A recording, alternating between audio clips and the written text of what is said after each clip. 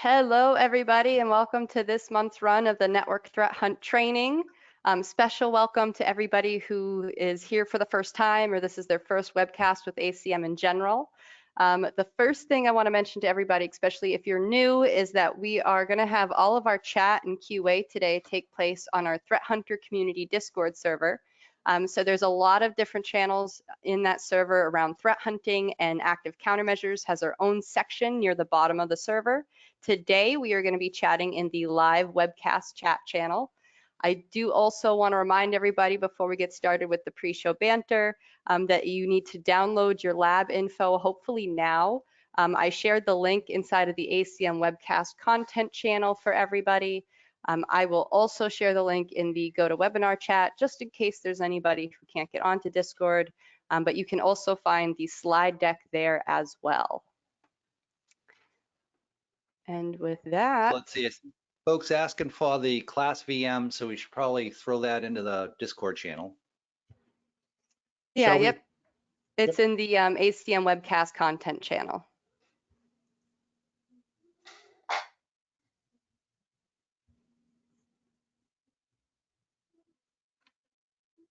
Awesome. I'm over here clicking away on things and forgot I was on camera and we're doing a webcast. So good morning, everybody. It's a good thing I wasn't doing anything. Shelby, somebody wants your headphones. Although you got to tell them the bangs go with the headphones. Ah, that it. Yeah, you have to have the specific haircut if you also wear those headphones. But I have a link to them on Amazon that I'll share in the Discord chat as well. Oh, those kind of like those joke glasses with the big fuzzy eyebrows and the nose. Comes with a tuck of hair on it. Yeah.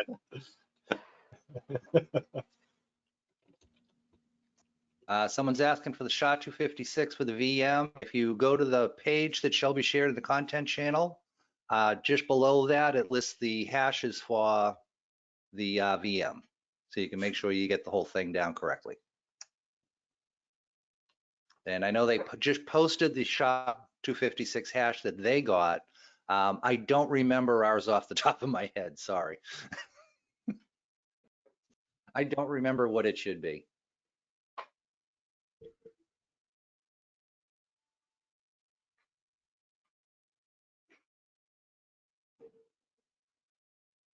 However, I can confirm we were the only ones that have uploaded these files or manipulated them in any way. So.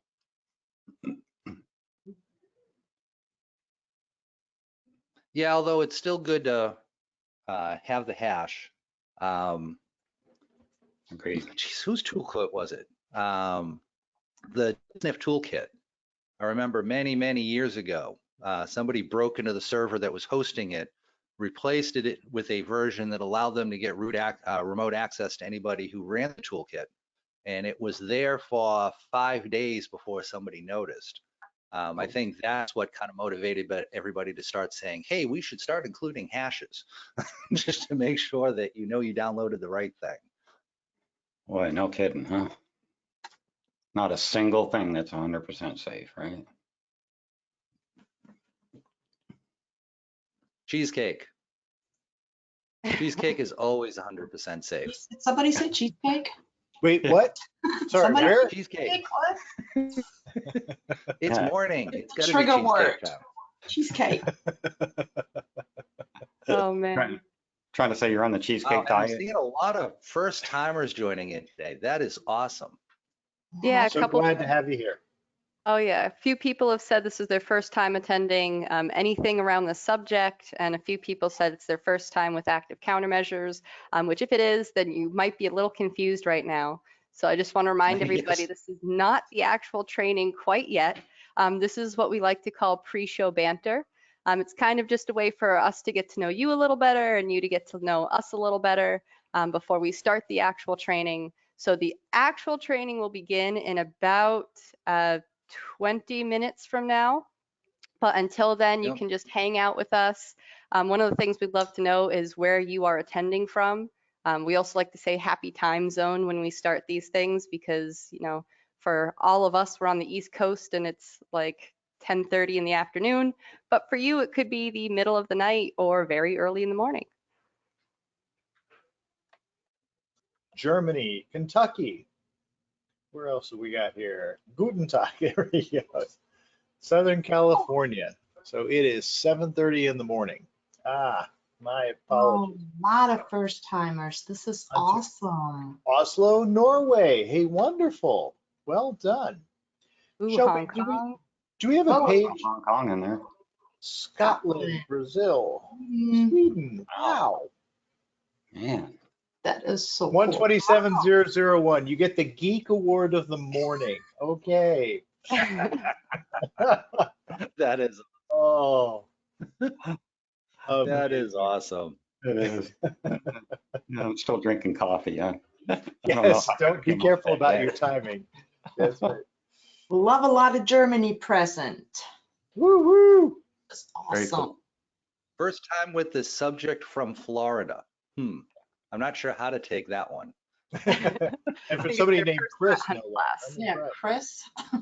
Morocco, well done. Yeah, I also saw another one from Florida. We do find the Florida ones interesting only because like half this panel is from Florida. So Yes. I'm the sole holdout up in the Great White North where the temperature just dipped above freezing for 2 minutes and then it's going to plummet back down to minus 200 in about half an hour. Yep. yeah, no, it was cold here this morning. It was about 70. My sympathy. Oh no, that's right. You know, it's funny you say that, Chris, because I got up this morning, went outside, and said, ooh, it's a little chilly. Yeah, exactly. I was like, oh, wait, it's time to put on the long sweats. Yes. Oh, How man. do I reach through GoToWebinar and beat you over the head senselessly? Yeah, right. Let's see. Someone asked Northern Florida ACM team. No, we're all right out of like the Cape Coral area, Fort Myers. So we're in Yes. southwestern Florida. See us Yeah. around the world. Oh, sorry. It looks like we dodged hurricanes again for another year. Woohoo! Yeah. Yeah, Mhm. hurricane season wasn't really bad this year, which was Yeah, we nice. got lucky. Yeah. I like that. I always feel so old on Discord. Good to see some gray beards. Yeah, this would be totally gray if I ever let it grow in. So Mine's getting there. It's not quite there yet. Nope. somebody born in Naples. Shelby, you're actually like thinking of birthing the next baby in Naples, right? Yeah, I mean, the first one was born in Cape Coral, and the second one might be Naples. So we're gonna have 2 Florida-born babies. Oh, Naples, Florida. Yeah, I think you get Oh, a okay. tax break All if right. you're born in Naples or something like that. Let's see. I'm 38 weeks pregnant. I'm going to fly to Italy. There we go. That's just the best idea I can come up with this morning. Oh yeah. Yeah. Well, Chris was Oh. born in Spain, so. Hmm. Yep. And they've never let us forget it. Yeah.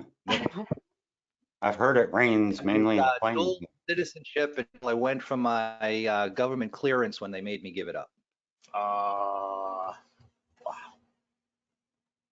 Yeah, I was okay for a while, and then you get to a certain clearance level where they say, yeah, no, if you have a passport for another country, sorry. So, Yeah. Well, I can understand that. ooh, out of Miami, anyone doing B-sides? I didn't know there was a B-side going off in Miami. That's cool. I've gone to the one in Orlando. I wasn't aware there was one down in Miami too. That'd actually be more fun to drive to than Orlando. The only thing I know about Florida is Florida man. Yeah, Keith and I are sometimes in a competition to see which one of us can be more of a Florida man. So Yeah. I think you're winning, Chris, with the lawn chair on the roof. So yes, yep, lawn chair on the roof. I Yeah, think although mine neither one of us have quite gotten to go buying cans of beer, bringing an alligator with us. I think See, I was that is gonna say- probably about as Florida man as you can get. Yeah. Yeah. I was gonna say if we're doing a Florida man race, my husband would probably win because he's the only Yeah. one who's actually tried catching alligators or snakes or turtles or Oh, things what that is you it shouldn't in go the near. water down there? What are you guys drinking? My gosh. see, I tried hanging out in the Dollar General parking lots with a tank top, but it just wasn't working. So Uh, Yeah, no, I got to hand it to Shelby's husband. He's definitely more Florida man than Keith or I. Yeah. Hey, Shelby, is there a page up about the Friday, the pre-show banter con? Do you have a page about it? Oh, I actually don't have a link to that myself, but I can share the link to the BHIS Discord server, and Okay. that should have information about the pre-show banter marathon going on this week. Do you mind if I do just a quick intro to these guys? Yeah, of course. Why don't you tell people about it while I find the link for the server? Sounds great. So if you like joining in for the pre-show banter just because you love the abuse of us talking about things that are totally non-technical and totally off topic, you're going to love this Friday to Saturday. From 11 a.m. Eastern to 11 a.m. Eastern on Saturday morning, we have 24 hours of pre-show banter going on. There will be every kind of topic you can think of. Somebody's going to be making soda bread. There'll be martial arts. We have I think it starts with the puppet show. It does. I wouldn't Doesn't be. it start with Yes. like a puppet show of a ventriloquism act or something like that? Yes, Ian Meyer will be doing chili roasting, greenhouse maintenance, how to install a new pre-hung door. I'm going to be joining in on intro to 3D printing. That's big and deep. Not crunchy kombucha. Shelby, our own Shelby, will be on for avocado ice cream. Yes, I won't be the one talking about it, but I will be there to hear about it. Okay, that's just fine. Never heard of that. So half hour blocks. John and Jason and Deb will be there for most of the night. I think they're going to be totally wiped out by the time morning shows up. And we would love to have you join. So Shelby will be posting a link over to the Discord on, I think you've already posted it, have you? Yep, Yes, posted Casey it. actually found the link on the Black Hills website for it. So wonderful, sounds great. I also heard that Bo Bullock is doing, I think, a 1-hour guitar jam session. So. Yep. Yes. He is. 1 hour. Yep. Cool. The group is called No Bandwidth, Live Set and QA. So obviously we're not asking you to stay for 24 hours straight, although we would certainly love it if you did, but please join in when you find a topic that looks like it's of interest. Yeah, I think the fun part is I think I'm Saturday a little morning. disappointed there's no alligator wrestling. Yet. With so many guys located in Florida, there should at least be a half hour on alligator wrestling. Keith, you want to take that one? Yeah, sure. I'll give it a good 5 seconds. Yeah. But all you'll see left is just this hat.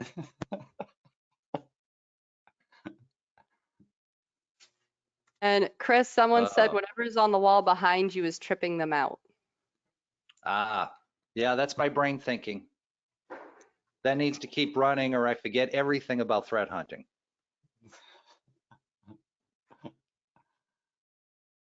But can you do the alligator dance? I didn't even know there was an alligator dance. See, that's one of the cool things about this is that you learn so much.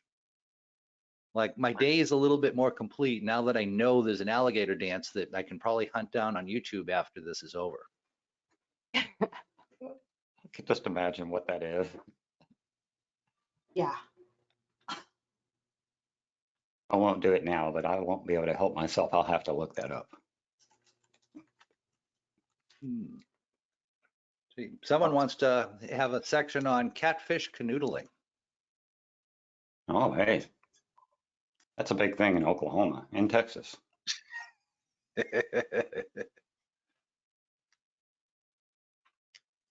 Someone asked if this was the webcast. It's absolutely not the webcast.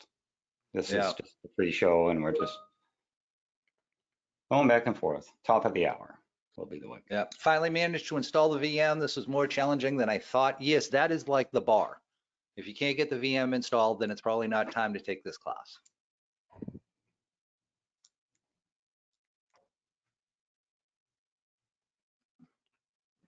But hey, got it done.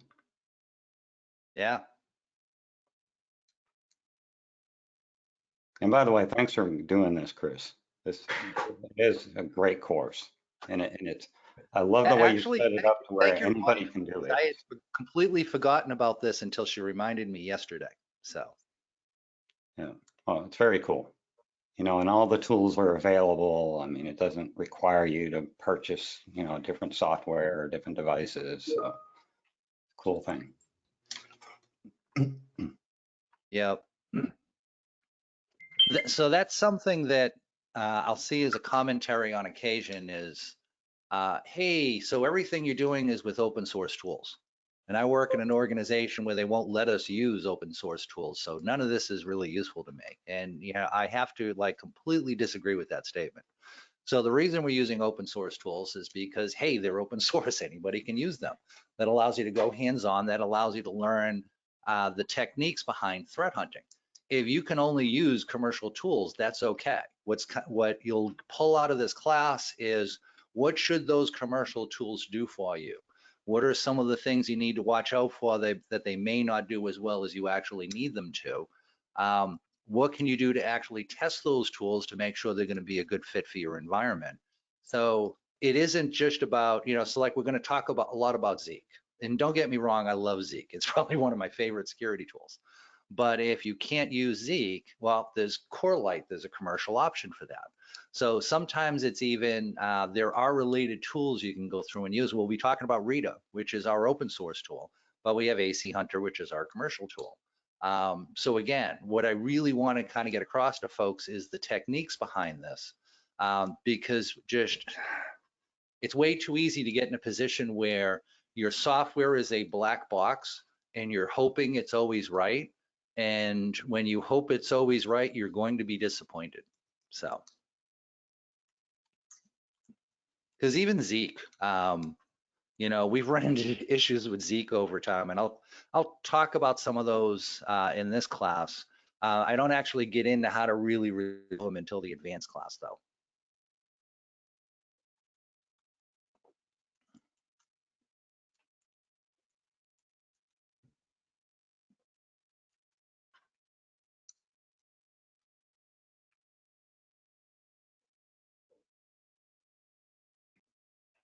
It's funny, we all just get lost in Discord for a moment, I believe. Yeah, exactly. Yeah. Again, we forget what, oh, hey, we're on a So much webcast. going on. So much going on. Yep. And I must say, if you haven't already got yourself set up with the VM and so forth, which you really should already have, yeah, please do that now. That way you won't miss what Chris is talking about or any of the slides, but trying to configure your system. And see, it's nice to also compare Zeek versus other NetFlow, like NetFlow and IPFix. Yeah, so the biggest difference between Zeek and NetFlow, IPFix, all of the different, you know, specs out of that realm is Zeek gives you a lot more detail. You know, when you're dealing with NetFlow or IPFix, you're getting summary headed data. And even then, it's not always consistent. So, you know, we'll get into it later, but one of the things you go looking for with to detect beacons is timing. So having an accurate time interval is critical. And one of the things we found going through NetFlow 9 was different devices were marking time differently. So for example, one device might say, oh, hey, I saw a SYN packet that started that session. Let me record the timestamp of that connection taking place at the same time I saw that SYN packet. Okay, makes sense. Some don't write the time until the session finishes. So you'll have two different devices, they can see the same session and they'll record the timing differently. And when you're trying to, you know, identify is something a beacon or not, which we'll talk about when we get into the content, accurate time measurement is critical. And that's just something you don't get in IPFix or NetFlow. The other thing you lose is DNS data, which to me is just kind of critical. Knowing what was my user trying to get to when they went to that IP address, that really does help to resolve so many situations where you're like, hey, I don't know if this is normal or if there's a business need behind it or not. Knowing what they were trying to get to can help with that.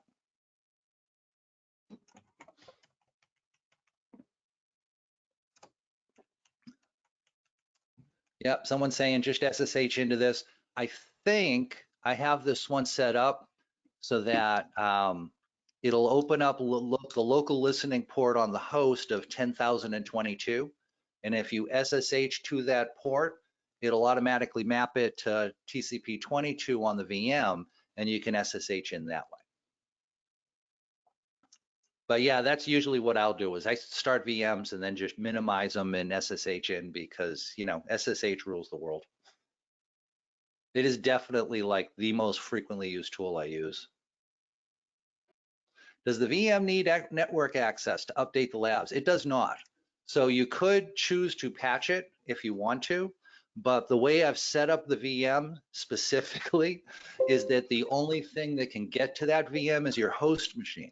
So unless host machine becomes compromised, no one should be able to breach this VM. So not applying patches right away shouldn't be a big deal, although it's never a bad idea to be patched and up to date. Let's see, will there be any suggestion on ways to practice what we learn after the class? Oh, actually, I can show you that right now. So one of the things we do, and you got Mr. Keith to thank for this, is malware of the day. So anytime you see these, right, we'll push one of these out usually. I know it says malware of the day. We don't do it every day. We got to let Keith get some sleep. But we do push one of these out about once a week. One of the things you can do if you want to practice is load up the blog entry, read it, zip all the way to the bottom. You'll see you got 2 PCAP files here. Grab like the 24-hour PCAP, download it, and now analyze that PCAP and see, can you identify any potential command and control in there? What are the indicators that are there that tells you, hey, this looks like it's, you know, a system was compromised and it was calling home to a command and control server. So go through, you know, go through this the best you can. And then once you're done, come back to the same blog entry, now start at the top and read your way all the way down. And you can do that for every blog entry. So as far as like, what can you do to practice once you get out of this class? There will be a practice lab that I give you at the end. What I like to do is give you a lab, wait about a week, and then do the lab. And what that does is that helps to reinforce what's the stuff that you really remember out of this class and what's the stuff that you thought you remembered but you actually forget.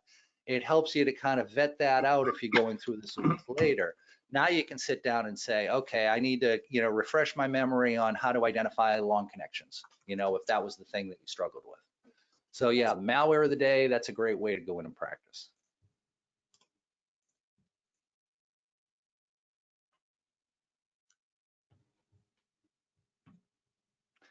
Someone's saying, I don't have a GUI on the VMware VM, just wanted to make sure that's correct. That is correct.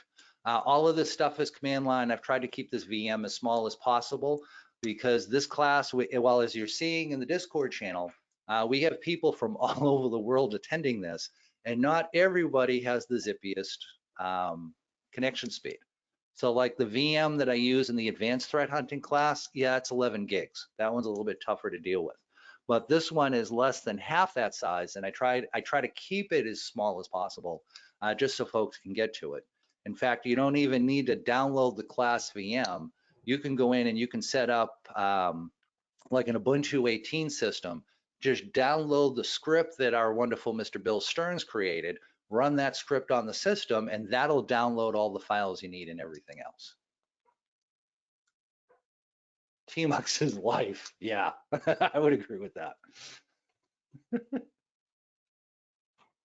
I guess if you have the VM, you don't need to SSH to it, just log in. So it depends on your VMware software or your VM software. Some software wants you to buy the commercial version in order to be able to copy paste between the host system and the VM itself. So if you're working within the VM, that can be problematic. If you SSH into the VM, you can copy paste between your host and your SSH session, and that makes life a whole lot easier. My hardware isn't happy with GUI VMs. Yeah, that's unfortunately true for a lot of folks. 1 minute before it starts, hey, so Shelby, you got anything you want to fill folks in on? Like, what is our next webcast we're doing? Yes. So if you are new, then you probably don't know this, but we do a one-hour webcast every You said month you do along that. with these threat hunt trainings. Right now, the next webcast we have coming up is a part 2 actually to a webcast we did in early 2020. And it is going to be the part 2 to how to use the Raspberry Pi as a network sensor. So I'm going to share the link for people inside the Discord chat and the GoToWebinar chat now. When you're reading the description for the webcast, you'll see the link to be able to watch part 1 as well in case you missed that, but it's going to be a really fun webcast and we do expect to have a high attendance, so make sure you register soon. That way you can secure your seat on the webcast. Yeah. And before we get started, I do want to remind everybody that we are going to have all the chat and the QA today take place through our Discord server. So if you haven't joined already, please do so now. I just shared the link in the GoToWebinar chat for everybody. Once you're on the Discord server, inside of the ACM webcast content channel, you will see the PDF download for the slide deck for today, along with the lab download information link. That link has the slides as well, along with all the information for your lab downloads, and it will also host the recording from today. So if you can't stick around for the whole 6 hours, that's totally fine. We'll have the recorded posting shortly to that web page for everybody. I also shared in the webcast content channel 2 different links to other classes Chris teaches with our sister company Antisyphon Training. Both are also related to threat hunting. So if you take this class and it's a little too much for you, you might want to take the packet decoding class Chris does. That is a pay what you can class, which means it's anywhere between $25 to $4.95 to take it. And the advanced threat hunting class, so that's a kind of step above this one. If you're interested in that class, we have a run coming up in December, and that is a $4.95 class. When you take it, you also get 6 months access to the Antisyphon cyber range, and you can read more about that on the Antisyphon website. I want to remind everybody one more time that this class is being recorded. Along with that, tomorrow you'll receive an email containing your certificate attendance from today. And with that, Chris, I will let you. And it will be the end of the day tomorrow. So please, please, please don't wait like 2 hours after this class, start writing us in saying, hey, I didn't get my certificate. It takes a little over 24 hours. Please give us a little time to process it. Yes, I love doing these classes. The worst part of doing these classes is all the people that start writing in immediately saying, where's my certificate? It takes about 24 hours.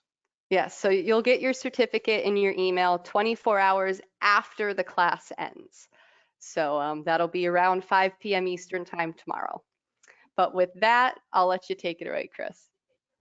All right, thank you, thank you. Thanks. So I saw a couple of folks saying, hey, how do I enable SSH to the VM? I don't want to spend a whole lot of time on this because it's not really threat hunting. But just to kind of give you a quick idea, if you're using a different VMware VM management package besides VirtualBox, you want to do similar, but the steps will obviously be different. But typically what you need to do is you need to go into settings for the VM,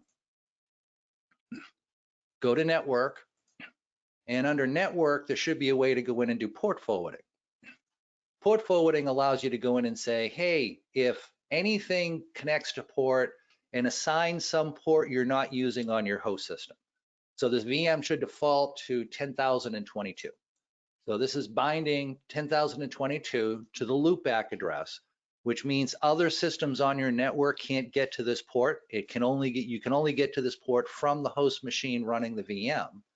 So this says anything connecting to port 10,022 on the loopback address, forward that to port 22 on this guest VM. So that'll forward your SSH session. So now I would SSH to port 10,022 at localhost. That'll connect me into the VM from there.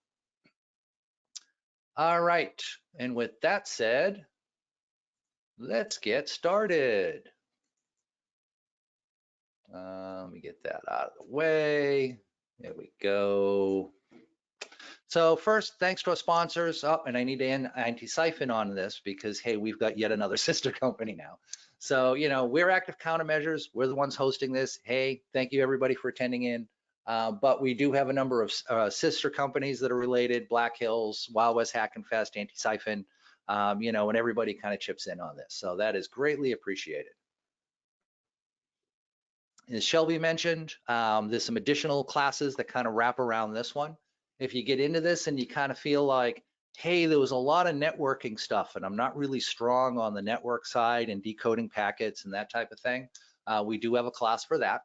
If you get into this and you're like, hey, yeah, I kind of got it, but I really want to dive deeper into learning how to threat hunt, we have an advanced threat hunting class. I do want to say I've been noticing a number of threat hunting classes popping up lately. And when I go through the curriculum, they're basically forensics classes. They're basically, I'll look at like the curriculum and I'll say, wow, I was teaching that at SANS 15 years ago. There's no new content. I will say the stuff that we're going to talk about today, this is stuff that we've vetted internally. This is stuff that we've kind of created and we've developed as part of doing threat hunting on a regular basis. So you need your VM or the install script. Saw a couple of people saying, hey, I'm running a Ubuntu 20. Will it work on that? Honestly, don't know. You can try running the install script. I think you're going to have trouble getting Rita to install properly because Rita supports Mongo, the Mongo database system. And there's been issues with the Mongo database system on Ubuntu 20.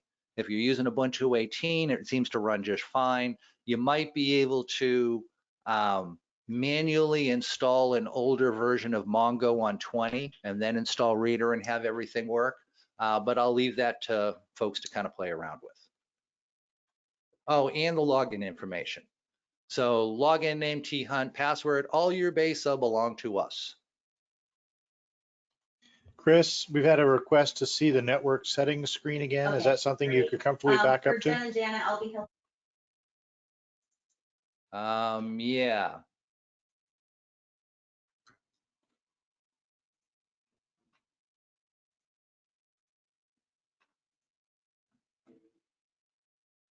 I don't know if folks are looking for this one or this one, but hey, let's do this.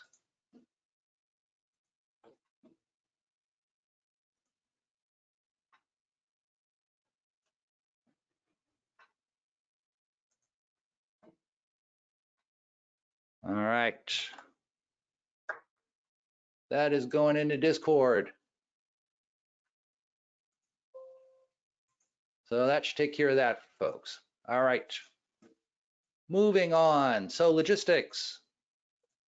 We're going to do a 10-minute break at the top of each hour. Once we get about halfway through the class, which will be around the time that we get lab started, we'll take a 20-minute break. That gives people a little bit extra time to go in and get things set up. As we said, everything's taking place in the chat channel. You want to hang out there. What's really, really cool about this community is that very often you'll see other folks jumping in to answer questions faster than we can, and that is just awesome. I really love just how supportive this community is. If you're new to threat hunting and you're worried about, oh my God, am I going to get flamed for being a newbie? No, no, you will not.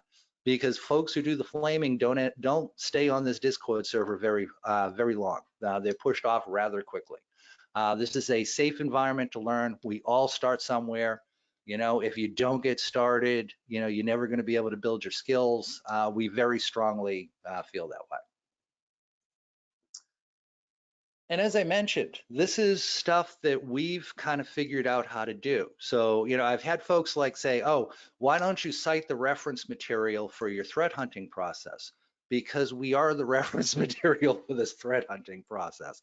This isn't like regurgitated SANS material, that you see a lot of other folks doing. This is stuff we've gone through and developed on our own. It doesn't follow industry accepted best practices. And I'll talk about why. And the biggest reason is because industry best practices don't work. And yet we keep trying to do the same thing over and over again. So you need to kind of keep an open mind with this. It's easy to get cognitive bias. It's easy to kind of be in that mindset of, well, hey, you know, I've been doing, you know, writing alerts on my sim for years, and, you know, and I've always been taught this is the way to go, and I don't want to let go of that. And it's really easy to have cognitive bias. So like I said, just keep an open mind. So one of the things that I think we lose sight of is that the attack scenarios are different than they used to be. We tend to rely on a lot of technologies that are pattern matching based. You know, hey, look for known malicious code when we run antivirus. Hey, look for known attack patterns when we review our SIM. Hey, write signatures for our network-based intrusion detection that match on previously seen attack patterns. And that doesn't work anymore. That was fine 20 years ago when the attackers were, you know, people living in mom and dad's basement trying to own as many systems as possible to prove they're more elite than their buddies because they own more systems than they do. You know, it was about mass propagation. When it was about mass propagation, those technologies work fine. The problem is mass propagation, it's not gone, but that's not what you need to worry about anymore. What you need to worry about today is targeted attacks. You know, when a group comes after you, they're going to size you up. They're going to go through Indeed and see what type of skills you're hiring for. They're going to look on LinkedIn to see who works at your company, to see what type of skills are they bragging about. Oh, hey, look, there's multiple people there that have checkpoint skills, and they wanted to hire people with checkpoint firewall skills. So they probably have a checkpoint firewall. So they're going to go through, they're going to size you up. They're going to come up with an attack specifically designed for your environment. What type of endpoint security are you running? They're going to figure that out, and they're going to, again, specifically come up with an attack that'll do an end run around that endpoint security software you're running. Excuse me. So it's about profit. It's not about mass infection, which means there's money behind it, which means they can customize this for your environment, not just the code they throw at you, but the infrastructure they use to run it. So again, that pattern matching just doesn't work the way it used to. I think a great example of that is Sunburst, right? So Sunburst was the big attack last year that, you know, got somewhere north of like 10,000 environments. And it was announced in December. And what we noticed was that within hours of it being announced, Sunburst went dead. And then everybody started writing signatures to detect it. Well, what good is that, right? You know, in other words, if you kind of look at how we normally operate, someone finds something like Sunburst, they announce it, all the security companies rush to come up with a signature to match against it, but the attackers know their cover's blown and they stop using it anyway, so it doesn't mean anything. But that allows the attackers, that allows the security companies to be able to say, hey, look at us, we detect Sunburst, yay for us. Well, it doesn't matter, nobody's using it anymore. If you couldn't detect Sunburst back in August, you know, months before it was publicly announced, that software does you no good. It's giving you a warm, fuzzy feeling, and that's about it. It's not actually helping you to protect your environment. So this whole concept of writing signatures. Now, with that said, you can write some general signatures, right? I like to look for IP packets that have IP option set, because my experience has been anytime you see an IP packet and option set, somebody's up to something nefarious. I like to look for TCP SYN packets with no option set, because anytime you see a TCP packet these days that doesn't try to negotiate any TCP options, it's probably a crafted packet. It's probably somebody up to no good. So you can write some general signatures that'll kind of help catch things, but for the most part, we can't just rely on signatures. You know, those days are gone. It's not mass propagation anymore. And the systems we're using, quite honestly, to try and collect this stuff are flawed. Syslog, which is what all logging is based on. Even if you're using like an elk stack, you're probably submitting log entries to that elk stack in syslog format. Syslog was never designed for security. Syslog was designed to kind of do general log collection and do troubleshooting. This is why there's no severity level for security. Because if there was, oh my God, that would make life easy. Syslog is broken out into two different things. It's broken out into facility. So facility is the type of log entry. So it might be email, you know, it might be FTP or whatever. It's the type of information that's going by. Severity is the severity level of the information. So it might just be informational, it might be debug information, it might be warning information. We don't have a severity level for security.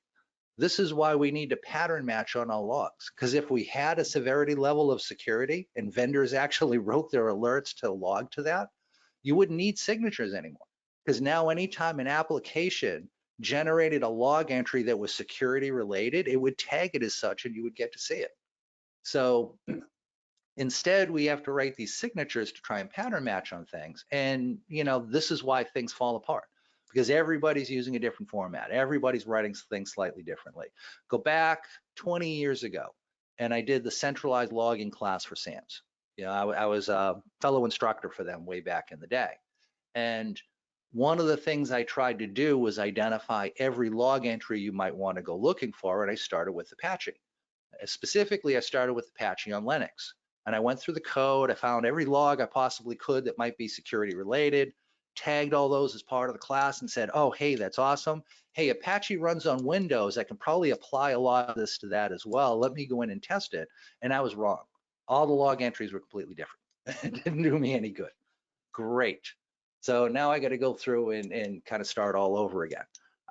Then I said, well, hey, Nginx running on Linux, if the operating system's consistent, maybe the logs are consistent. Yeah, no, they're not. So this is one of the reasons why even once we go in and start writing signatures, we start missing things. The other problem with trying to do this through centralized log collection, meaning that we're going to try and find the bad guys by getting all of our systems to log to a central location and then write patterns to match against in those log entries to try and find them that way. Besides syslog not being designed for that type of an attack, besides the fact that the attackers are changing up what they do all the time so your signatures don't matter, the other problem we have is you're not going to log everything.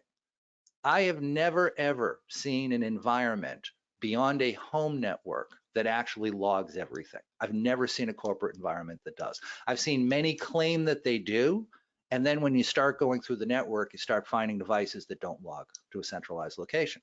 There's always going to be failures. And this is a fail open type of setup, meaning that if a system's not submitting its logs, it can still get connected to on the internet, no problem.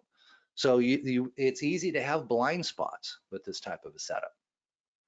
And I talked about this, the signature matching. Yeah, no, that just doesn't work anymore because the attackers are not about mass propagation anymore. They're about, they have money, they have resources. Sunburst, it's thought there were well over 100 developers that helped to write that code. There's some money behind those resources, right? That is not some kid in the basement. That is a serious amount of resources that we have to contend with coming after our networks. And quite honestly, this whole centralized log things and you'll catch the bad guys, we've been doing this for years. We have been doing this, we've been doing this since the late 80s. The only security tech that we have that I think is older than this is authentication, login name and password to try and keep the bad guys out. The next thing we develop, it predates even like packet filtering and firewall, centralized logging. This has been around forever, and we think it's going to help us find the bad guys, and it doesn't. When you look at networks that are getting broken into, which is the majority of folks, unfortunately, break it out into two categories. You have ransomware and advanced persistent threat. The mistake I see a lot of studies make is they conflate those two numbers together. Meaning you'll see studies that say, hey, we're getting better at catching the bad guys because it used to be 6 months or more before you would detect a bad guy on your network if they got past all of your security tools. And we've cut that in half. It's down to 2 months now. So we're getting better, yay for us. Well, so here's the problem with that data. That data lumps in ransomware. How does ransomware work? Ransomware is, I drop code on your network, I get somebody to click something they shouldn't have, I infect their system, I then move laterally onto other systems, infect those, and then I start encrypting all the drives, and then I pop up on the screen and tell you, hey, I've encrypted your drives. Send me X number of Bitcoin or you're not going to get your drive back. In other words, ransomware is designed to give itself up, right? Well, they count that as a detect. So if ransomware is running around on your network for a week, and after a week it pops up on your screen and says, hey, pay us money or you don't get your data back, that is, oh, hey, we detected that attack in a week. Well, yeah, you did, but you didn't, right? That's kind of like someone broke in your house, they stole your TV, they come back the next day and they tell you, hi, I stole your TV. And the cops claim, wow, look how great we are at catching, breaking, and enterings. We're down to detecting it within 20, we're down to catching people in 24 hours. Well, no, wait, you didn't catch them. They came to the door and told me themselves, right? Ransomware is the same thing. So when we look at stats, we really need to break out ransomware from advanced persistent threat. As bad as ransomware is, advanced persistent threat is worse. Because what ransomware is going to do is lock up your data and make it impossible to get to it. But a majority of the time, not necessarily always, but a majority of the time, that data is still going to be kept private to you. With advanced persistent threat, that intellectual property that is of value within your organization is getting drained out into another organization. That's the one, to me, that's much worse.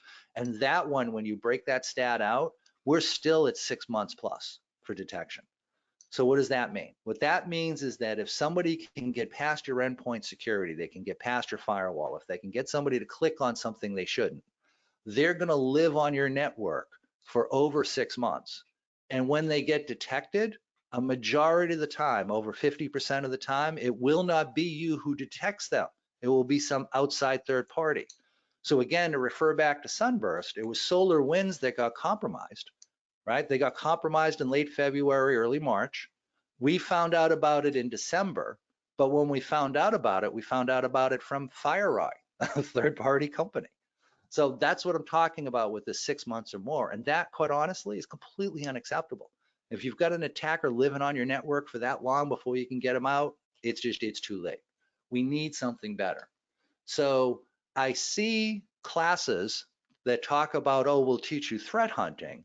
And when you go through the syllabus, they talk about, oh yeah, we're going to do centralized logging and we're going to write signatures. And no, that's not threat hunting. That's pattern matching. That's pattern matching on old known attacks that have happened in the past. And that's not how attackers are working anymore. You know, we want it to feel like this will help, but it won't. You know, and wanting and having data to prove it is two totally different things. And to me, what changed my mind, because I used to be a centralized logging guy, what changed my mind? The data. As more companies were deploying it, the detection of attacks was not getting any better. And in fact, in a lot of ways, it was getting worse. That tells me this technique is not working. If you can apply a technique and the data shows the trend is being worse, obviously that technique isn't working for you. You know, which is why as part of this class, we're going to mix that up a little bit. This is where the cognitive bias comes in and keeping an open mind. The other thing we try to do is catalog IPs on the internet that are known to be evil. And again, that doesn't work. It's pattern matching on infrastructure that was known to perform attacks in the past. Again, back when we had to worry about mass propagation, this worked fine. Today, they're going to change up that infrastructure every time they come after you. So knowing that someone attacked me last week isn't going to do you any good. They're going to use, even if it's the same team coming after you, they're going to use a different infrastructure to come after you. And oh, by the way, a lot of these lists are bogus anyway. They're just riddled with false positives. The one on the screen, this is Bing, right? This is a Bing web crawler that goes out to try and index data to be able to show results when you go to Bing and you do a web search. And when you read some of these, it's clear a lot of the folks that are reporting malicious systems on the internet don't actually understand what's going on. The other issue you have is life cycle of that data, right? In other words, knowing an IP was bad, how long does that information have value? For me, it has value for a couple hours, and that's about it. So if you tell me a couple hours ago this IP address attacked you, and now I see that IP address coming after me, that has value, right? Because that same attacker is probably living on that box. But knowing that attackers typically cycle through a lot of their infrastructure within a week or two, if it gets to be more than a week old, it's not very useful to me. If it's 6 months old, it's definitely not useful to me. And one of the problems you have with threat intel is you usually don't know how long has that entry been in the database for. If you get any type of a date timestamp, it's going to be when was this information extracted out of the database, not when it was actually put in. And that's the criteria we care about, because again, it has date value for only a couple hours. I also talked about network-based intrusion detection. You know, when writing signatures to kind of match on things. One of the popular tools out there is Saracata. It's maintained by the same group that does Zeek. It is an awesome network-based intrusion detection tool. I can't say enough good things about it, but we're trying to match on known patterns. You know, and this is probably a good example. What I did is I took the latest and greatest threat feed for Saracata, fed that in, and then took a data set that had Empire and DNS-Cat2 for command and control channels running in it, and fed that into Saracata and said, hey, Saracata, tell me what's bad in here. And here's what it flagged. It flagged someone plugging in a USB drive and a driver getting loaded for that. And it flagged someone went to a domain that was a .cc domain that could potentially be someone trying to fool someone into going a domain thinking it's a .com. In other words, it had no capability to identify Empire or DNS-Cat2. If you have command and control channels running across your perimeter, you need to be able to identify those. And our pattern matching tools just don't do it. So this is where threat hunting comes in. Threat hunting fills this huge gap between when your attack tools fail, how do you know you need to go into incident response mode? In other words, if the attacker gets by a firewall, gets by our endpoint, security software, and they actually compromise an internal system, and then they're able to move laterally and compromise other additional systems, how do we detect that? Because we have ways to deal with it, right? We have incident response, we have forensics, there's a lot of tools we could bring to bear once we know they're there. But how do we bridge that gap? How do we shorten the time between our protection tools failing and knowing we need to go in incident response mode? That is the glue that is threat hunting. Threat hunting is the glue that ties those two together as tightly as possible. Because again, the industry average right now is over 6 months. Over 6 months between those protections failing and us realizing we need to go into incident response mode. We need to shorten that gap down as much as possible. So the purpose of threat hunting, like I said, tie these two sets of technologies together, get them closer together than 6 months. Ideally, we want this to be within like a day, right? Now, ideally, we'd love to know about it in real time, right? We always want real time. Hey, the first time that attacker sends a packet, I want to be able to detect it. Well, hey, if there's a detectable signature, that would work fine. The problem is with command and control, there's usually not a detectable signature because they can change up the technique they're using in multiple ways. So if we can get this down to less than 24 hours, we're in really good shape. Because, oh, by the way, if you can get them within 24 hours, they've maybe done a little bit of network discovery, and that's about it. So the goal here is to reduce this gap from 6+ months to 24 hours or less. Threat hunting is our process to try and get there.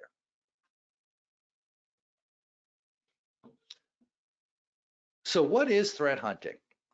So I see a number of different terms or a number of different definitions thrown out for this. And what I hate about the ones I've seen is there's always overlap with other things, right? Like most of the threat hunting definitions I've seen really is just log analysis in a SIM, pattern matching on known attack patterns from the past. No, it can't do that. Threat hunting needs to validate every single system on the network. The ones that centralize log their information and the ones that don't. Go back a number of years and I was associated with this little known company called Dyn. Dyn was at the time one of the bigger DNS providers in the world. And you may remember a couple of years ago, there was a little problem where like the East Coast went down in part of Europe, and it was because there was a huge DDoS attack that was performed against Dyn.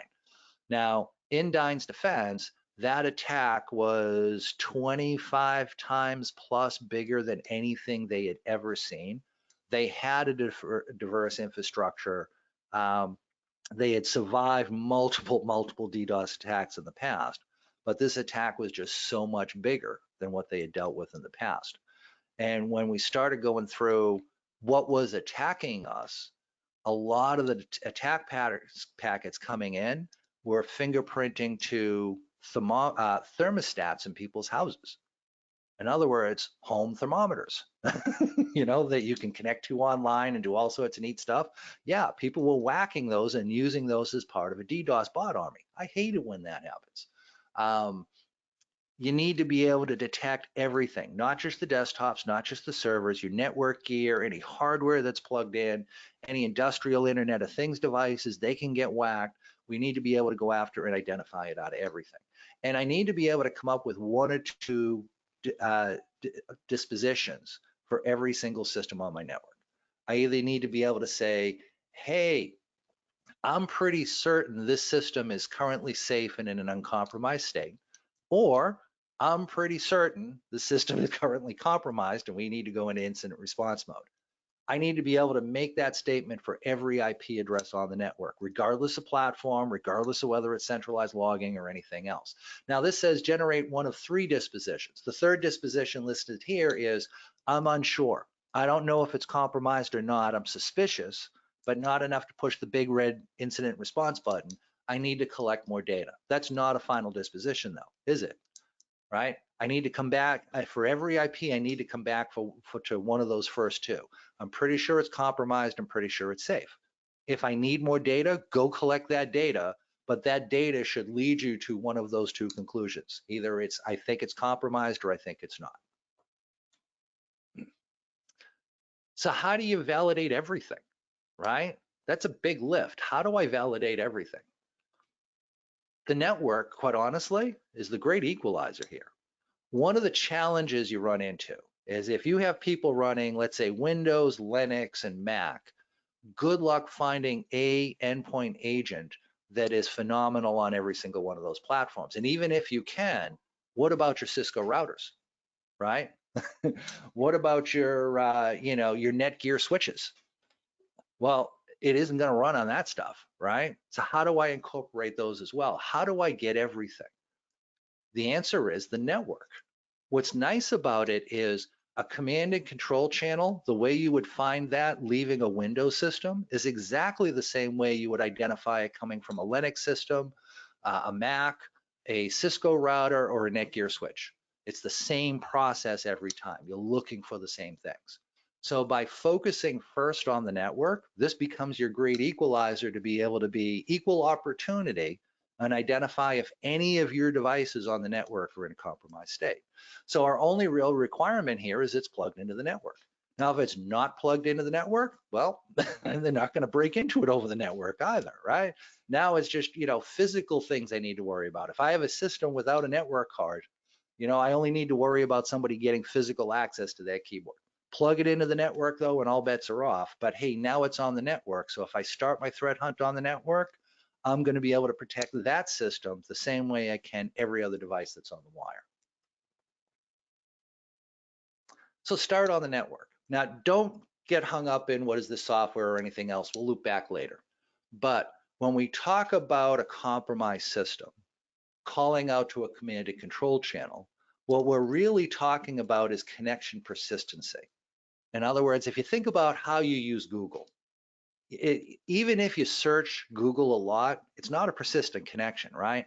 I may use it once or twice today. I might use it 4 times tomorrow. I might use it 10 times the day after that. I might not use it at all the next day, and then the next day, and then 3 after that. The usage is inconsistent. It's not persistent. But when you talk about my internal system is compromised, and it's going to call out to a command and control server, and an attacker is going to reach through that command and control channel to control that internal compromised system, it's going to connect persistently. It's going to make sure it's there and ready anytime the attacker needs to connect in. So for example, I have an internal IP address here, a 192.168 address. It's communicating with a host out on the internet. This graph at the bottom, to me, really kind of describes connection persistency, because this is describing my x-axis is time. Every bar here is 1 hour. My y-axis is quantity. This is how many times each hour did this system connect to that system. Well, if I look at the numbers here, it's about 120 times every hour, right? Or about every 30 seconds. So every 30 seconds, my system is connecting out to this IP address out on the internet. That's connection persistency. If we go back and talk about Sunburst again, Sunburst was connecting out a little bit slower. It was trying harder to not get detected, but it was connecting out every 15 minutes plus minus a minute and a half. So every 13 and a half to 16 and a half minutes, you'd see that system that was running solar winds connect out to an IP address out on the internet that it had never been communicating with before. This is the type of stuff we want to be able to go in and detect. This is the type of stuff we want to be able to identify, because that persistency of connection, regardless of what malware they're using, regardless of what toolkit they're using to create the C2 connection, although quite honestly, just about everybody is using CrowdStrike. That is the most popular tool for going in and creating C2 channels today. And we'll talk about that one a little bit more later. But excuse me, sorry, throat is giving out a little bit on me here. That connection persistency. This is what we want to target as part of our threat hunt. And once we see it, now we need to identify, is there a business need behind this connection? In other words, this type of persistent connectivity, what if this is my internal system calling out to a Microsoft patch server and it's a Windows system? Well, now there's a business need, right? My system needs to stay patched and up to date. So it's reaching out to Microsoft to see if there's any patches available. So when I see that, I can say, business need, this is okay. Let me create an exception for this type of activity because I know it's okay, I know it's safe, and I don't want to have to keep analyzing it each day. But let's say I look at this and I say, this is going to DigitalOcean. I don't have any resources in DigitalOcean. I don't understand why this connection is happening. Now this is something we need to start going down the rabbit hole, right? Why is this happening? One of the things that could, so we're starting on the network, we're seeing suspect activity. Now, I spent a lot of time slamming centralized logging, right? I'm not saying centralized logging is useless. I'm saying that it has its place, but its place is not threat hunting. It's not the first pass that we go through. It's much better as more of, let's say, a forensics reference. So for example, we're looking at this, right? It's going to DigitalOcean. We don't know what fully qualified domain name that we're querying to get to this IP address. It's varying the timing, which usually to me says it's evil. Anytime I see this type of connection persistency where it's calling out on a regular basis and it's legitimate, usually the time interval is very consistent. You know, it's every 30 seconds, every 15 minutes, whatever the case may be. When you see it trying to hide the fact that it's a persistent connection, that usually is an indicator, you know, this is actually evil. This is something we need to get in worried about. So again, I'd lean towards evil, but we don't know for sure. Well, what if we were collecting centralized logs from this host and I could go in and I could look at, hey, when this IP address was connecting to this IP address out on the internet over this date time range, what application was running on this system that was creating that connection? Because if this was Slack and we're a Slack shop, we know this is okay, right? But if this is PowerShell, now we know, yeah, no, this is bad. This is wrong. Now, most of us write signatures to go look for PowerShell being executed, right? And one of the problems you run into there is if IT is using PowerShell to run scripts on endpoint systems, you're getting false positives going off constantly. Or if your backup software goes off, that might generate a false positive. So just the fact that PowerShell was used, trying to trigger on that, you're going to deal with a lot of false positives. Well, notice what we're doing here. We're saying there's suspect persistency of connection that should not be happening if there's not a business need behind it. And now I recognize that it's PowerShell generating it. Well, now I know in this case here, PowerShell being run is probably something I need to worry about. You know, it's not executing a patch or something like that. It's not changing the config on the local environment. PowerShell is reaching out on a regular basis to some host out on the internet. That's a command and control channel. That's something I need to be really worried about. You know, if Jean-Luc Picard is not part of our red team, they probably shouldn't be running PowerShell in this type of a format, right? If Jean-Luc Picard works in sales or HR or marketing, yeah, no, they don't do this, right? Those people don't run PowerShell this way. This is something wrong. This is something bad. So again, it's not that the host logs are useless. It's that we're going to deal with false positives and we're going to miss things. But if we start on the network and then refer back into the host logs, well, now we've got proper context to go in and do an analysis. All right, Jean-Luc Picard. Yeah, you got to have fun with these. You got to have fun with these. So where to start? So let's talk about, so I just gave you kind of a 10,000 foot view of threat hunting. So let's start trying to drill in a little bit. Where do we even get started? Well, we said we want to start on the network, right? What do we want to see on the network? Specifically, what I want to see is the traffic going to and from the internet from my internal systems. Or if I've got endpoints that are out on the internet, I want to be able to monitor the traffic that they're sending out to other, to different endpoints out on the internet. I want to be able to look at if it's a local system connecting to a local resource, there could be persistency there and it's okay, right? I might have an endpoint that's checking, that an authentication token is still valid. That might happen. I might have somebody who's transferring files with a local file server. That might look persistent. That can happen. So when you talk internal to internal, there's a lot of times persistency happens and it's okay. So we don't necessarily want to look at that because we'll end up weeding through a lot of false positives. But when you start talking about my internal network talking to the internet, there's a lot fewer instances where persistency is considered okay and there's a business need behind it. It's a whole lot easier to go through and vet that stuff. So I want to go through and I want to look at all the traffic going out to the internet and the replies that are coming back in. I can do straight up packet captures, or I can use something like Zeek to go through and collect the data. If you're not familiar with Zeek, we'll talk about it more in just a little bit. Zeek is a network recorder. It is not a network-based intrusion detection system. I see it improperly labeled that way on occasion. Oh, and I see a couple of people saying audio went out. Someone else on the line, can you let me know, is the audio back? Yeah, we can hear you, Chris. It could just be they need to reconnect. Okay, cool. Yeah, if you lose audio, just hit Control R, reload the page. I found that if you're using the GoToMeetings actual software, the connection tends to be pretty solid. But if you're in here just using their web interface, yeah, that dies sometimes, and you need to hit Control R. So if it ever seems like you've lost audio, just do a Control R on the page, reload it, and you'll usually be in good shape from there. Cool, awesome. Thank you, folks.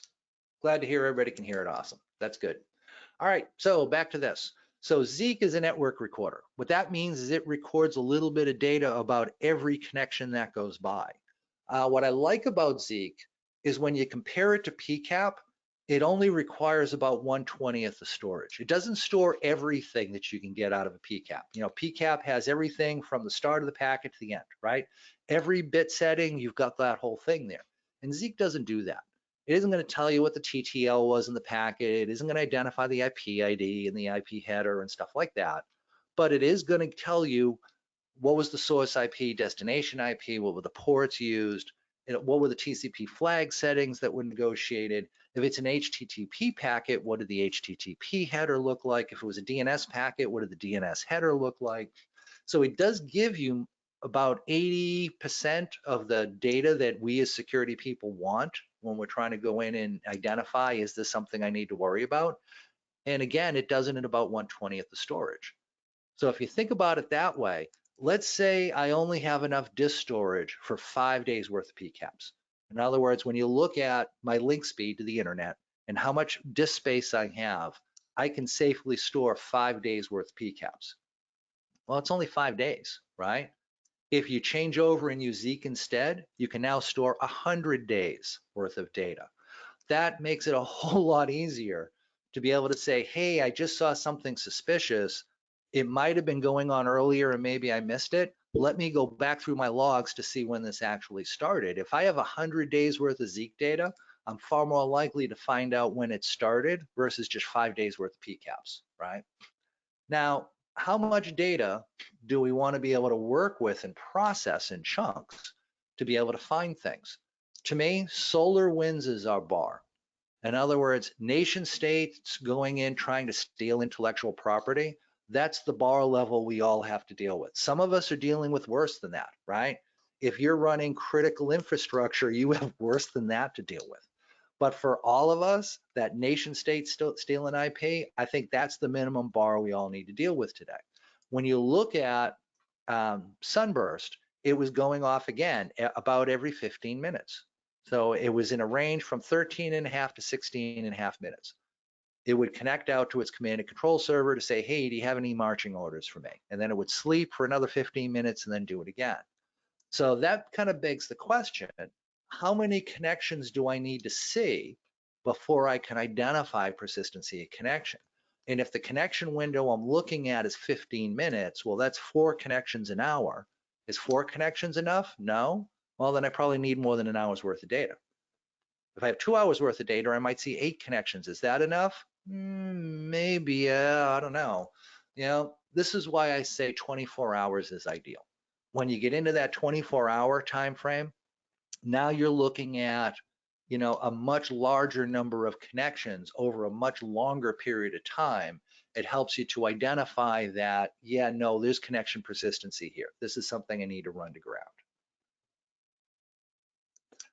I also find it useful to use a threat scoring system. One of the things that it's real easy to end up in a position of is kind of what's referred to as wrapped around the axle, right? You get in a situation where you're looking at a connection pair and you're saying, oh, hey, that looks suspicious about that connection. Oh, but that actually looks normal. Oh, but wait, that looks suspicious. Oh, but wait, that looks normal. But that looks suspicious, but that looks normal. And you never come up with that final disposition, right? Remember what our job is. For every internal IP address, we need to be able to make 1 or 2 statements. I'm pretty certain it's safe. It's safe and it's currently in an uncompromised state, or I'm pretty certain it's compromised and we need to go in incident response mode. I need to be able to make 1 of those 2 statements for every IP address. A threat scoring system can kind of help you drive that. So what's a threat scoring system? You end up in, what you do is you go through and you take different indicators and you assign a weight score to them. So you might say, hey, if I'm seeing persistency of connection, if I'm seeing a connection that's held open all the time, or if I see my internal IP is calling out to an external IP, you know, and it's doing it every, 30 seconds all day long, I'm going to add in 80 points, 80 points to that threat score. If they're trying to connect to a DNS name that I've never heard of before, that's going to add in another 10 points. Or if it looks like it's a domain that was automatically generated versus a name that's actually associated with some organization that was human created, I might add another 10 points for that. If it looks like it's going to TCP 443, which is normally used by HTTPS, but it doesn't have an SSL hello packet, client hello packet go by. It doesn't see an SSL server hello. It doesn't see a digital certificate get exchanged. In other words, it's using the well-known port for HTTPS, but they're using some other protocol besides HTTPS. Okay, maybe add in another 10 points for that. If I can go in and look at that and identify, oh, there's a business need here. That's going to Microsoft's back end, and they were trying to get to a known Windows notification server when this happened. Okay, identifying a business need, maybe that's, you subtract 80 points. In other words, you come up with a scoring system to add in points or subtract points as necessary, and now you come up with a range. And you say, hey, anything that scores 50 points or less, I'm gonna say that's safe. Anything that scores over 80 points, I'm going to say that's compromised and we need to go in an incident response mode. It's highly suspect. We need to go in and pay far more attention to us. And again, you'll have major and minor modifiers. So a major modifier would be something like, I understand the business need behind this, or there is definitely persistency of connection. Minor modifier might be something like, hey, they're moving a lot of data, or hey, they're using the well-known port for HTTPS, but they're not using that protocol. You know, that might be another minor modifier. Or hey, they're talking to a system with a self-signed digital certificate. Okay, that might be another minor modifier. So these are just some examples of what you can do to go in and kind of identify the score. Oh, great question. So question in Discord, are there already industry-created score systems for this? There really isn't. We've kind of been driving this one. And we've been driving this one because it works for us and it's worked for our customers. And so you'll see, ways that you can go through and you can kind of apply this. Are we saying this is the best way to do it and the weights we're using are the 100% the best weights to use and all of that? Of course not. I think this is still a work in progress. I think we need more data to kind of figure out what's the best way to score things. Persistency of connection, I said 80 points. Well, maybe it should be 70 points. Maybe it should be 85. I don't know. I think we're still kind of vetting those out for ourselves. These days, I don't entirely trust even new gear out of the box. T-Bone, don't blame you. And when you look at what happened with Sunburst, it would compromise the system, call out once, and then sleep for a couple of weeks before it would actually start doing something. So imagine you have something new that you plug into the network and you monitor it 100% to see what it's doing. Unless you're doing it for more than 2 weeks, you aren't going to see that suspicious behavior. This is why once that gets plugged into your network, if you're doing regular threat hunts, that's when you'll go through and detect it. When this thing wakes up later and decides it's going to start calling out to a C2 server, you'll be able to go through and detect that type of activity.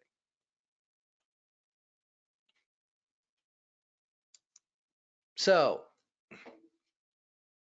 what should a threat hunt look like? What should a run book look like? What should be the steps within our run book? Step one for me, identify persistency of connection. That's always number one. So if I'm seeing a beacon, a long connection, if you don't understand what those terms mean, don't worry about it. I'm going to come back and define them in greater detail later. But imagine they both would identify a connection as being persistent with somebody out on the internet. If I see that, that's where I start, right? Because anytime I don't see persistency of connection, I can call that down and I don't need to worry about it anymore. If there's a burst of traffic to an IP and it stops, well, that's not connection persistency. That's not going to be a command and control channel. So persistency for me is number one. Abnormal protocol usage, that's going to be number two. Reputational check of both the internal and the external system, those are going to come at the end. Which one to do and when really depends upon how well you log things in your internal environment. In other words, so here's a test, right? So imagine you went to the IT group and you say, hey, I'm seeing suspicious traffic from this internal IP address. So if this is step one, persistency of connection, abnormal protocol behavior is step two. Should step three be check the internal system or check the internal IP or the external IP first? Here's how to figure that out. If you go to your IT group and you say, hey, this internal IP address, I'm seeing suspect traffic, I need to know who's using it. If they can respond and answer that question for you right away, step three should be investigate the internal IP. If they come back and say, oh, I'll need time to go through the DHCP server and then run down the MAC address to figure that out for you, I'll hopefully get back to you by the end of the day. If they say that, step three should be the external IP. In other words, you want to do the easy stuff first, right? You want to run through that as much as possible. So step one is definitely persistency of connection. Step two is definitely abnormal protocol behavior. Step three is either investigate the internal IP or the external IP, depending upon which one it's easier for you to go in and investigate. Then you do the other IP after that. And a final disposition is either it's safe, I'm pretty certain my system's fine, in which case I might go in and I might want to add this connection pair to a exception list. In other words, let's say I see an internal Windows system and it's talking to a Windows notification server out on the Microsoft network. Well, Windows does that, right? That's just part of being a Windows system. So I probably, I know my systems are going to do that. There's a business need behind it. So I probably don't want to see that anymore. So I may want to create an exception that says, hey, if any of my internal systems go talking to that Windows notification server, I don't care about that. Don't show that to me anymore, right? So we're constantly feeding an exception list of things that we've gone through and vetted. What's nice about that is the first time you go through and you do a threat hunt, it may take you 3 days to go through 24 hours worth of data. I'm just throwing out round numbers, right? Because that's going to vary depends on your connection speed, how many endpoints you have, all sorts of different factors. But just for now, imagine that, you know, to hunt 24 hours worth of data, it took 4 days to go through all that information. Well, if you create exceptions for the stuff you find, but you know there's a business need behind, now the next time you hunt 24 hours, you immediately apply that exception list, get all that data out of your way. Now all you have to do is hunt through the stuff you've never seen before. So where it originally took you 3 or 4 days, whatever number I said, to hunt that first block of 24 hours, now it might be half that. Add new exception entries. The next time might be half that again. What I see in most environments is that the first 3 or 4 times they threat hunt the environment, it takes a little bit of time to go through and do it. But after that, it's kind of maintenance mode, right? You're really only looking at, hey, when I see a threat score on a system change dramatically, that's something worth paying attention to. Beyond that, you know, we're in pretty good shape.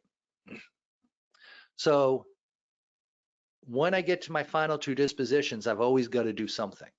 If I've deemed the system as being safe, I want to add that connection to my exception list so that I don't have to hunt it anymore.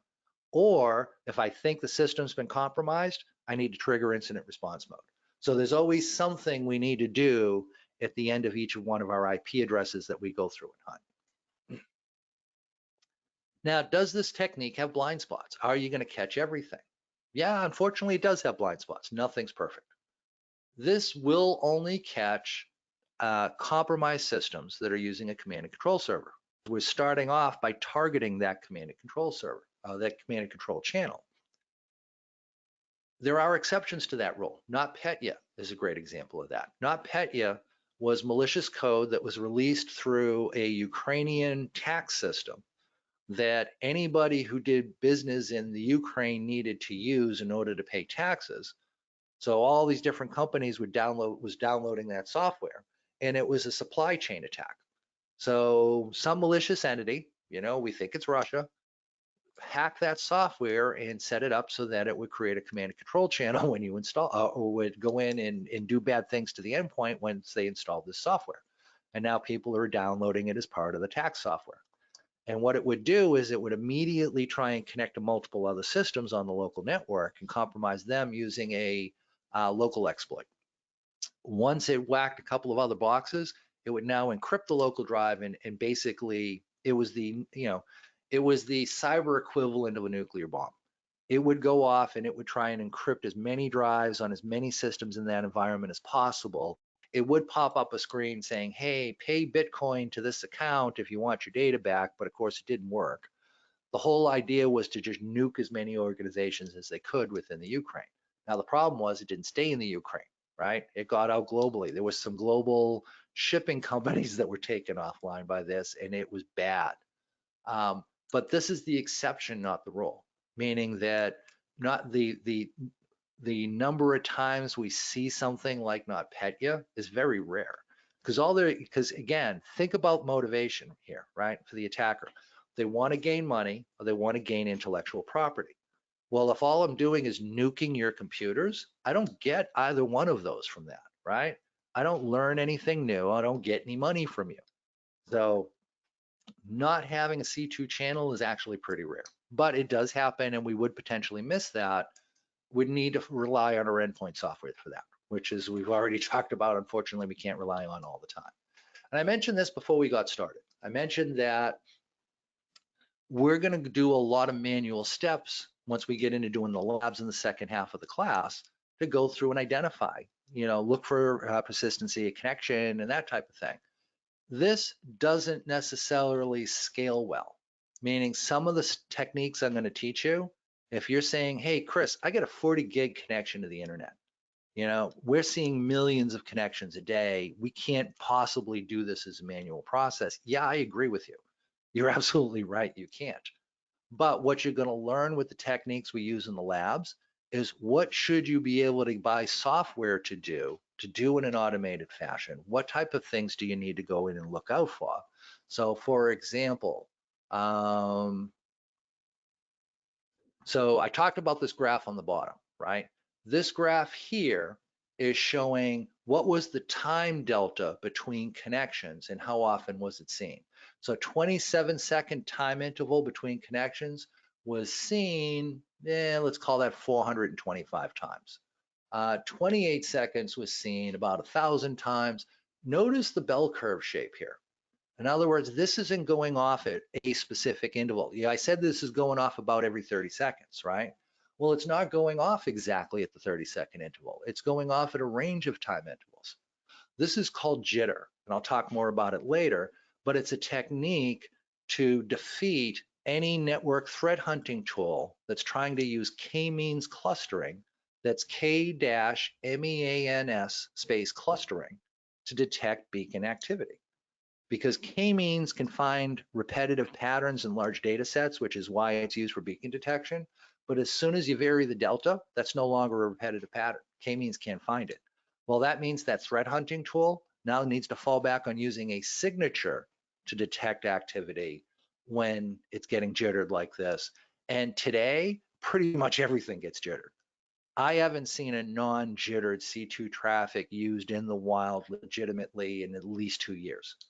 So if you're buying a commercial tool, one of the things you should pull out of this class is you need to ask them, how are you detecting beacons? Question number one, how long of a time interval are you analyzing? And if they say they're analyzing 20 minutes worth of data, well, now you need to stop and think about, okay, sunburst, that went off every 15 minutes. So if they're analyzing data in 20-minute chunks, there's going to be 1, maybe 2 signals. Is that enough to detect that it was sunburst? And the answer to that is probably no. So now you can look at that commercial tool and say, yeah, I'm not sure if that's the best tool for me because it's only looking at a 20-minute interval of time. If they say we're using k-means clustering to go in and detect beacon activity, now you know, well, wait a minute, everything gets jittered and k-means can't detect jitter, which means, yeah, they support k-means, but that isn't going to detect anything new because everybody's jittering the signal today. So this is going to be no better than a network-based intrusion detection system because they have to use signatures to try and detect everything, which means they won't find anything new. Another good litmus test, sunburst last year. Ask your vendor, when did you first detect sunburst? If they say December, no, that's not threat hunting, is it? Because you found it after it was announced and a signature was released. If the vendor isn't telling you we found it some number of months before that, this is bad. Rita, one of the tools we're going to use in a lab today. So it's an open source tool that we created. Rita was detecting sunburst back in August. It wasn't called sunburst back then, but folks were detecting this saying, hey, my solar wind system is beaconing out to an IP address that has nothing to do with solar winds. And it's just started doing that, and I've never seen it before. So they didn't know what it was. They didn't know what was going on, but because they saw it, they could mitigate it. They could go in and start creating some firewall rules saying, yeah, stop that. Don't do that anymore. I don't want to let that traffic out. And let them identify something's wrong with my solar wind system. I don't know what, but I know it's misbehaving. I know it's acting in a fashion that it shouldn't be. That's Rita, an open source tool. So if you're looking at commercial solutions, they damn well be better than the free tool that we're letting anybody use anytime they want to, right? All right, let's get back to where we were. And we were around here. Also, good guys versus, or red team versus actual attackers. Red teamers are harder to detect because their motivations are different. In other words, what's the motivation of an attacker? Well, they need to get in your network, they need to go undetected, they need to steal your data, they need to extract it out, they need to sell that on the black market or turn it into the government or whatever it is that they're doing. There's a whole bunch of steps they need to be able to accomplish to make breaking into you profitable. What about a red teamer? Well, the only thing they need to do is break into your network and set up a C2 channel. If it calls home once a week, hey, it's still a C2 channel. They get paid for that, right? So red teamers are actually harder to catch than the bad guys. So if you're using a third-party company that actually has really good red teamers and you can detect them, you're probably going to be in pretty good shape with the actual bad guys. And with that said, I've run a couple of minutes over time, but we're doing good on slides. So let's take a break. So we're now going to take a 10-minute break. We'll take a break until 15 minutes after the top of the hour. I will see folks then.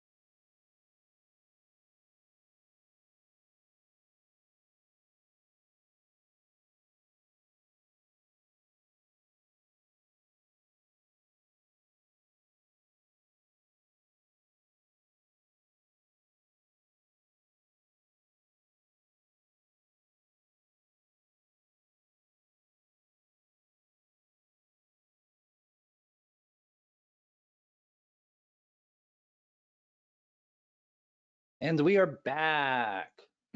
All right. So you should be able to hear my voice. If you can't hear my voice, then, well, your audio is not working and you need to reload your web page, you reload the page. But of course, if you can't hear this, you don't know that.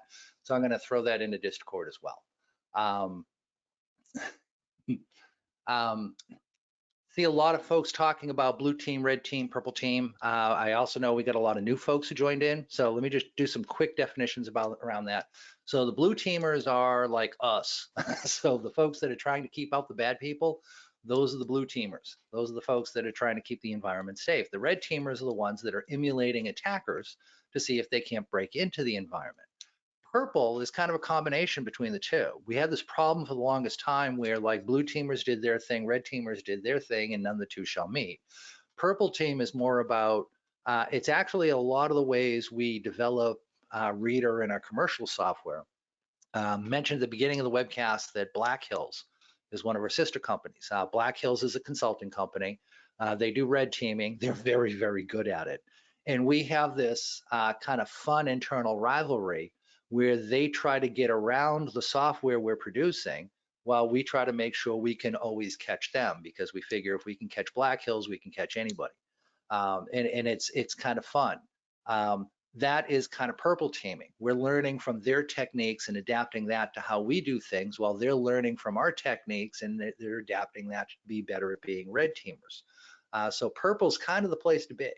Even if you, so like me, I used to do pen testing. I haven't in 10, 12, 15 years, something like that. It's been a long time.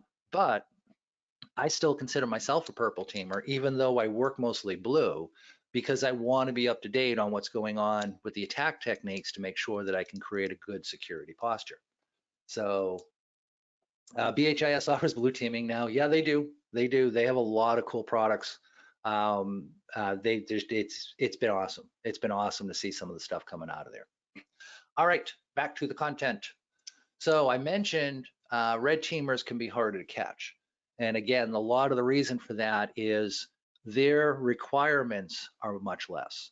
The bad guys need to be able to come up with a way to break into your environment. They need to be able to maintain a C2 connection long enough to extract whatever it is of value that makes it worth going after you. Typically, that's intellectual property. Red teamers, they're not going after your intellectual property. They're just trying to show you, hey, look, a C2 could get set up.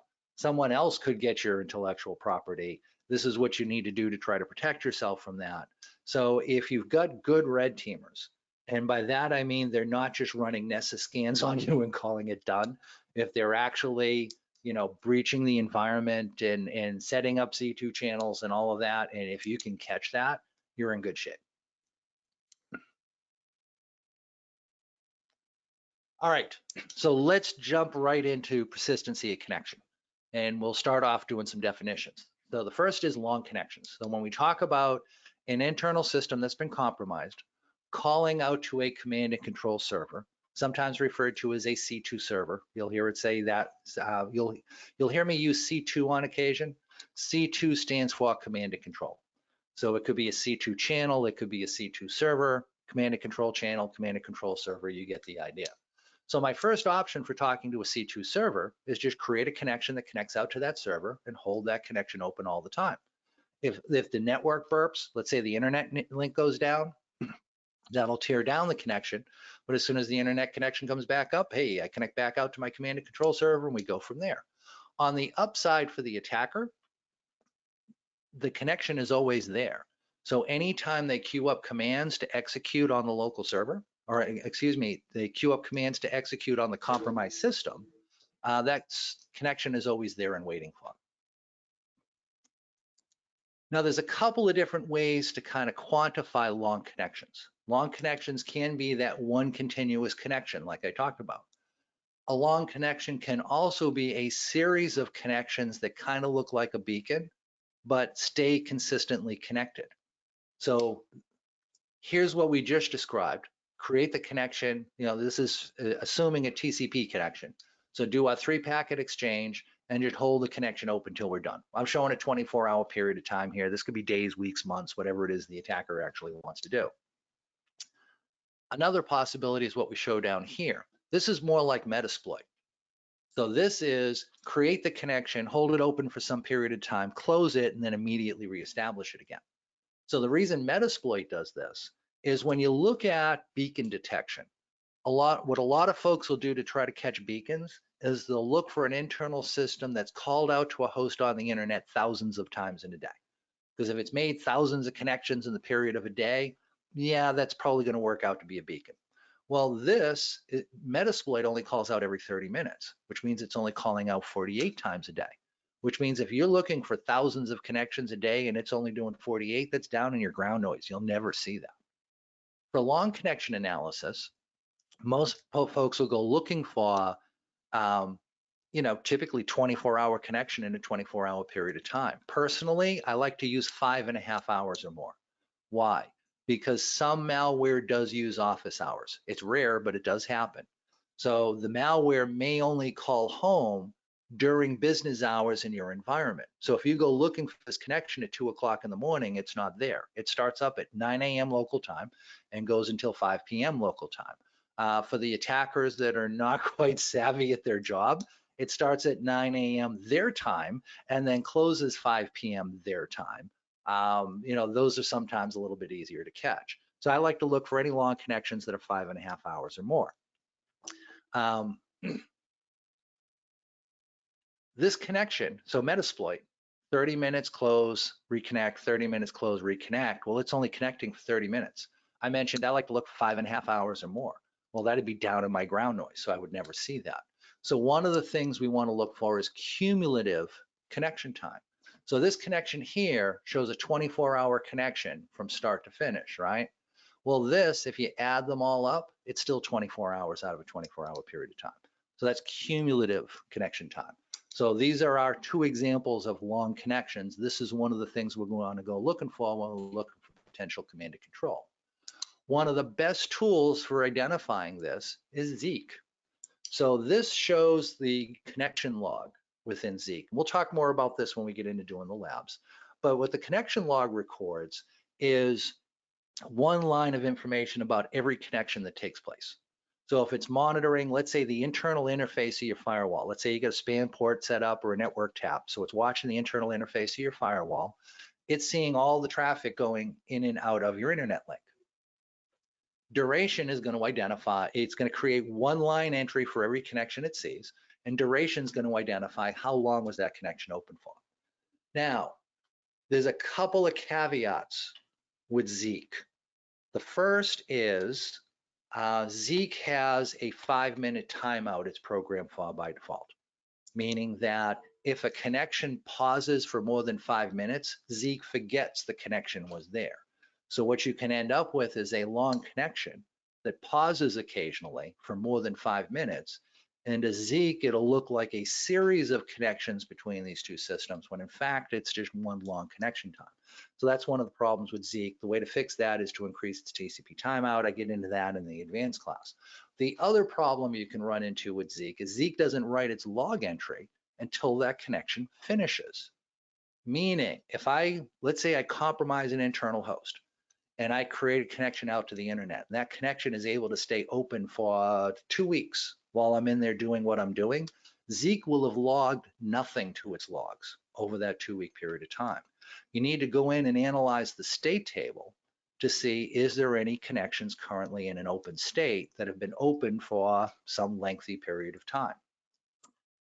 How do you do that? We'll talk about Rita a little bit later. Rita will actually go in and do that analysis for you.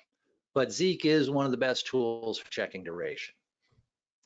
Now, here, I just went in and I said, hey, Zcat out the first 10 line entries, and I just kind of printed stuff out. And notice the columns don't really line up, right? I've got a line wrap on my column titles. Everything is kind of skewed. It's hard to read. One of the ways you can make this a little bit easier is to go through and cat. So cat is the equivalent of type on the Windows world. So I'm saying cat con.log. So just list out the context. But then I'm going to pipe that through columns to clean up my columns and make them nice and neat. And then I'm going to say less dash capital S, which will allow me to go in and view those columns and do it in a way that that keeps everything nice straight up and down. I can use my arrow keys to navigate to the right. So there's more data off the right-hand side of the screen that I can't see. Well, if I was to hit my right arrow, I'd be able to scroll out and see all of that information. So this is a great way to go in for files like Zeek's conlog, or actually any of its log files for that matter. A good way to go in and view them manually is to use the command that I'm showing you up here.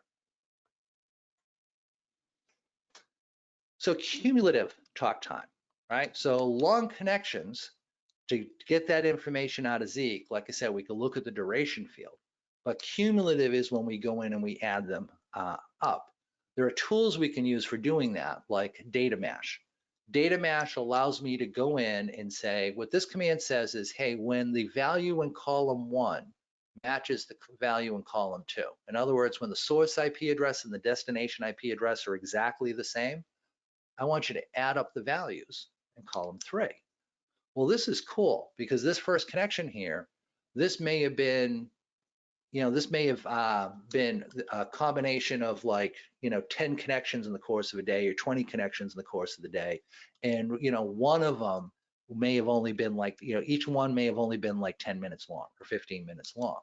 Well, by adding them all up, I can come up with a total connection time that makes it that much more visible to be able to go in and see what's going on. I'll talk more about this tool and what these commands mean and stuff like that when we go in later. Well, actually, let me talk about these now because they're kind of standing out. So data mash allows me to add up columns, like I said. It wants to use numeric values. It's a numeric processing tool. When I run through my data, sometimes I'll end up with a blank line, right? Sometimes like the end of the file or whatever, I might end up with a blank line. Data mash doesn't know what to do with blank lines. It sees that and it says, yeah, there's no numeric value for me to work with here.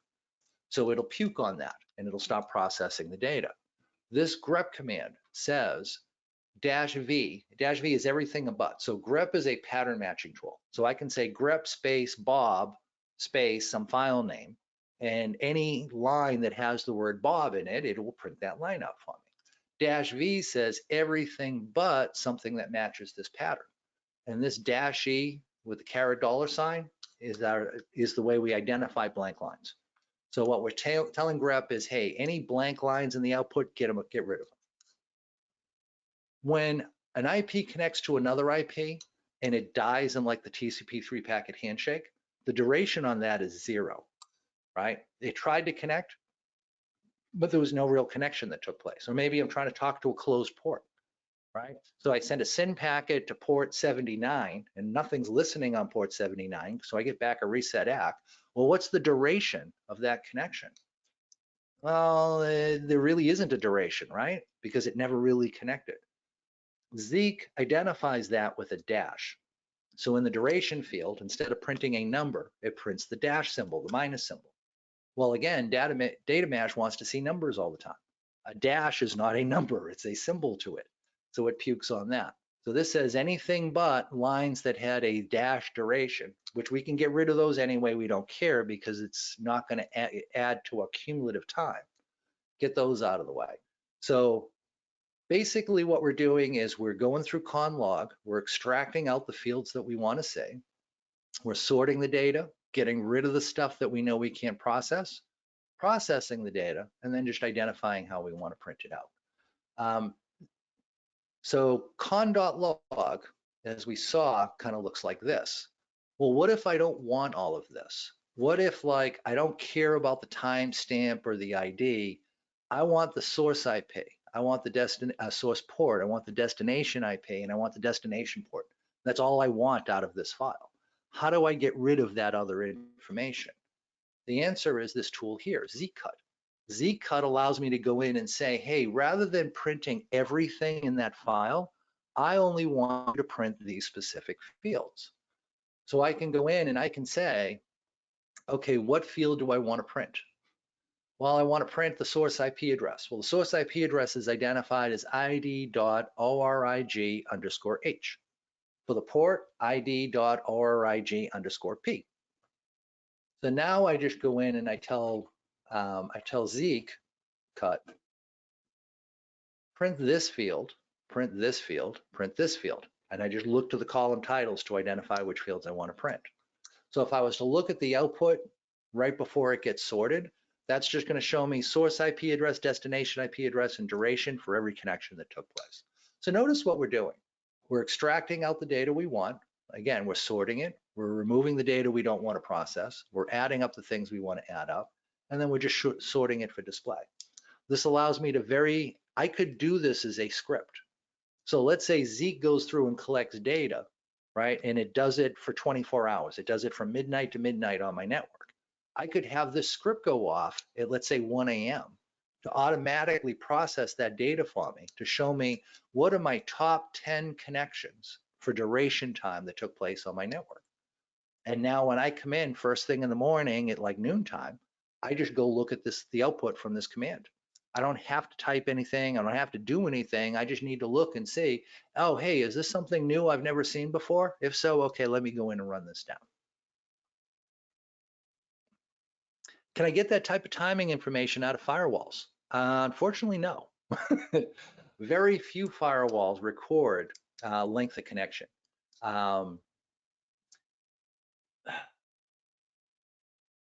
You do sometimes get a time variable in the firewall state table. But what that time variable is when was the last time a packet was seen as part of this session. So firewalls will let traffic through, based on hitting an accept on a rule. They'll let traffic go through. They'll maintain a state table entry to identify what needs to go by. And they'll wait to see the connection close to remove that state table entry, but they also use a timeout value. And the timeout value says, hey, if I don't see any data going back and forth between these two hosts for, let's say, an hour period of time, I'll just assume that connection's dead and it's not being used anymore, and I'll remove it from my state table entry. So if you see a time entry in your state table of your firewalls, that's what it's probably being used for. It's not actually identifying when the connection first started. So we need to see when was the connection first started. And unfortunately, most firewalls won't give us that. All right, so persistency of connection. Our first possibility, long connection. And that can be a single long connection or cumulative communication time. Either one of those can get classified as a long connection. Other type of connection persistency is a beacon. Beacon is just, hey, call out to that command and control server on a regular basis. This can be done based on target IP, fully qualified domain name. There's a number of ways this can kind of get tweaked around. But this is kind of the base way to understand how beacons work. So I'm an attacker, right? I'm this guy up here with the little pointy red horns, and I've sent an email to one of your internal employees to get them to click something that they shouldn't have that avoids your internal endpoint detection software. It's allowed me to run malicious code on their endpoint. That system now starts calling out to what's referred to as a command and control server. And if it's a beacon, it's going to call out, it's going to wait some period of time, and then it'll call out again and wait some period of time and call out it again. And it'll just do this over and over and over again, 24 hours a day. Here's how this works. When this thing calls out to that command and control server, it's effectively issuing a command that says, hey, is there anything in the work queue for me to do? And usually what it'll probably hear back from the C2 server is, nope, go back to sleep. Then it'll pause whatever period of time it's been programmed for. And then it'll call back in again. Hey, anything in my work queue? No, go back to sleep. Pause. Hey, anything in my work queue? No, go back to sleep. Pause. So now as the attacker, let's say there's some command I want to execute on the system. Let's say I want to run tlist. I want to go through and list out all the running processes on that box. I just submit a command to the command and control server and say, hey, the next time this box checks in, tell it to run the tlist command and send us back the output. So now when this thing checks in and says, hey, do you have anything for me to do? Yeah, run tlist. Oh, okay, I'll execute tlist. Hey, here's the output from that command. Let me exfiltrate that data out as part of that same beacon session.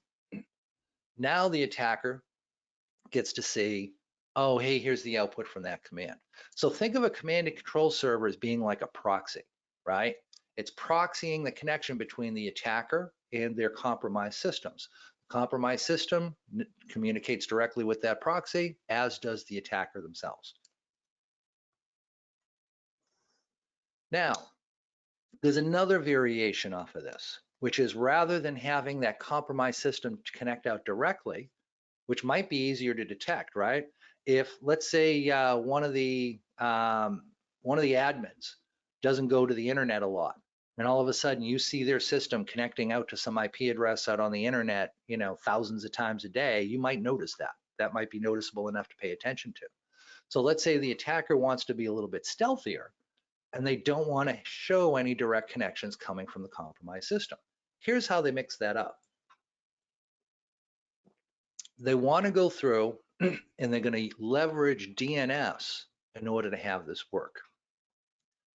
Here's how this effectively gets laid out. The attacker goes out and registers some domain. For the sake of the argument, let's call it evil.com in this example. And then what they do is they define their name servers for evil.com. Their name servers are actually command and control servers. So anything talking to them, it's going to act like a command and control server. Now what they do is on the compromised system, anytime they need to talk to the command and control server, they do a query within that remote target domain. So it'll say, hey, I want to resolve this fully qualified domain name, and it sends that request for the local resolver. The local resolver says, okay, I don't have this entry in cache. So let me go out to the root name servers and say, hey, root name servers, I need to resolve this. And the root name servers say, oh, hey, that's a .com. Here are the name servers for all of .com. Go talk to them. Great. Now your resolver says, okay, servers that are responsible for .com, here's what I'm trying to resolve. And the .com servers come back and say, oh, hey, that's part of evil.com. You want to talk to this server here. And now our resolver says, okay, hey, authoritative name server over here, I need to resolve this. Well, when that query comes in, this encoding tells it this is this compromised system looking for marching orders. The answer that comes back are those marching orders. It's going to be, pause and go back to sleep. It might be run the TList command. It might be print out everything in the local directory, find all XLSX files on the local system, whatever it is the attacker wants to go through and do. The next query is going to have the response to that. Now this says, what's the text record for this? And this is one that folks like to go looking for. Yeah, evil does actually exist, I know. So Perry is saying, evil.com, hey, here's the name servers for it. Yeah, somebody went and registered that one a long time ago. But I'm just using it as an example. They're not running command and control servers. This is just an example. If I call it evil.com instead of example.com, people kind of recognize this is a server playing an evil role. Now this identifies, oh, hey, we're doing a text record query for this. So what I see a lot of folks say is, hey, so let's just look for lots of text queries and we'll catch things that way. And maybe you will, maybe you won't. I've seen text queries being used for this, but I've also seen CNAMEs being used. I've also seen MX records being used. I've also seen quad A queries being used. I've also seen DKIM queries being used. That's my personal favorite, because DKIM is supposed to help us secure DNS, and instead of helping us secure DNS, they figured out how to use it as a command and control channel.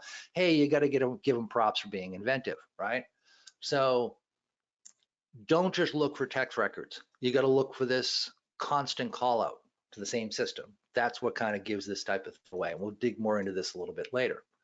But so let's say this thing calls out.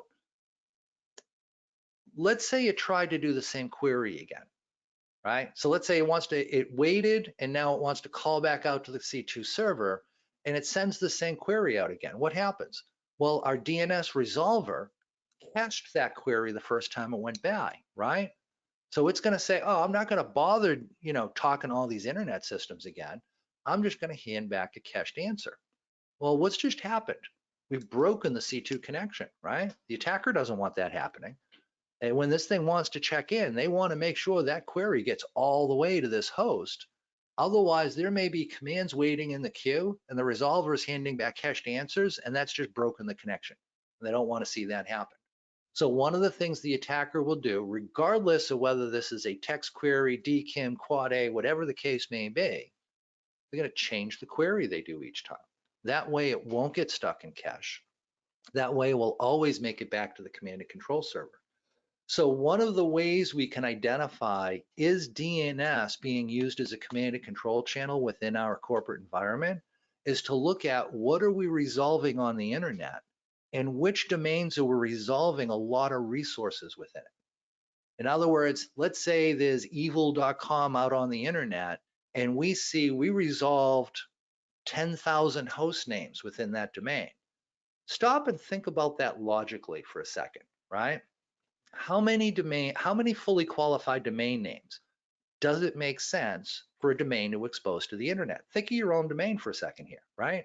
What do you expose to the internet? Probably your web server, your name servers, maybe your mail server, you might have a customer portal, maybe you've got a download site files, and that's it, right? We haven't even gotten to 10. So most domains that are out there, the ones we don't recognize, they're going to have a very small number of domains in the single digits. Now, then you're going to get to the folks that everybody's heard of that offer internet-based services like Amazon, like Akamai, like Google, like Apple, and they might have a couple hundred, right? Akamai runs CDN services, Amazon runs CDN services. So we're bound to see a bunch of different systems, especially if we're a global company. So you might resolve a couple hundred off of those. But into the thousands, well, that starts becoming suspicious. So rather than trying to identify text queries, which isn't going to always work because attackers are not always going to use text queries, we can target the thing they have to do in order to get C2 to work this way, which is identify unique queries within the domain and how many we say. And when they don't make logical sense, when they're more than a couple dozen for a domain we don't recognize, when they're more than in the hundreds for a domain we do recognize, that's an indicator we might have C2 running over DNS in our environment. My last company has 240 or so. So T-Bone, I'm guessing you work for one of those organizations that other people have probably heard of before. In which case, yeah, a couple hundred makes perfect sense. It's like I said, when you start getting into the thousands, that's where things become suspect. Okay, so that's C2 over DNS. I mentioned CDN, content delivery networks. One of the things we're just starting to see attackers do is hiding their C2 servers behind CDN networks. This makes a lot of sense if you think about it, because if a compromised system is talking directly to an IP address, you might see that, right? You might detect it. But if we're hiding it behind a CDN network, well, now that command and control channel is talking to multiple IP addresses, not just one. So it might be harder to figure out there's an actual beacon taking place. Further, these are CDN servers that are not only servicing this malicious environment, but they're servicing legitimate environments as well, which means that not only will there be beacon traffic going to these systems, there'll be legitimate traffic going to them as well. So how do I take that beacon signal over multiple IPs, collapse it down, but sort out any of the good stuff that isn't actually part of the beacon signal? How do I do that? And the answer is you need to look for in internal systems beaconing to fully qualified domain names, not just IP addresses. That's how you go in and tag this type of thing. What was the user trying to get to when they went to this IP versus that IP? If they were trying to get to the same fully qualified domain name in all three cases here, those are all part of the same signal. Tie those all together. If they went to this system, but they were trying to get to Windows notification service .something.microsoft.com, yeah, no, we don't care about that. Get that out of the way. Don't analyze that as part of this beacon signal. So IP to fully qualified domain name. Now, to refer back to what we talked about before, commercial versus open source, right? What do you use? Well, again, if I'm looking at a commercial solution, now I know here's my three different types of beacon signals. And oh, by the way, any of these could also jitter.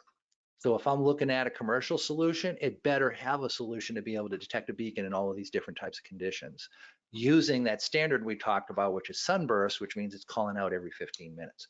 If they can't do that, it's probably not a commercial tool worth taking a look at. And oh, by the way, you can test it. Bill or anybody online, Keith, could you please throw into the Discord channel I'll link to Bill's beacon simulator. So Bill created a nice little shell script called Beacon Simulator. It's a very cool tool. What it allows you to do is to set up a very simple beacon signal. So you go in with Beacon Simulator and you identify, here's the TCP or UDP port I want to target. Here's the IP address I want to send it to. And here's how much jitter I want to introduce into the timing. You know, I want to jitter at 10% or whatever the case may be. So if you're so let's say you're evaluating commercial tools and you want to figure out, hey, can it catch, thanks, Bill. Thank you for writing the tool and thank you for posting the link, both. Bill doesn't get enough thank yous from folks. He has done so much for this industry. We're really lucky to have him as part of Active Countermeasures. Bill was like, you know, singing my praises for doing this class earlier. Oh, give me an effing break. The VMs wouldn't be as good as they are without him. The questions wouldn't get answered as well as they do without him. Everybody on the team, Keith, Casey, Shelby, this would not happen without all of them. So enough picking on me. This is a team effort. But Bill wrote this awesome tool that allows you to go through and create a beacon signal. So pick an IP address out on the internet. Maybe it's an Amazon EC2 instance you spin up. You know, deploy it with like a simple web server on it, and now target TCP 80 on that system and have it beacon, you know, every 5 minutes, every 10 minutes with like 10, 15% jitter. And now look at this commercial tool you're looking to spend, you know, 6 figures on. Does it detect that? If it doesn't, it's probably not worth those 6 figures, right? If it can't detect something as simple as Bill's silly little shell script, that tool isn't worth your time. So again, how do you apply this stuff to commercial? There's another great example. So we talked about the specific time intervals. I talked about k-means clustering, and I talked about jitter as a way to go in and defeat any tool using k-means clustering. And this is big. This is huge. If a tool says they're using k-means, but most attackers are using jitter, and jitter defeats k-means, well, then how are they detecting things with jitter? And the answer tends to be they write a signature for it. Well, that's great for that attack that was used a month ago, a year ago. What about the thing that's happening next month? What about the thing that's happening 6 months from now? What happens to the, you know, latest and greatest iteration of Sunburst? How do you detect that? If they can't detect that, yeah, not worth your time.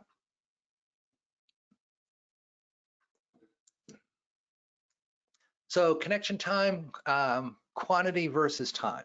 What am I talking about here? So let's say we're jittering a signal, right? So let's say we're going to beacon once per minute, and we're going to put a lot of variance into this. We're going to vary it 50%.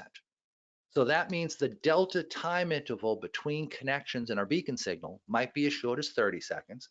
It might be as long as 90 seconds.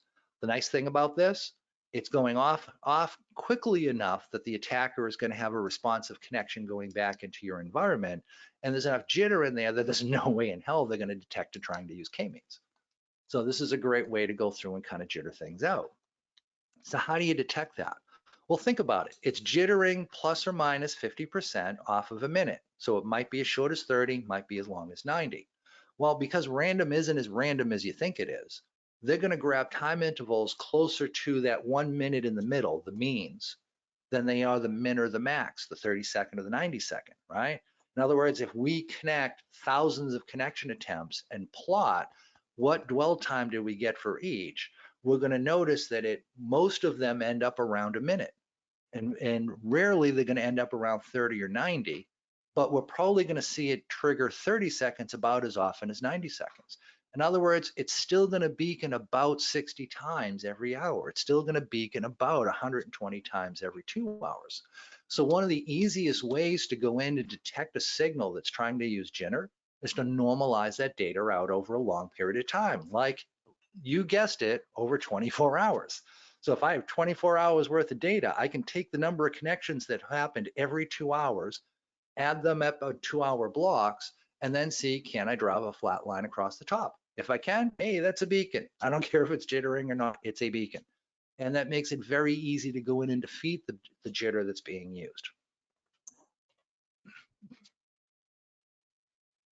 So this graph, so this is, we looked at this a little bit earlier too. So this is what's the time interval, how often are we seeing it? So this is an example of jitter not being used. This is going off at a 1 second interval exactly all the time. And like I said, I haven't seen a real attack in the wild, not a red teamer, not a simulator, but an actual attack in the wild use a beacon with no jitter in well over 2 years. It might be closer to 3 at this point. So this doesn't happen as often anymore. They jitter the timing. This is Cobalt Strike. Remember I said Cobalt Strike does it has a B sleep function that allows you to do that plus or minus percentage that we talked about. Remember we talked about it'll create a bell curve because it'll go off more often towards the mean versus the min or the max. This is what that looks like when you graph it over time. See this? That's not a bell curve. That's somebody trying really hard to hide their beacon signals. This was actually a very high-end red teamer that did this.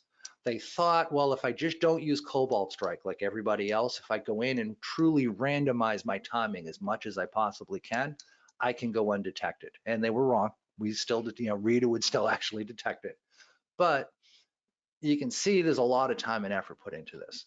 One of the nice things about targeting C2, the bad guys aren't doing this yet, right? At most, they're doing this. Why? Because this is enough to get them past 99% of the organizations that are out there today. In other words, the attackers need to focus on, how do they find out what security software you're using so that they can do an end run around you? How are they going to create their phishing campaign? Who are they going to target? Where's that information located? How are they going to hide from, endpoint software on your endpoints? There's a lot of things they need to take into consideration to have a successful campaign of attacking your network. C2 is the easy part for them because we're so horrible at detecting this, they don't put in a lot of time and effort.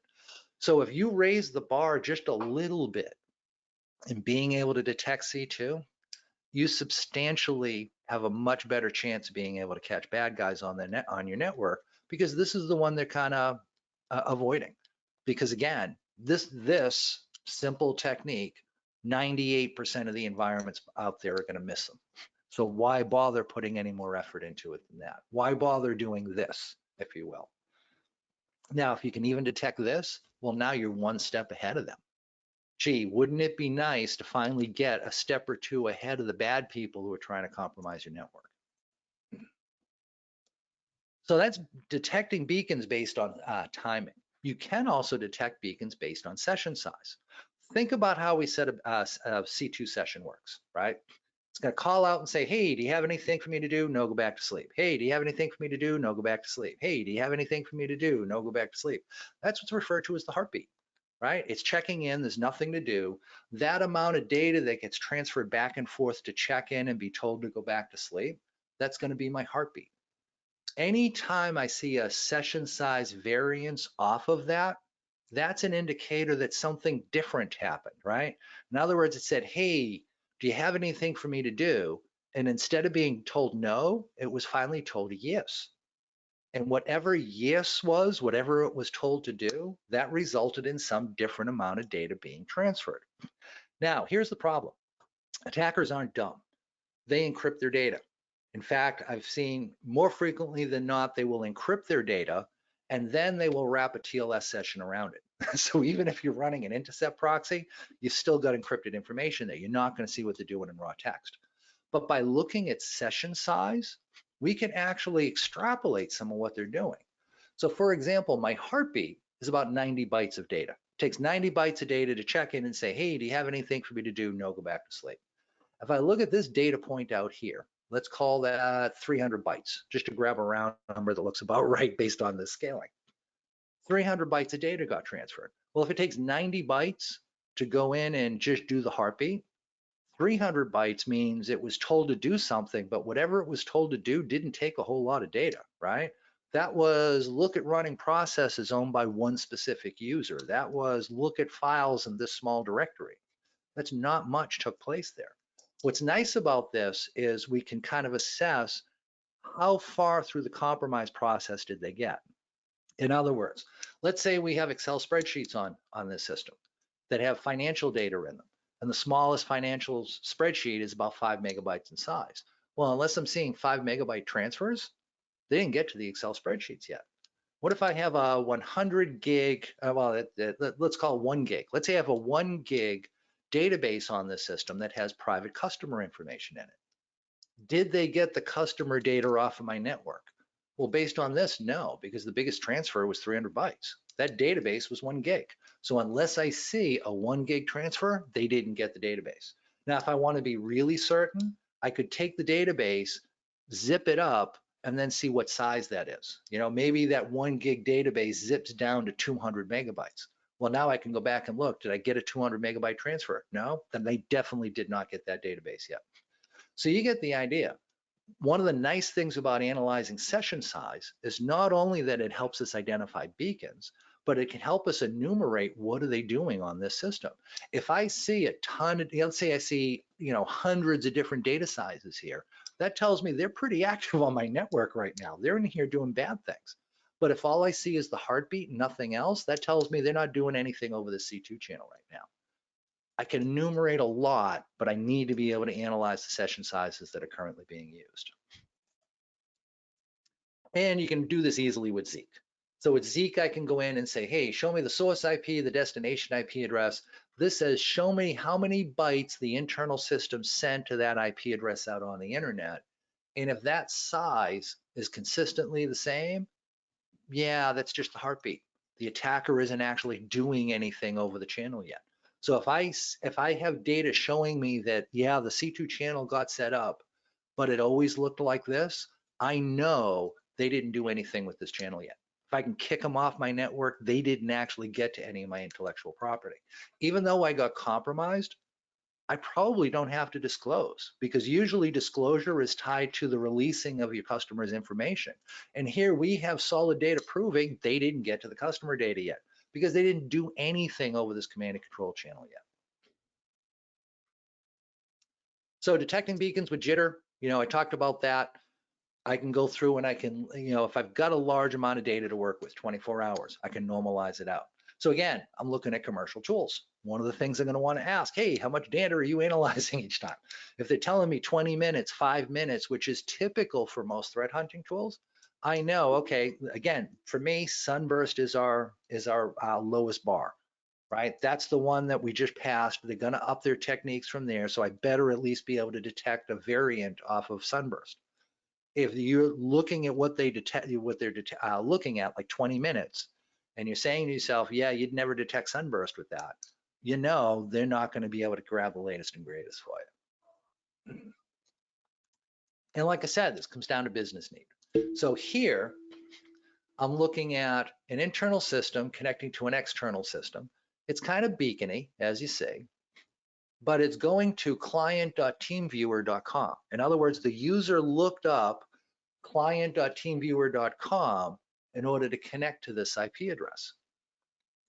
Well, that gives us some really good context, right? Because what do we think's going on now? Well, now it's probably somebody on this system running TeamViewer that's checking into one of its command servers to see if anybody wants to do a remote connection into this internal system. Is this evil?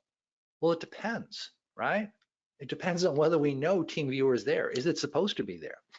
I've run into this on threat hunts. We've gone into environments and said, do you have TeamViewer running? And they've said, yes, we have TeamViewer installed on these 2 servers. And then we go in and do this type of an assessment and we find TeamViewer running on like 14 different systems. Well, in 2 cases, it's okay because there's the business need and they know it's there, right? But the other 12 cases, it's evil because they didn't know it was there and it's not supposed to be running. So this is what I mean about context, right? And this is why you'll never be able to fully automate this process. You need a human involved to be able to make that business need call. And TeamViewer is a great example of that, because TeamViewer, when you know what's there, helpful tool. TeamViewer, when you don't know what's there, backdoor into your environment. You could get compromised, you know, or you may already be compromised. It might be either one. You know, it's all just a matter of context. So what are some of the potential false positives we can run into when we're looking for things like this, looking for things doing a beacon signal? NTP is probably one of the most common, because NTP is UDP 123. and it's your system checking to see what's the current time. And depending upon the operating system you're running, it'll do it every 15 minutes to 30 minutes. It doesn't vary. Different operating systems pick a specific time interval. I believe Ubuntu is 20 minutes. You know, Windows is 30. So every 20 minutes, every 30 minutes, whatever the case may be, it's going to go off and check the time, and it's going to do it at the same server. Well, it's a beacon, right? But there's a business need behind that. So I can easily go in and create an exception for that anytime I run into that. So, you know, we can run into situations where we see this persistency of connection, but there turns out to be a business need or some explainable reason why it's taking place. When we see that, we simply create an exception for it so it doesn't show up in the next threat hunt. And again, the first 3 or 4 times you do a threat hunt, you're going to have to create a lot of these exceptions. But once you've created them, the network's pretty stable after that, right? Now you're only going to look for things that change dramatically. And when you see a dramatic change, you need to ask yourself, whoa, wait, why is that happening? Is there a business need behind it? I also mentioned, you know, your first threat hunt might take you 4 days. But as you go through it and do it a couple of times and create these exceptions that we're talking about, you might find a threat hunt starts taking you like an hour, if that. All right, so those 2 techniques, looking at looking for long connections, looking for beacons, those are all major modifiers. The other one I said you could look at as a major, but I've seen some folks want to qualify it as a minor. It's totally up to them. That DNS example to me, that is an example of you know, abusing a protocol, right? DNS is not supposed to be a command and control channel, you know, and it will act differently versus normal DNS. But to me, when I see that, that's a major modifier for me, not a minor modifier. But I can look for things like, you know, unexpected protocols that I don't expect to see leaving my environment, like any type of remote access software. If I see that leaving my environment, that's something worth paying attention to. If I see a well-known application, or if I see an unknown application on a well-known standard port, that's reason to pause. So it's going to TCP 80, but there's no HTTP headers. It's going to TCP 443, but there's no SSL client hello packets going back and forth. That's an example of a well-known port being used by a non-standard application that could be tunneling. Attackers like to do that sometimes. It's not done legitimately that often. So it's certainly worth going in and taking a look at anytime you see it taking place. Now, this is different than running an application on a non-standard port, right? Like, you know, have SSH listen on port 2222. I do that a lot. This is simply, you know, folks do that simply to reduce the amount of noise that gets generated in the log. So for anyone who's run an SSH server and run it on port 22, who actually looks at their logs, you know, there's a ton of noise in there. They're constantly coming by guessing at well-known accounts with well-known passwords, and it's happening all the time. Well, why have that crap fill up your logs if you don't need to, right? Run it on a non-standard port, and now at least you'll get rid of the script kiddies. Now you still need to lock it down. You still want to use public-private keys instead of passwords. You still want to make sure that you know, you're using a good level of data privacy in order to secure that connection. None of those requirements go away. It just simply removes the amount of noise. But that's not the type of stuff we're worried about. We're not worried about an application on a non-standard port.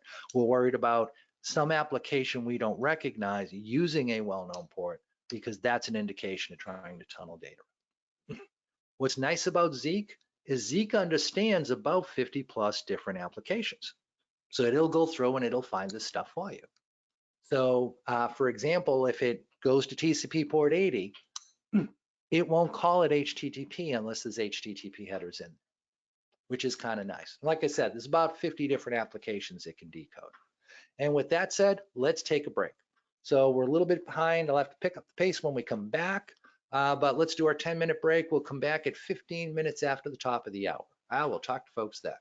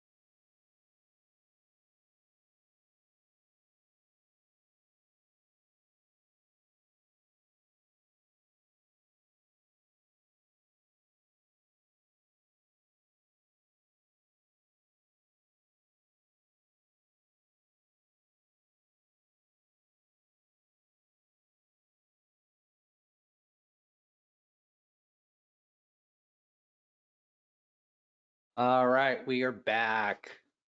Basscast, man, I feel for you. Of course, the day I plan to attend a webinar is the day everybody breaks stuff at the office and makes dumb decisions that pull me away. I'm definitely going to have to rewatch this to catch what I missed. Yeah, one of the cool things is that we do record the audio. We do make it available. You can go back and review it. Shelby is listed. Shelby has gone through and given a link for that. So you can always go back to the chats anytime that you need to. All right, with that said, let's get back into it. So we were talking about unknown applications running over standard ports. And we mentioned that Zeek is probably one of the best tools for detecting this because it identifies about 50 different applications. So what's kind of cool about Zeek is that with most tools, if it sees, like most firewalls that I've dealt with, when it sees a connection going to TCP/80, it'll label it as HTTP, not because it saw an HTTP header, but it just assumes or assumes that, you know, it's going to TCP/80, it must be HTTP. Well, maybe it's not, maybe somebody's tunneling something through. So with Zeek, I can go through and I can say, okay, TCP port 22, notice here it labels it as SSH. But going into that same system here, it says, yeah, I don't know what that was. So this was an actual SSH client trying to detect. This was probably a tool that was just looking to see, is SSH running on that box or not. So again, it will identify that application layer when it sees it. It'll also identify it on non-standard ports. So if Zeek sees a connection going to, let's say, port 2222, it'll analyze the payload and say, does that look like HTTP? No. Does it look like SSL? No. Does it look like SSH? Oh yeah, hey, it does. Oh, okay, that's an SSH session. So that's kind of cool. So like I said, attackers will sometimes tunnel things. They'll also sometimes bend the rules as opposed to break them. DNS is probably a good example of that. So it's not that if you look at the DNS queries, all the DNS queries are RFCs compliant. It's just they don't follow what we normally expect to say. One of the things that I always try to do is try to figure out what's the story behind this traffic. Like, you know, when it looks like HTTP traffic, you know, okay, so the story may be it's a user browsing the web. Well, what should that story look like? Well, they should type a name in their browser. DNS should resolve it to an IP. They connect to that IP. The host parameter should identify the host they were trying to get to. You know, there's a lot of different components that should fit into that story. Anytime things don't fit, that may be, you know, that may be an indication that somebody's up to no good. Something nefarious is taking place. And this is a good example of that. We talked about too many resolvable, fully qualified domain names in a domain. You know, that could be an indicator that something bad is going on.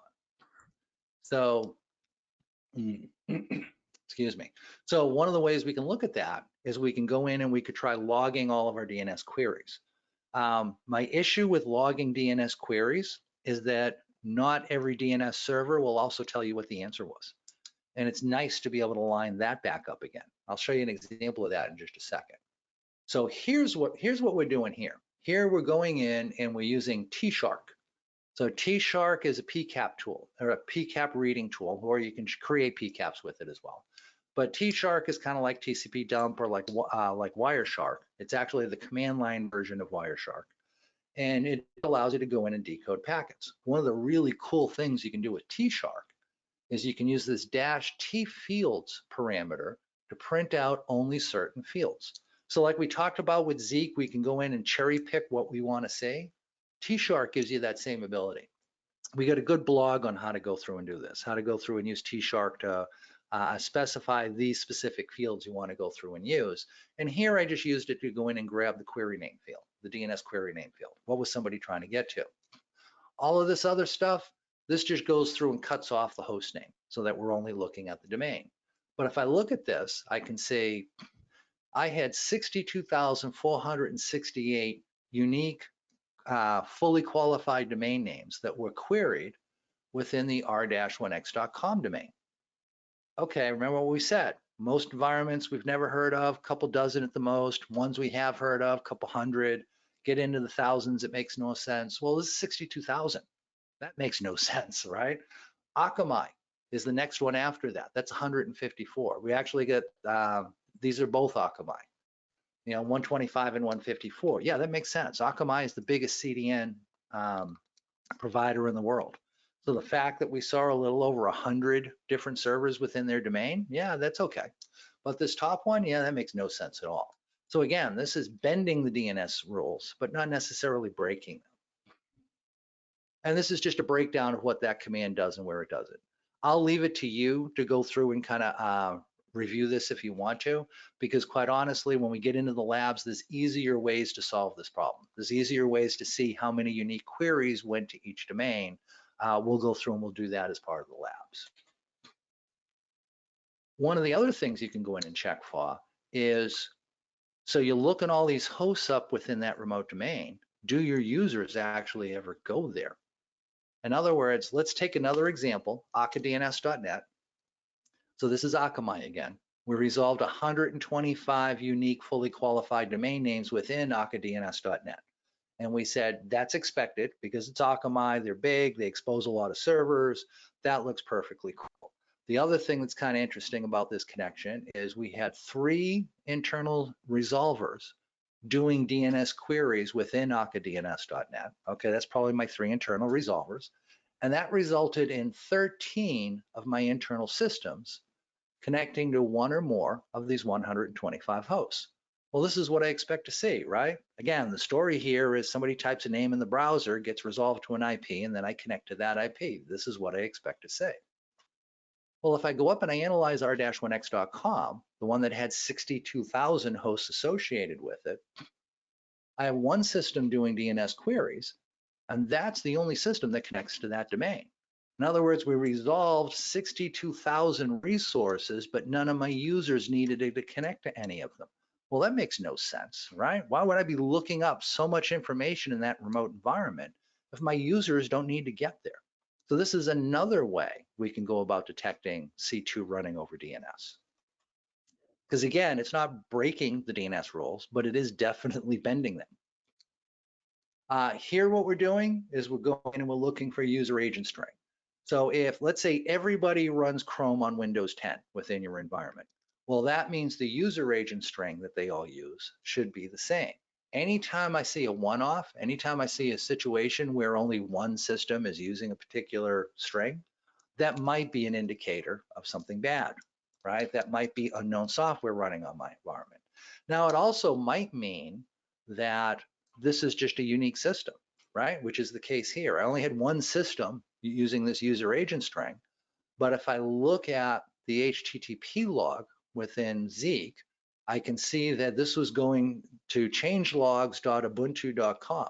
In other words, this is just a Python script running on a Linux box or running on an Ubuntu Linux box to see, is there any patches I need to go through and download? So, as much as I say, oh, hey, everybody's running Chrome on Windows, no, there's always one-offs out there, right? So this one to me is why it's a minor modifier, because it might be a system that's just a little different. It might be an unexpected application running in your environment.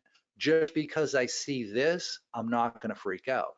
Now, if I'm seeing this and it's beaconing out to an IP address in Russia that I know is part of a public cloud that takes Bitcoin, yeah, now I'm going to freak out, right? Now I know I have a problem.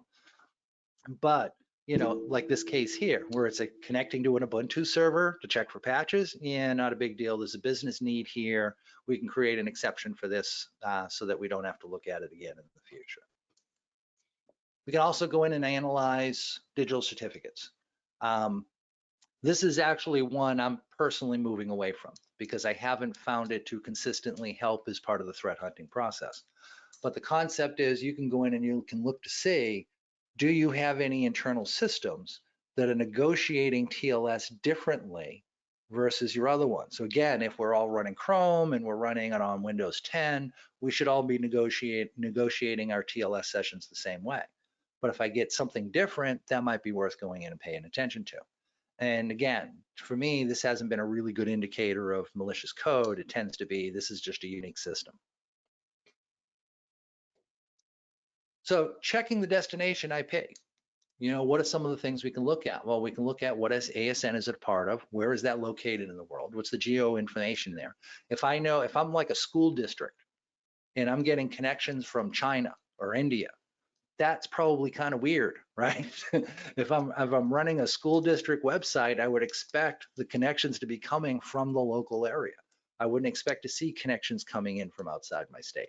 You know, if I do, that could be an indicator of something weird taking place. Threat intel feeds, you can use them. You can check against them.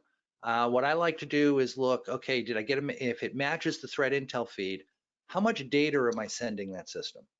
You know, in other words, if my internal IP connected to an IP address that's listed on a threat intel list, how much data did it then send to that system?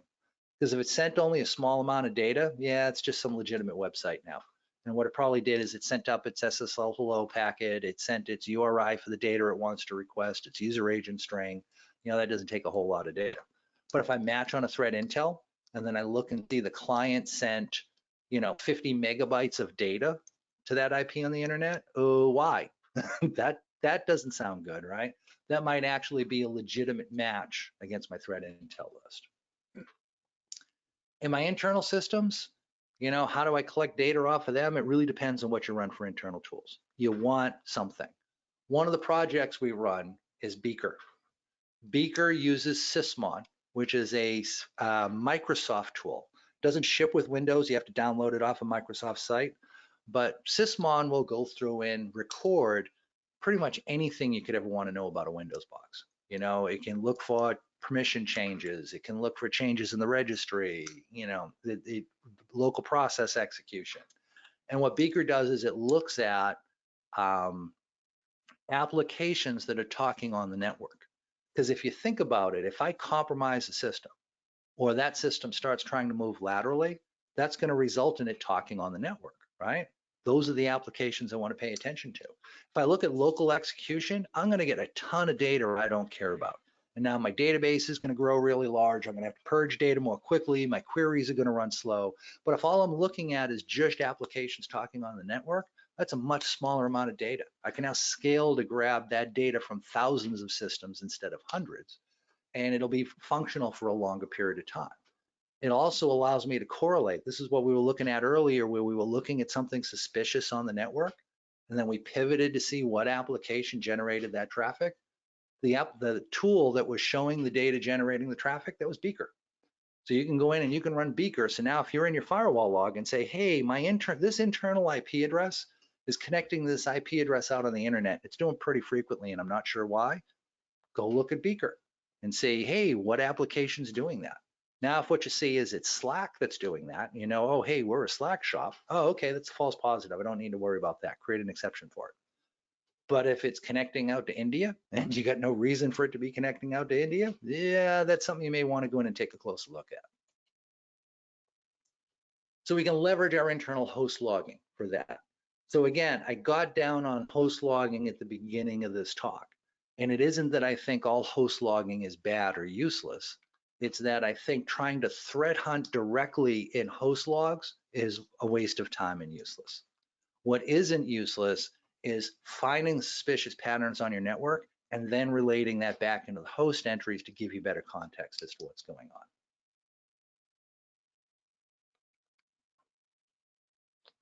And here's a copy of what Sysmon might print out, right? So here's Sysmon looking for event ID3 or ID3s.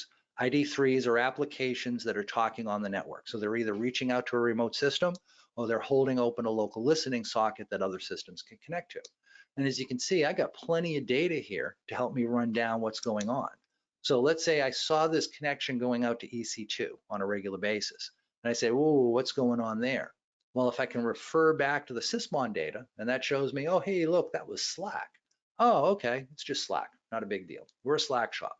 So now let me create an exception for that type of connectivity back into EC2 so that I don't have to have this show up in any of my future threat hunts. And here's that interface that we looked at earlier. And again, this is an open source tool. Anybody can use it.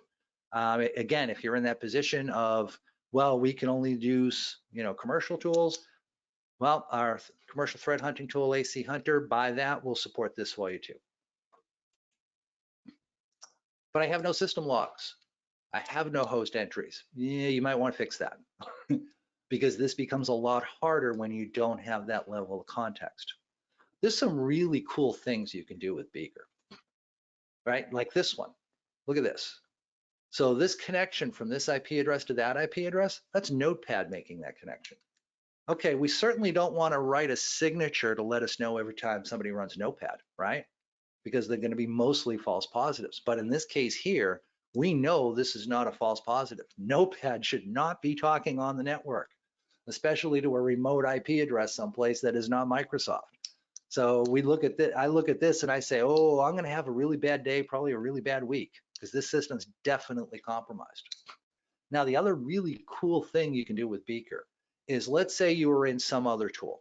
You were in Rita, you were in AC Hunter, you were looking at your firewall logs, whatever the case may be, but you saw this system talking to that remote IP on a regular basis, like you see here. This is connection frequency showing up here. And as you can see, I can pretty much draw a flat line. So that looks like a beacon. So let's say you see this beacon activity in some other tool, and then you jump into Beaker, and Beaker doesn't list any application connecting out. It says, yeah, I don't know. I didn't see anything doing that connection. So one of two possibilities. It's either A, Sysmon's not running on this endpoint collecting this data for you, or B, you've got an attacker who's hidden their process, who are really good at what they do. And that's why you're not seeing an application creating this connection. Which one is it? It's actually really simple to figure out.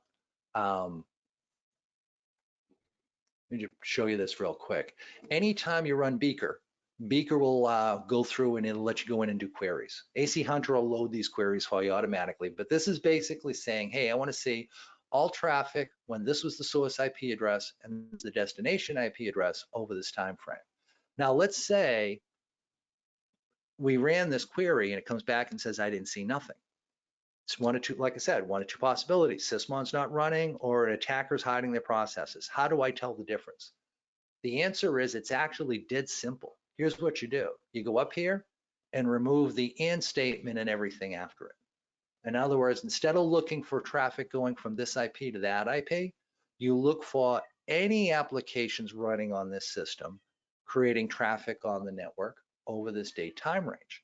Now, one of two things will pop up down here. Either you'll still see nothing, in which case you know Sysmon's not running on that box, or it's going to come back and say, oh yeah, I saw Windows Update going out to Microsoft.com. I saw Chrome going out to Google. Well, now you have to ask yourself, whoa, wait a minute. If I'm seeing Windows Update and Chrome and all these other things talking on the network, but I don't see the one application that created the suspicious pattern, there's only one answer to that. It's a hidden process. Think about what we've just done. For anybody who's gone through forensics, right? Anyone who's like, gone through the forensics process and what it takes to find hidden process, stop and think about this for a second. We can check for hidden processes at scale without taking systems offline, simply by checking to see, do we see a suspicious pattern, and then not see the application being registered as running on that system. If we see that hidden process, take that box off, we know we got to do a full forensic analysis. What I like about that is, so if you do it for the folks who do forensics, maybe you've run into this, maybe you haven't, but one of the problems you can run into is you go in and usually the first thing we want to do is image RAM, right? We want to try and find that malicious code in RAM. So we'll go in and we'll run a tool that will allow us to create an image of memory. Well, those tools do a sequential read of RAM in order to write it out to a file that can be analyzed later. Well, that's different than how most applications read, right? Most of the time, things are kind of scrambled up a little bit in RAM, so you don't get much sequential reading. You can actually, as an attacker, you can monitor for that. And when you see that happening, you know somebody is currently imaging RAM. Somebody is looking for my malicious code. And if you're good at what you do, you take your malicious code, you swap it to disk, you wait until that image process finishes, and then you swap your malicious code back up into RAM again. Now they can look at that image of memory all they want to, and they're never going to find your malicious code. If that scares the bejesus out of you, and it should, because there are people out there that are good enough for that, think about that. If all you did was image memory, you'd never find the malicious code. But here, we know it's there. We're seeing this pattern. We're seeing other applications talking on the network. We're not seeing the one creating that pattern. It's there, it's hidden. And we can check all of our systems simultaneously doing this without taking them offline. Finding hidden processes at scale. That just to me is like freaking awesome. And it's something you can do dead simple with Beaker. All right, let me get back into it here. But I have no system logs. Yeah, like I talked about, you need to fix that. So again, to kind of pull back to where we were. So we're looking for persistency of connection. We're looking for abnormal protocol usage. We're analyzing the internal host, hopefully the application that's creating this connection. We're analyzing the external host. Where is it? What is it? What was the user trying to get to when they get there? Is there a business need that I can associate with that? And now I need to go through and I need to make a determination. Is it safe? In which case now I can create an exception for this type of traffic so it doesn't show up in my future threat hunts. Or is it potentially compromised? In which case I got to push that big red button and we got to go in incident response mode to figure out what's going on. All right, let's talk about some tools. So these are tools that we can use to analyze our network traffic, and they have various varying degrees of helpfulness as part of doing a threat hunt. Sometimes there'll be tools you want to pull out for only a specific purpose. Sometimes they're tools you're going to want to rely on, like your left or right arm, depending upon whether you're left or right-handed, and you're going to use them a lot. The first one for me is TCP dump. What I like about making sure you understand this tool is it's pretty much there in every Linux distribution. It's there in every Unix flavor distribution. There's a Windows version of this called WinDump that you can download and use on Windows. It's not there by default, but you can pull it in there if you want to. It's lightweight, it's great for capturing packets. About the only thing I don't like about TCP dump is what output you get is what you get. In other words, there's a -V switch you can use, and you can do 1V, 2Vs, or 3Vs to make it more and more verbose, but it's always going to print the same stuff out consistently.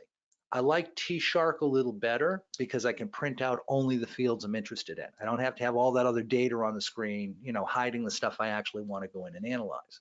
So I don't like TCP dump for doing packet review as much as I used to, but it is really good for capturing packets. It's very low overhead. One of the things you need to worry about when you're doing packet captures with something like Wireshark is the GUI adds a lot of overhead. It uses up CPU time, which means that CPU that can't be used to pull those packets off of the wire, read them into RAM, and write them out to disk, which means you may miss them, which means you might not see all of the traffic if you're trying to do your captures with Wireshark. T-Shark, you won't have that problem. And the script down at the bottom, thank you again, Mr. Bill Stearns. This is something you can have go off as a cron job that goes through and says, grab all the packets that go by and every hour write them out to a file, and the file name is going to identify the name of the host it was captured from and the date timestamp of when this was written. And oh, by the way, while we're at it, let's compress it just to make sure it takes up even less space. So like I said, for looking at PCAPs, T-Shark's kind of my tool of choice. And it's because you can get a nice general summary out of it very quickly, but you can also go in and specify the specific fields you want to use. And being able to go in and drill in on that can be super helpful. So here what I'm doing with T-Shark is I'm saying, read this capture file, and the only field I want you to print out is the DNS query name field. And check for UDP, and I only want to check for it on UDP port 53. Now, I technically don't need this filter, right? So this is a filter. This is saying only print this when we get a match here. When the UDP port is 53, print out this field. I technically don't need that because the only time this is going to show up is in DNS traffic. So it'll simply print out when it can, and it'll print a blank line when it can't. But I'm going to end up with a lot of blank lines in my output, and I might not want those blank lines. So one of the easiest ways to clean out those blank lines is to go in and define a filter that's going to make sure, this field is only available when this criteria matches. Let's see, if you're on a Mac, Little Snitch is 1,000% worth its price in gold. Yeah, Little Snitch is a great tool too. I haven't used that in a while, but it is definitely a good packet capture tool and a good analysis tool. So here's an example of T-Shark going in and just printing out the user agent field. Same type of thing. So again, these fields that we talked about that might be interesting, I can go in and I can pull this stuff out with T-Shark. I can also get this data out of Zeek, but if I don't have Zeek available, T-Shark will do it for me in a nutshell. T-Shark will use up more RAM and CPU to do the same thing. In other words, let's say I have Zeek data and I have a PCAP file and I want to print out all of the user agent strings. Personally, I would use Zeek first because Zeek is going to use far less memory because all I have to do is pattern match on that user agent field. Or actually, all I have to do is print out that column that is the user agent string. Whereas T-Shark needs to analyze every single packet to see if that field exists and see if it's going to port 80 and then print it out when it does. If I ran both of them on two different equal systems side by side, my results will come back from Zeek and 10 times that amount of time later, maybe 15 or 20 times the amount of time later, that's when T-Shark will finish. But if all I got is T-Shark, it's great in a pinch. Wireshark. So this is the packet decoding tool that most of us tend to use. And I like Wireshark, but not for first pass analysis. One of the problems you run into with Wireshark, again, it's that RAM CPU thing. If I have a PCAP I want to analyze, Wireshark needs to read the whole thing into RAM before I do anything. Well, if I've got a large PCAP, and if, again, we're looking at analyzing 24-hour chunks of data going across our perimeter, those can be gigabyte size files easily, if not dozens of gigabytes. To try and load that into Wireshark, think about that for a moment, right? So let's say I've got a 1 gig connection to the internet and I've generated a 25 gig PCAP file that I need to analyze. Well, if I want to use Wireshark, it's going to want to load that 25 gig PCAP into RAM first. How much RAM do I have? If I don't have 25 gigs plus whatever I need for my operating system, I'm going to spend a lot of time swapping a disk. This is going to run really slowly. So one of the nice things about the command line tools is you may not be able to point and click easily, but you can automate them, meaning if you're doing the same check all the time, just put it in a script, run the script, bang, you're done. And it'll read and process the packets one at a time. It doesn't need to read the whole thing in RAM first. So it'll actually be far more efficient in going through this stuff. But if I have a single session or a single specific type of traffic I want to analyze, Wireshark's a great tool for going through and doing that. I mentioned Bro Zeek. So Bro and Zeek are actually the same thing. The tool used to be called Bro. It's now called Zeek. They simply renamed the tool.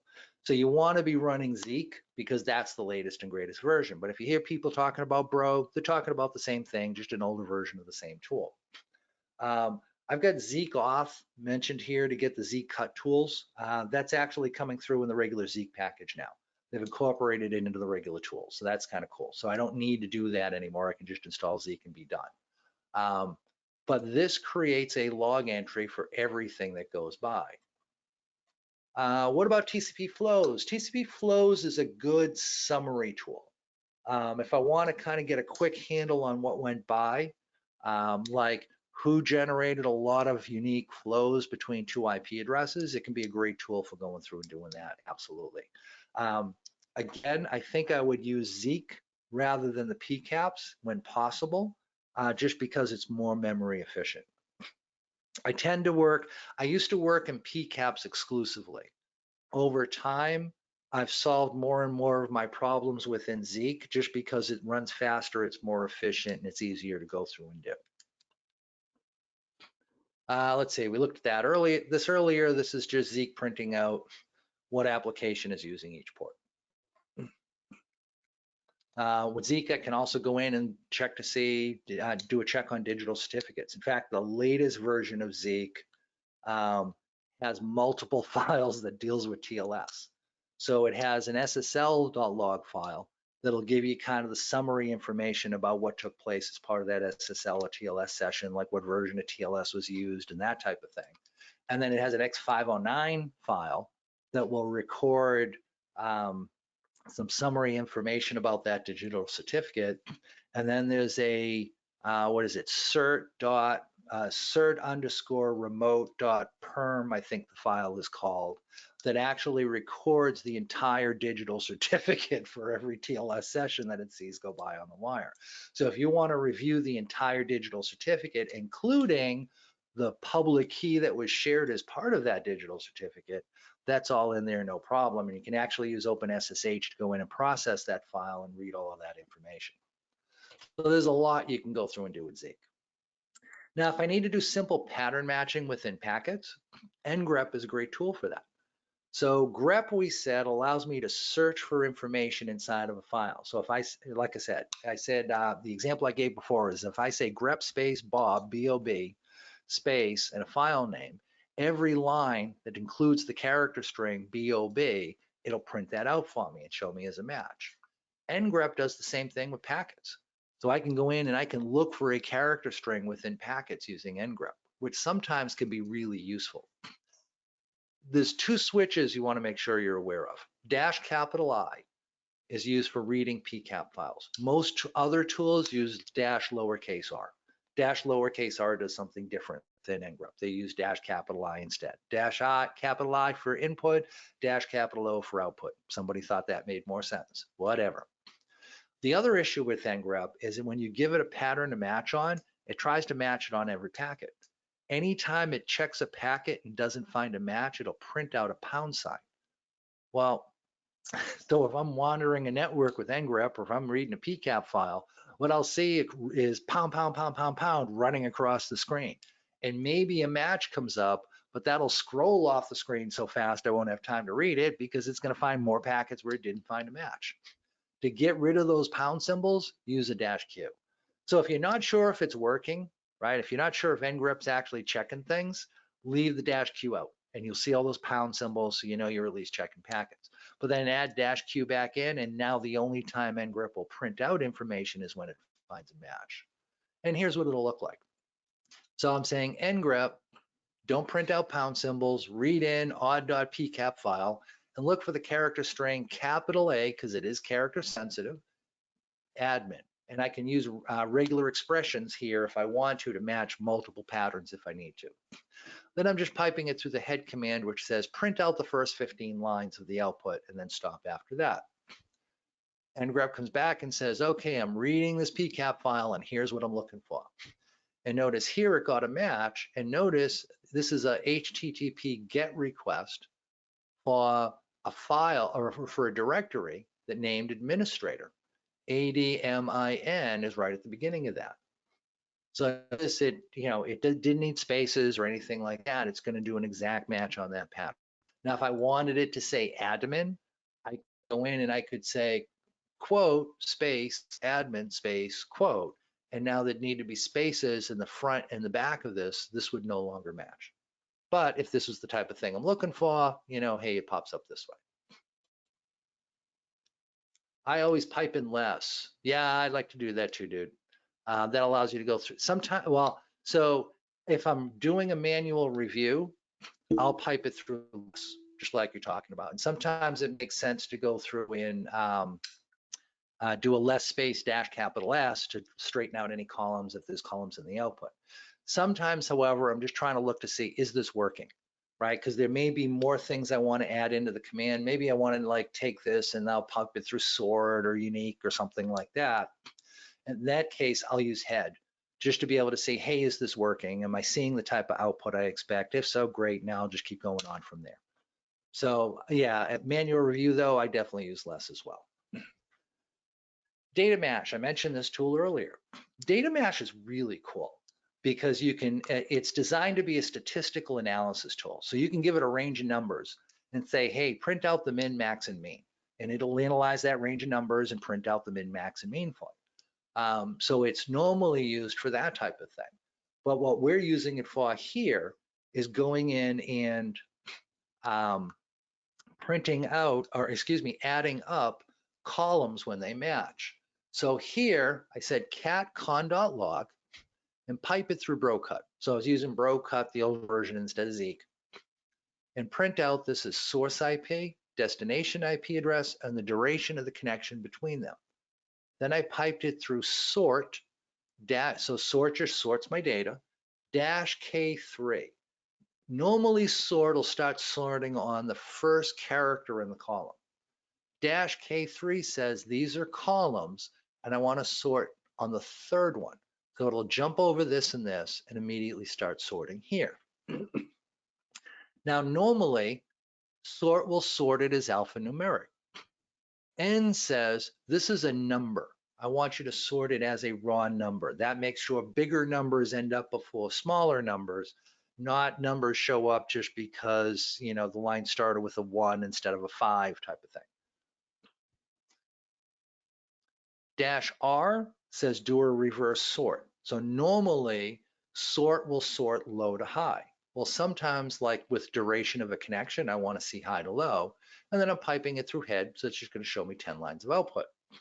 Now notice I have two instances here with this IP address, .1104, connected to this IP address, 221.11. What if I want to add those up? What if I want to look at cumulative communication time? Well, this is where data match comes in. The data match is saying, hey, when column 1 and column 2 match, like they do in this instance here, sum or add up the values in column 3. Add these two values together. So notice this number plus that number equals that number. That's giving me my cumulative communication time. Rita. So Rita is a fun tool. So Rita is designed to look for long connections and beacons. It's designed to do that analysis for you. And it really does make life so much easier. You know, if you think about your typical internet link, you're going to see hundreds of thousands, if not millions of instances where your internal system has talked to some system out on the internet. We need to analyze all of those to see, was there persistency of connection here, yes or no? Let's see, would we substitute bro cut in that last command with Z cut? Yes, yes. So instead of using bro cut here, if you were running Z, you'd use Z cut, absolutely. I need to update the slide, is basically what that comes down to. That's a holdover from when we were using bro instead of Z. So what Rita does is it identifies what's a beacon signal for you, identifies what's a long connection for you. So rather than having to go through those, you know, tens or hundreds of thousands or millions of connection pairs, Rita does that for you and says, hey, yeah, out of those hundreds of thousands of connection pairs that took place yesterday, here's the 5 you need to pay attention to. Here's the 10 you need to pay attention to. And this is a substantial time saver. Rita takes a couple of different types of input. It'll take NetFlow, it'll take IPFix, but for folks who were on for pre-show banter earlier, you heard me complaining about those protocols because they're very loose. They don't have a lot of controls built around them. And I said one of the things we ran into is we'd have some tools that would log the time of a connection as being when the SYN packet was sent. Others would log it when the connection was actually terminated.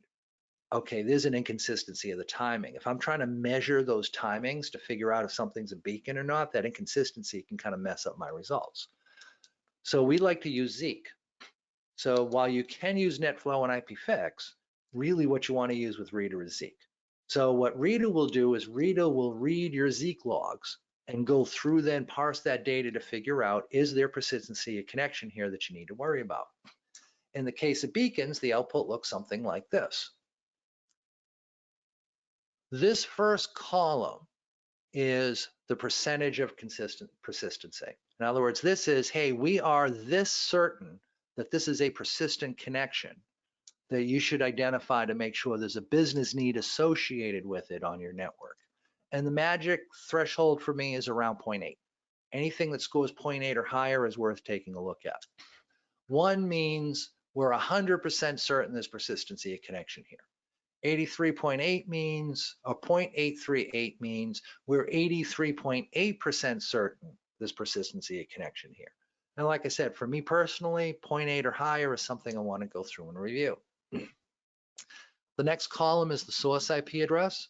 The next column is the destination IP address. The next column is how many connections took place over this time period that you're analyzing.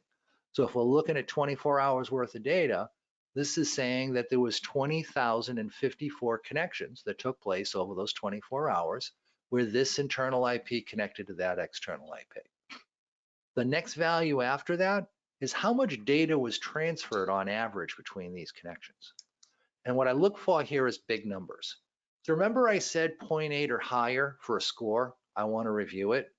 Well, what if I get a 0.7, but I'm averaging 100 megabytes worth of data getting transferred each time?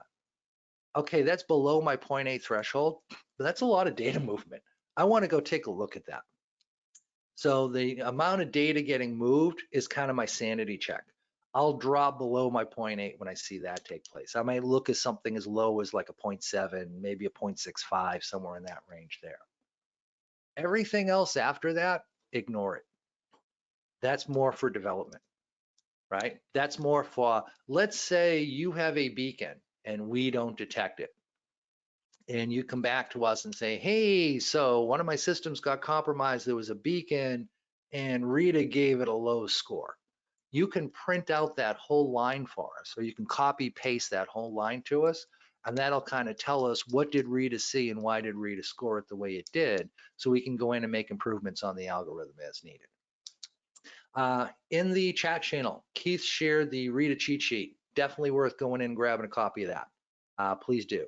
So that gives all the Rita commands you can go through and use. It's a really helpful tool. I actually use it myself. Rita can also go looking for C2 over DNS. So remember we said one of the things we want to look for is an unexpected number of unique queries going out to a domain. If I look at my top line here, simru.com, I think that's how you pronounce that, we saw 227 unique fully qualified domain names queried, 502 queries in total. Okay. If I don't recognize that name, that looks really suspicious. Now, I do recognize that name. This is actually a service that takes your DNS queries, hands it off to them to see, is this on any known blacklist? So it's basically like it'll integrate into your DNS to do threat intel checks. To me, that was more useful 20 years ago, but whatever. It's there as an available service now, but this is a potential false positive that you could run into. And then this Passer. Passer is an awesome tool. So this is, thank you again, Mr. Bill Stearns. No, honest, Bill does not pay me money to say good things about him, quite the opposite actually. But he has just done so much for this community, including Passer. So what Passer does is Passer will go through, monitor your network, and extract out all sorts of useful information about what's going on that you may not have known about. So for example, let's say a system's got an open listening port. Passer will let you know that port is open and listening based on seeing other IP addresses going and communicating to that port. It'll also go through and try and identify what is that system, what's it running, what type of hardware is it. That can be super helpful too, you know, and kind of figuring out what's there running on my endpoint. So for those environments where you don't have a lot of visibility into the internal side of the network, remember we talked about that. Hey, if you go to IT and say, I need to know who's using this IP address, and they're saying, maybe I'll get back to you by the end of the day. One of the things you can do until you can get host logging and everything else in place, start running Passer and start monitoring some of your collision domains. This will go through and start identifying what's running on each of those systems and what's going on. It can provide some great visibility. All right, and I am going to set this up, but then we're going to take a break. This is our 20-minute break, and when we come back from our 20-minute break, we'll actually jump in and start doing the labs. So this is a hands-on section. When we go through this, we're going to go through and I'm going to give you a problem, and your job is to try and solve it. Basically, these are all going to revolve around doing threat hunting. Here's what I want you to do. If you've attended this class before, if you've been in the class before, if you feel like you're a seasoned threat hunter, when I give you the problem, go try and solve it. So for example, the first problem I'm going to give you is find long connections. I want to know the top 10 longest connections between a private IP address and a legal IP address that took place. And I also want to know the top 10 cumulative time. So let's say you're a seasoned threat hunter. Look at that problem, and based on that problem, go look in the Lab 1 directory and what data you have available to you and go solve that problem, right? And just jump right into it and go. Now, let's say you see that lab question and you're like, dude, I haven't done threat hunting before. That's why I'm here. I don't even know where to begin or what to do next. The next slide after where I define the problem is the hint slide. So you can go to the hint slide, and that'll give, it won't give you the answer, but it'll help point you in the right direction, right? So if you need to be going north by northwest, it might kind of say, hey, so here's kind of this north direction that might be kind of fun for you type of thing. And then that might give you some clues to help you go through and solve it. So if you've attended this class before, but you're not doing threat hunting all the time, a little bit of a hint might be enough to be able to take it from there. Let's say you look at this and you're like, dude, I've never even decoded a packet. Everything in this class for new is new for me. I'm kind of lost. Great. If you go through the problem, if you go through the hints and you're still not sure what to do, the next slide after that is the commands I want you to run. Go in, copy the command, paste it. What output comes back? Look at that output. Figure out for yourself, how does that output solve that problem that you were given? And then after that is the actual answers, where I explain what to do and how to do it and the whole bit. So what I've tried to do here is gauge this so that anybody can go through and do these labs. You can be just starting out, and there's enough stuff here to help you out to get all the way through it. Or if you're seasoned, you can take just a smaller chunk of information and try and solve the problem from there. I want you to work at whatever level is comfortable for you. So we're going to take a break. We will come back at 20 minutes after the top of the hour. And when we do, we're going to go through and start jumping into the labs. So get your VMs, racers, start your VMs, and we'll come back after 20 minutes. And when we do, we'll immediately jump into doing this first lab. I'll talk to folks then.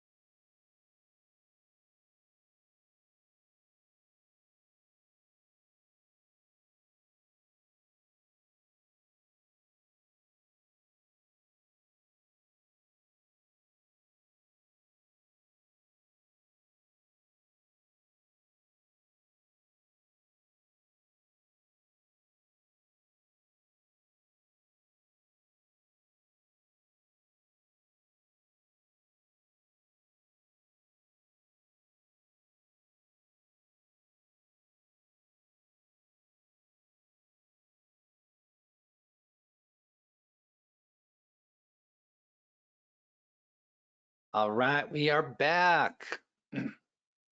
So as I said, we're going to jump right into doing the labs. So as I said, there's going to be 3 different things I give you. I'm going to give you the problem. So read that, think you know what to do, just jump in. And if you read the problem and you understand what it's saying, but you're not sure where to go with it, go to the section. That'll be the next slide after. If you go through the hints, still not sure what to do, after that, I'll give you the commands. And then after that, I'll give you the actual solution themselves. So all the lab files are already on the virtual machine. So if you ran the install script, downloaded the VM, whatever you did, go to the home, thunt. We'll be working in the lab 1 directory first. So CD into that directory. So let me show you that real quick, just for the folks that are new. So you will start here, and you'll see if I type in ls, that lists out all the files. So you'll see something like this, and then just cd space lab 1 ls to list out the directory settings. Here's what we have. So we have a PCAP file. So we have a trace of all the data that went by, and we also have all files, and all these log files are my Zeek. And I mentioned I can do something like a ls space con.log. So for the folks that are new, so I typed in con, just enough to be unique versus any of the other file names. Hit the tab key and it auto completes it for me. And then this will show me the context of what's inside of that file. You can see all the different data that's in there. Okay, so that's some stuff to get you started. Login name, thunt, password is all your base will belong to us, like we talked about. First letter off of each.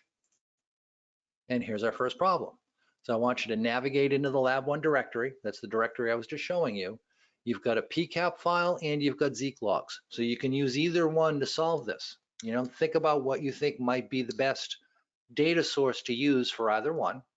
And I want you to identify the 10 longest connections between a private IP and a legal IP.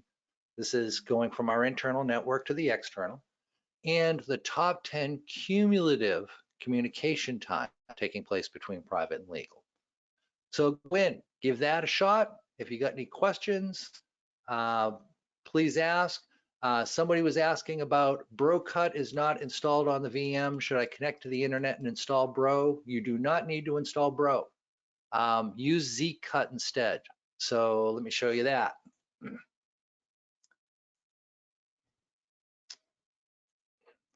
So if I say cat con.log, it just prints out all the information in that file. Let's say I only want to see the source and destination IP address. I would then pipe that through Zeek, and I would use the column titles for source IP and destination IP. So source was id.orig_h, destination was id.resp_h. And now Zcut will extract just those fields out. So now if I hit enter, there's all my data going by. There's my source and destination IP address. So use Zcut instead of BroCut. I apologize for that one slide that said BroCut on it. I need to get that one updated. So we're going to use Zcut when we go through and do our labs. All right, I am going to go off mic for a little bit, give you a little time to work through this, and then we will go through and cover it together as a team. Any questions, please just toss them into Discord.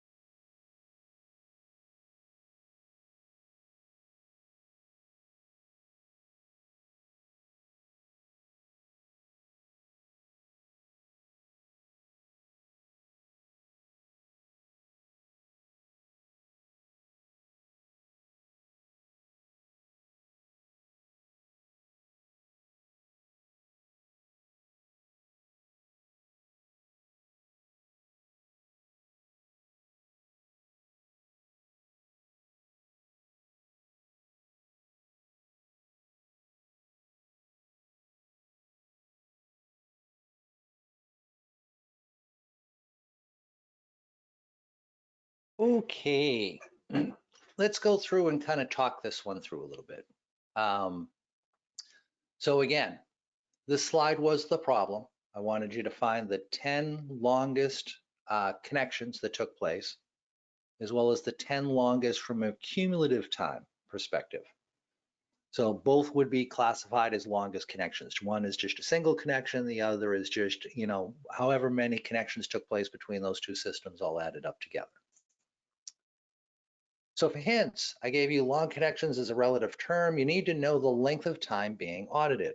So this is something I didn't get into earlier. I kind of threw a curveball at you with this one.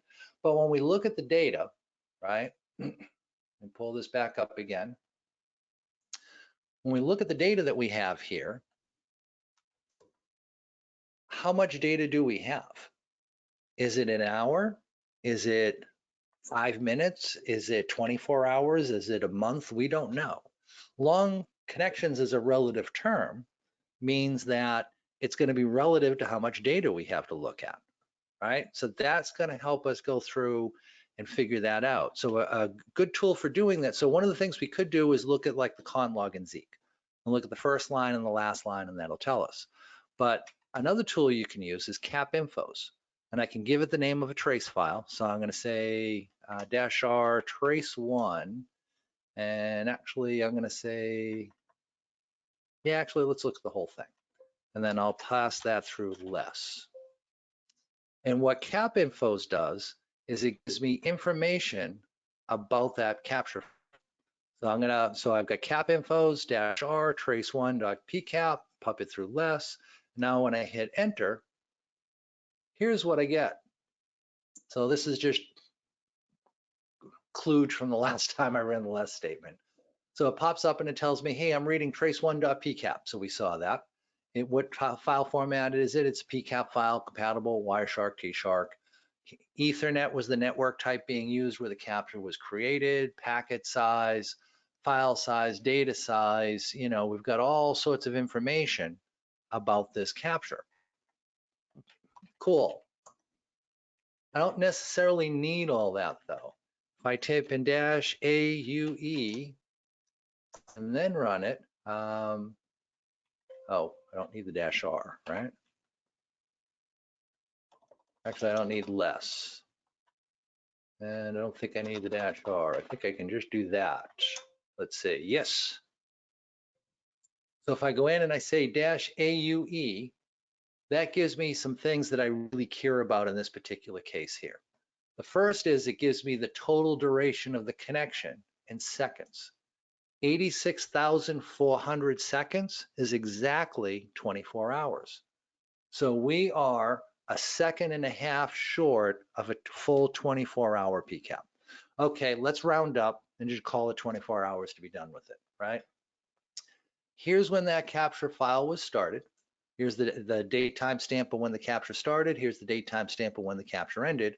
And again, it's about a second and a half short of that 24-hour period of time.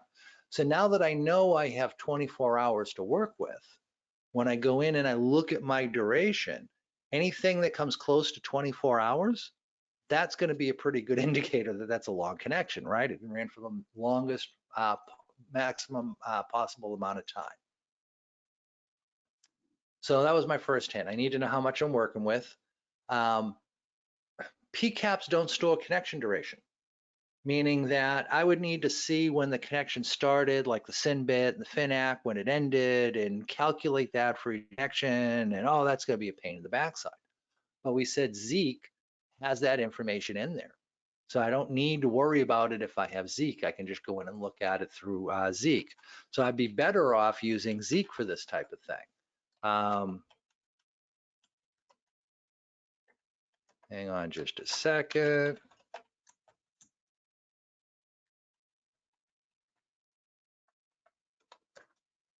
There we go.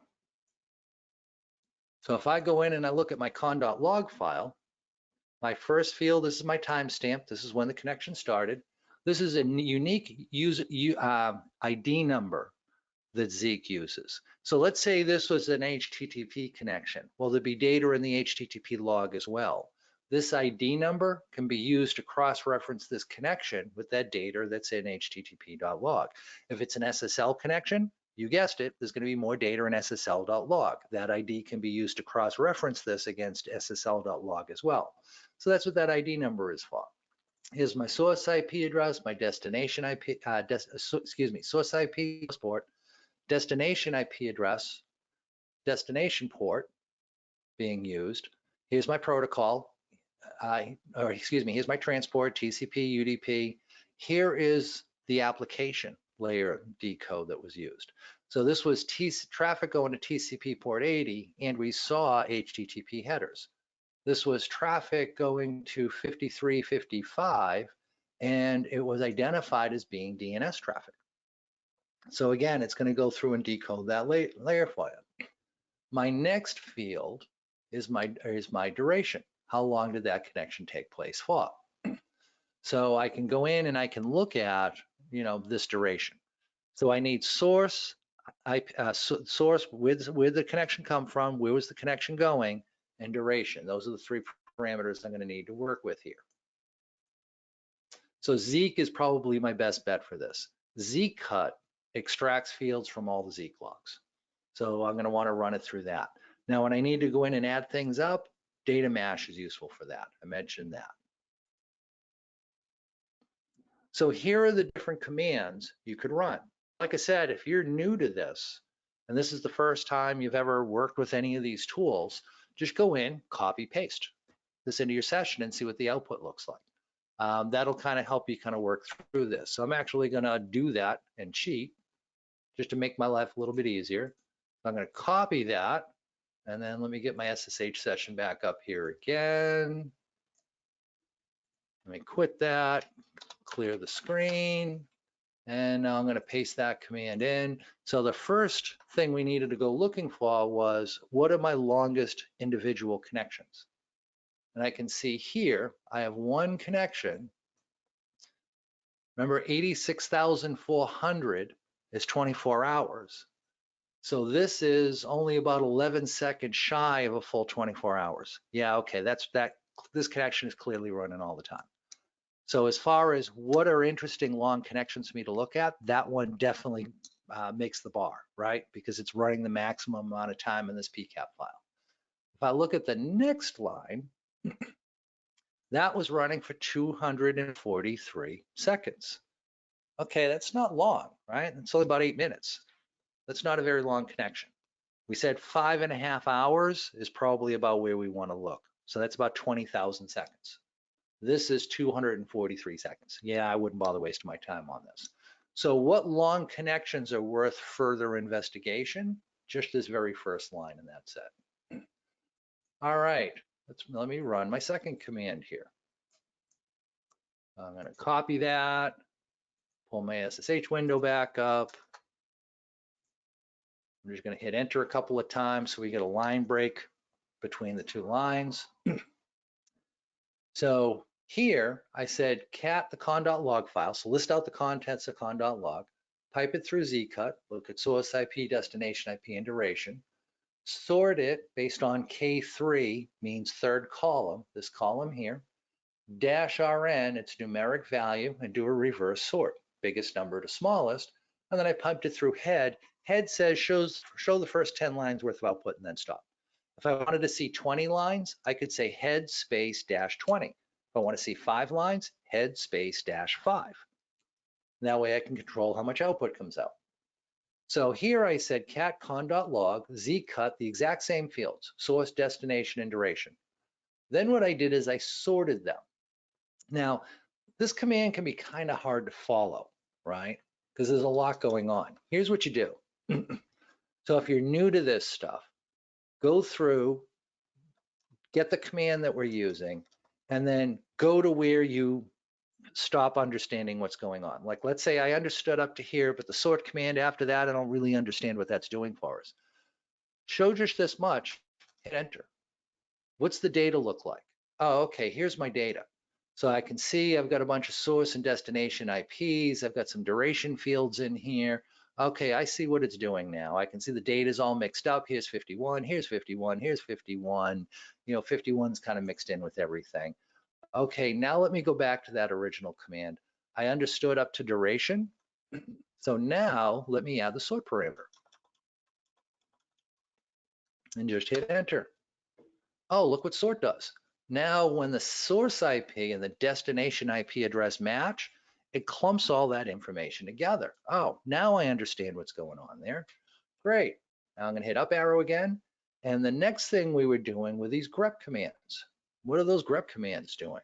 Well, remember we said the caret $sign deletes blank lines, and the dash says anytime the connection time was 0. So let me see if I can't find an example of that.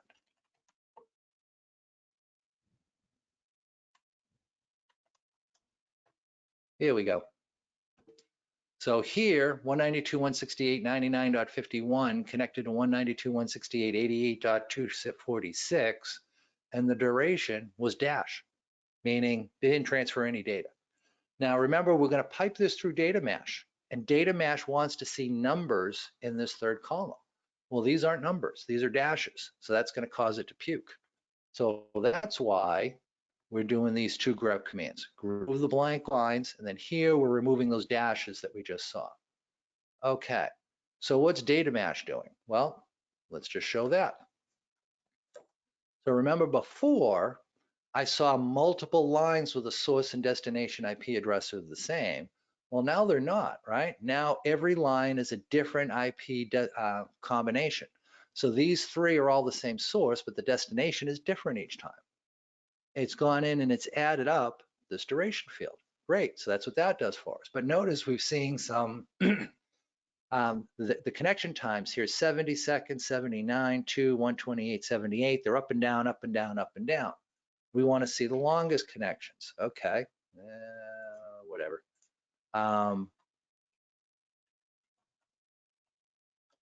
Oh, Windows, sometimes you make my life sad.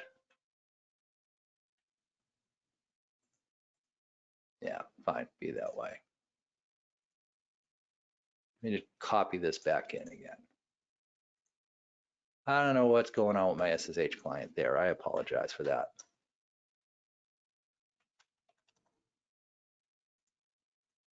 Okay, so next, I'm saying sort-K3 RN. What does that do for me? Well, if I hit enter, oh, look, now all my durations are sorted, right? And it's sorted from highest to lowest. I can see I consistently start high in duration here, drop down lower, lower, lower. That's what it's doing.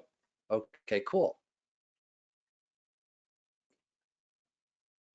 So now if I look at the whole command,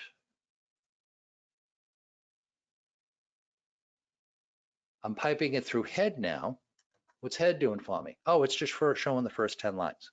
Because really all I care about are the biggest ones, right? The biggest values. So again, if you're new at this and these commands look a little weird to you, every time you see that straight up and down line, that's a break from one command to the next. So you can run everything, delete that break, run everything that was before it, and see what the output of that command does. That may help you kind of get your brain around what is each command doing as it's passing the data from one command to the next. All right. So that is that.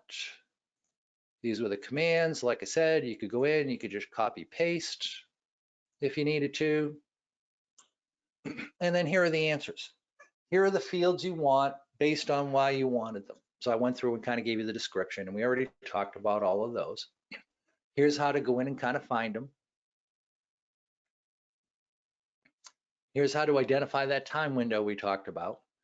By the way, CapInfos has a maximum. I think it's around 50 gigs. If you're trying to read a PCAP file bigger than 50 gigs, CapInfos can puke on you. If CapInfos won't give you this data, thank you, Bill Stearns wrote this little script, this little command here you can run. This will just run TCP dump out against the PCAP. TCP dump only loads packets as it needs them. So the fact that it's a 50 gig file, it won't care. It's just going to process them packet by packet anyway. And this will print out the timestamp for the first packet and the timestamp for the last packet. So now you get to see where the PCAP begins and ends. That'll give you the information you need for your duration. Longest connection, we talked about, there's just one. And then when we went in and looked at cumulative time, notice that with individual time, we were immediately down to, 4 minutes being our second longest connection times. Everything after the first one was 4 minutes or less. But when we went cumulative, we've got some entries in the thousands of seconds. Not quite the 20,000 seconds we talked about that we want to make sure we look at, but certainly we can see some of these connections happen multiple times and start adding up. By the way, if they do this a lot, they're also going to look like a beacon. So you may end up catching them there too. But we'll talk about that one more later. All right, let me check Discord real quick. Happens to me all the time, LOL. Yeah, I hate it when Windows does weird stuff. Add dash C for context, yep, could do that. Surprisingly, I got it correct. Rick, nope, it's not surprising. That's cool. Let's see what else we got. Am I the one having voice problems? I don't know, although I have voice problems sometimes too. 50 gig PCAP file. Yeah, and I've seen even bigger than that. When you start talking about grabbing every packet off the wire, they get large and quickly. Let's see. Seems reasonable, especially if you dump or mirroring from a core router port. Absolutely, dude. If you're having problems with data mash and valid numbers, this may be due to your VM not using the expected numeric format. Try setting, okay. Yeah, if you've gone in and made changes in the VM, that may happen to you. If it's the class VM, you shouldn't run into that. But yeah, if you're in using different country codes, that may choke this. I honestly did not test that. I was close, but I messed up sort. Noob man, that's awesome. That's better than I did my first couple of times trying this. So you're already ahead of me. No worries. All right. So we had a longest connection that showed up, and I'm grabbing the second one. It's not the 20,000 seconds we talked about, but hey, let's look at more than one thing, right? Let's not make this too easy. But again, we've got like 3,000 unique connection pairs that took place in this file. We very quickly brought it down to the one, maybe two if we stretch it, that we need to actually analyze. That's a ton of time saving there. But here's what we want to do. Let's investigate these two IP addresses. So there's a couple of ways we can do this. We can use the host parameter. So if I say host space and IP address, that will identify the PTR record associated with it. That might give me useful information. The other thing I can do is I can use outside resources. There's a ton more than this. If you have a favorite you like to use, please throw it into Discord and share with other folks. But Abuse IPDB and ThreadCrowd are really good at producing useful information, useful content. So what you want to do is you want to go to one of those links on your host system, not from the VM, but from your host system, and then feed in each of these two IP addresses. See what it comes back. Based on what it's telling you, are you moving towards, I'm feeling like it's compromised, or are you moving towards, am I feeling like this might actually be safe? I want you to kind of, identify that as part of each of these two IPs. So let me give you a little bit of time to work through this, and then we'll come back and we'll talk about it. This one should be a quick lab.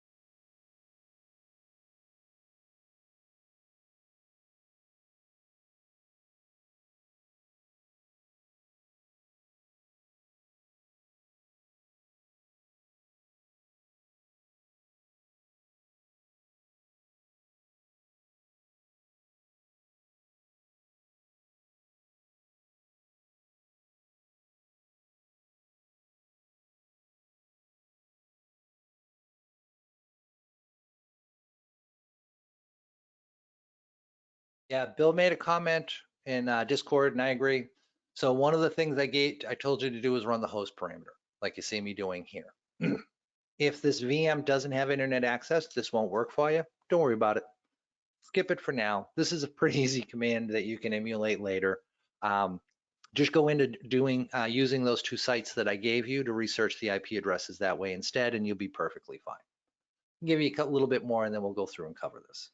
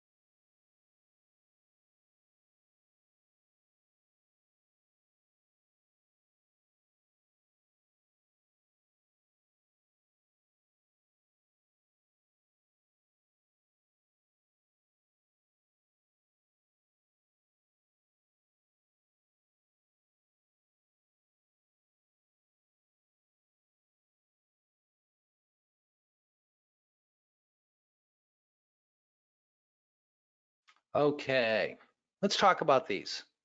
I want to make sure I cover these before we actually get to the top of the hour and take a break. So the first thing I asked you to do is just run the host command. So what the host command is going to do is it's going to do a reverse lookup on that IP address to see is there a fully qualified domain name associated with it. That doesn't mean this is what the user was trying to get to when they went to this IP address. It might mean that, but it's not a guarantee. But it does sometimes help you figure out what domain might be, managing that IP or something along those lines. So here, when I did this host lookup, it came back as demo1.aihosted.com. So let's say I look at that and I say, what? I have no idea what that is. Well, one of the things I can do is just simply copy out the domain part of it, pop that into my web browser to see, okay, where does that go? Oh, to Active Countermeasures. If Active Countermeasures is a business partner of ours, let's say we bought software from them or something like that, we can say, okay, I can understand where that connection's coming from. There might be a business need here. This one's probably okay. If I look at this and say, I have no idea who this is, or it doesn't resolve to anything, now I know, yeah, that's a little bit more suspicious to me. This may be something I want to be concerned about. So again, I wouldn't completely rely on it, but that does at least help get us some information. And when I did a host lookup on the 52 address, I came back with nothing. So then what I said was use 2 links, Abuse IPDB and Threat Crowd. So with Abuse IPDB, I went in and I pumped in this 167 address. This is the one that went out to demo1.ahosted.com, which it's identifying that, yep, that's associated with that here as well. So there's an A record to it. And it's in DigitalOcean. Ooh, let's see. Somebody says we're bad. Hacker BJ. Oh, there's a name I want to trust, right? Is saying it's DNS compromise, poison, fraud, open proxy, web spam, VPN IP, hacking. Oh, we're doing all sorts of bad stuff with this. Anonymous. Hey, there's another name you can trust. Check IP addresses for attacks. DNS compromise, DNS poisoning, email spam, web app attack. Okay, so anytime I start seeing unrelated multiples like that, that usually tells me this is a bogus record, right? Look at all this. If it was doing all this, the provider would have very quickly taken it offline. If the system's still there, yeah, it's obviously not doing this. This is somebody who probably just doesn't know what's going on. So that's that one. Now I can also go in and I can search for that second IP address we found and see what that comes back to. So I'm going to go in and I'm going to put that one in. Oh, hey, look, it's almost like I've searched for it before. And this comes back to, you guessed it, Microsoft. Now, oh, hey, look at this. Hacker BJ doesn't like them either. What do you know? And Chill Scanner also doesn't like them. Port scanning. Hey, I found a special knowing that Hacker BJ did a false positive on us as well as Microsoft at the same time. That's good to see. So, you know, I feel like we're in great company with that one. Oh, look at that. Internet of Things targeted. We're targeting IoT things. Come on. So yeah, so I wouldn't trust either one of those two reports, but at least now I know there's some Microsoft stuff. Sometimes you get useful stuff down here. You know, this is saying, hey, I'm getting probed on port 49,152. Maybe Microsoft's trying to connect to hosts on that host. I might want to go check my firewall log, seeing if I'm seeing something similar to that. So that was the first one. The next one was threat crowd. So let's start with that second IP address first. So that's this one. And threat crowd shows me this. So there's a couple of things here that are helpful. One is it'll show me other related records to the one that I'm currently researching. So this IP address has been associated with windows.com, hotmail.com, client.wns.windows.com. Okay, those are all Microsoft related, right? Windowsupdate.org, I don't know about that one. Microsoft Windows Update.net, yeah, okay, definitely that one. Those are all associated with Microsoft. So now I can start feeling like, yeah, this might be a Microsoft controlled address. This I love. So this goes through and gives me, hey, this IP address, this fully qualified domain name resolved to this IP address on this date. Now notice the consistency of windows.com. So what I like about this record is that it's always showing it being associated to Windows. So that tells me, yeah, okay, this is probably just a Microsoft connection, you know, Windows calling home type of thing. I probably don't have to worry about that. Now, if I go to and check out the second IP address, let's see, let's go back. I'm going to feed in that second IP address instead. Search that. Well, it's only been associated with this, and that's the only thing that's ever shown up. In other words, I'm not seeing other names associated with this IP. So one of the things I like to look for is consistency. If that same domain has managed that IP address for a long period of time, that makes it a little bit more trustworthy to me versus, let's say I saw 10 different domains listed here over the last year.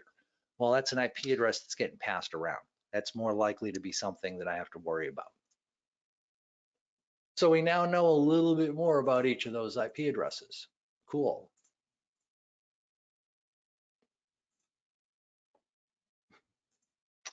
So here are my hints. Here's what we got back for data. So this looks a little different than what was there. Keep in mind, this gets dynamically updated. So when I did this screen capture, this may have changed since then. So the 52 address looks like a Microsoft system calling home. Can we verify this? In other words, what's in con.log to see if we can run down whether this is actually a true Microsoft connection or not. So here's what we're going to do. We're going to take a break because we're already run over time. So we're going to break until 15 minutes after the top of the hour. And when we come back, we're going to start poking around in our log files for this IP address to see what kind of traffic was being generated and is there anything in that data that might help us feel more or less like this is just normal Microsoft traffic. So let's take a break for about 12 minutes. We'll come back and we'll cover that. I'll talk to folks then.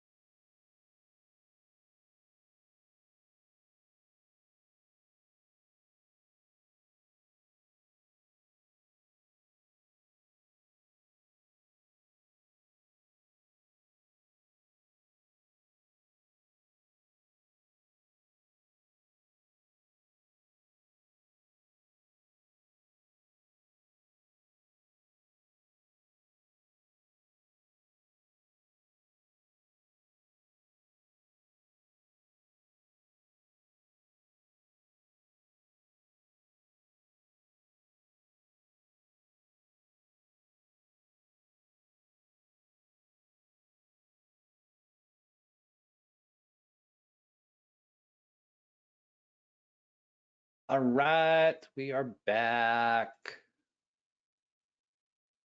So first of all, I had a typo. I apologize for that. So this IP address, 52.179.219, in your PDF of the slide says .24. It should have said .14. So I apologize for that.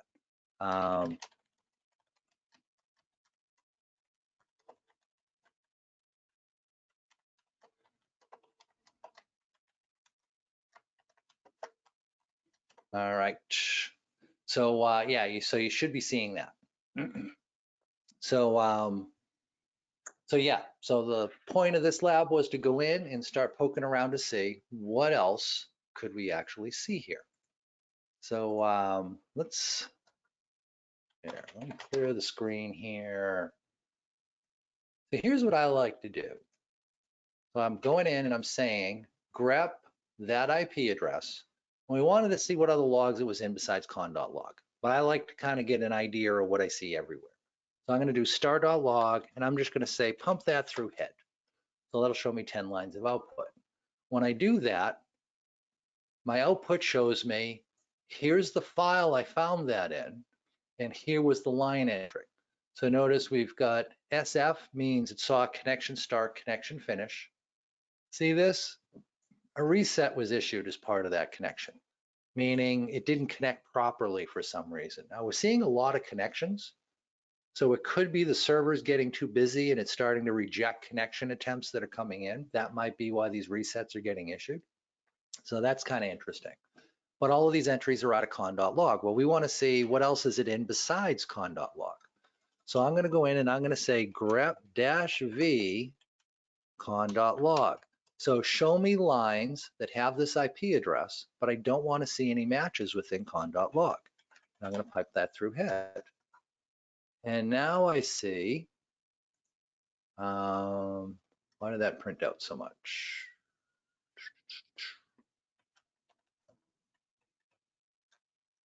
There we go. Let me cut that down a little bit.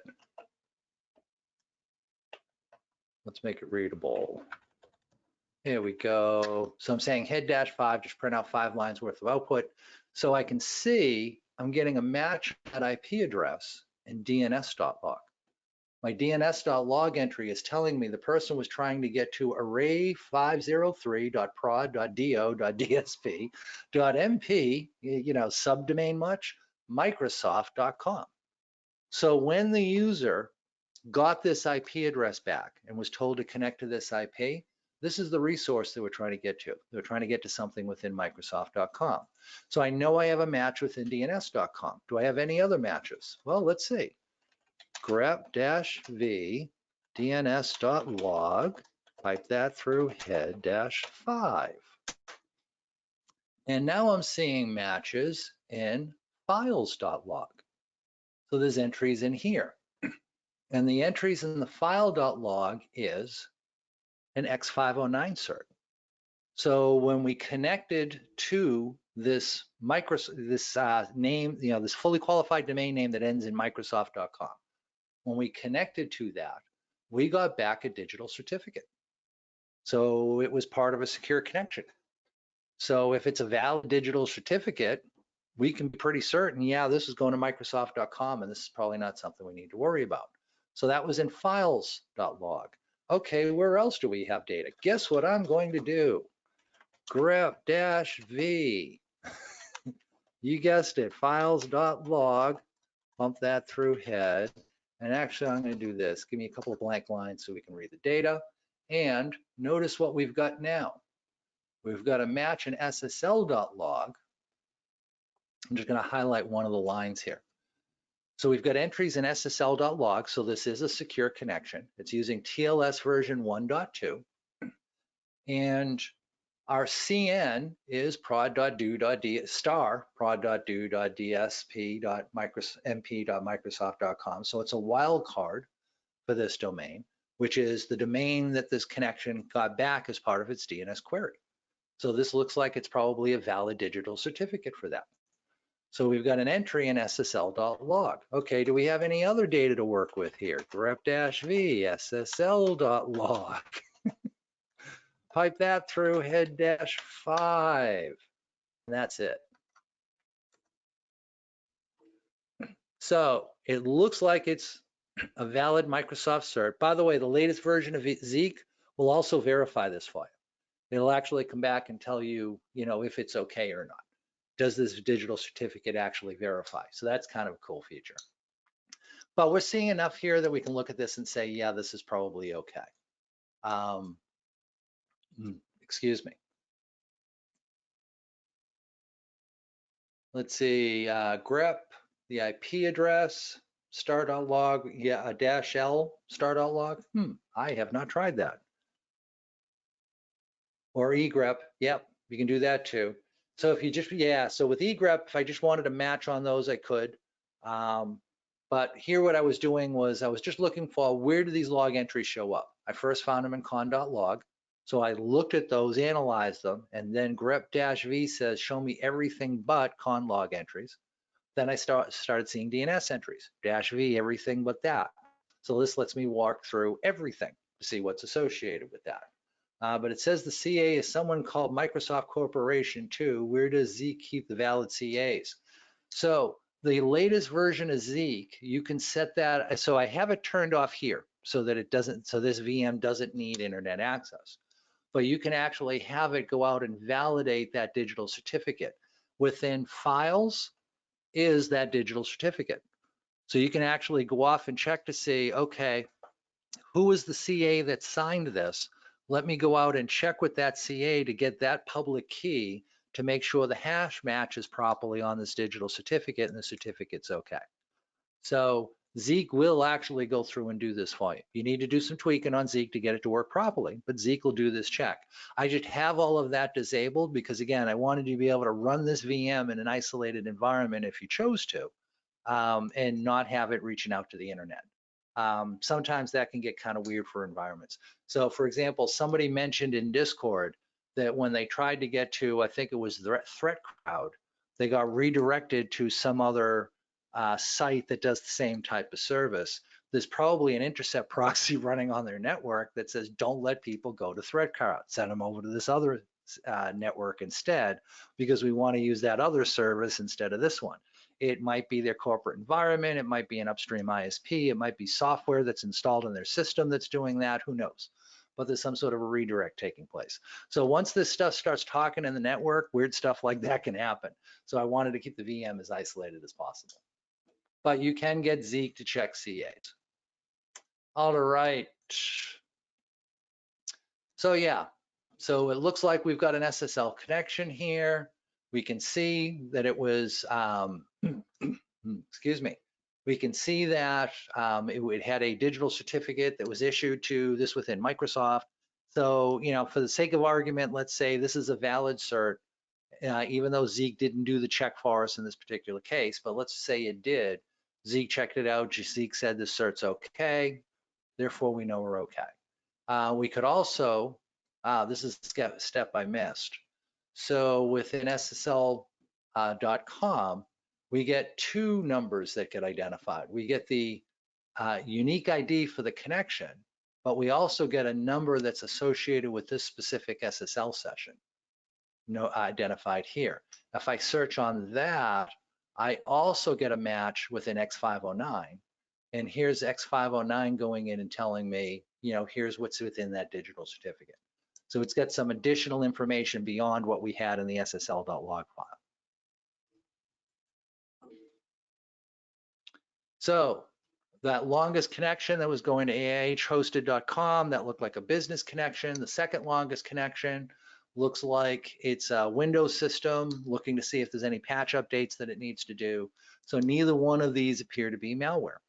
So what we would do if this was a corporate environment was we would come up with a way to create an exception for these. So we may go in and create something that says, hey, if you see, beacons going to this IP or whatever, don't bother taking a look at that. Or if you see long connections going out to these IP, don't bother analyzing that. We've resolved that in the past. These are considered business acceptable. Don't worry about that. So next, we want to go look for beacons. Now, I'm going to be honest with you. Looking for beacons manually, pain in the backside, absolute pain in the backside, because there's two ways we can look for beacons. Remember, timing and session size. How do we look for it based on timing?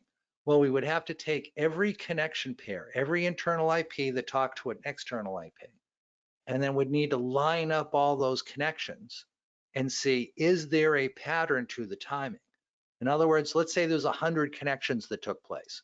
If the 100 connections took place in 30 seconds and then don't appear again for the rest of the 24 hours, it's a busy connection, don't worry about that. But if those 100 connections are spread out so that they're taking place like every 15 minutes throughout the course of the day, oh, that's definitely persistency. That's a beacon. I need to pay attention to that. So we would need to figure out how to extract the timing off of the start of each session and compare them to each other. And doing that on the command line, that's not easy. Not easy enough that I'd want to try and introduce it into a lab. So we can't manually, for the sake of this class, we can't analyze beacons based on timing. Now, one thing we could do is analyze them based on session size. So I could take all of those connections between those two IPs and see, is there a consistency in the amount of data that's getting transmitted? Remember, we talked about the heartbeat of a C2 signal, that checking in, do you have anything for me to do? No, go back to sleep. We could go look for that. And if we spot that, hey, that might be an indication that this is a beacon. This is something worth paying attention to. Now, here's the problem.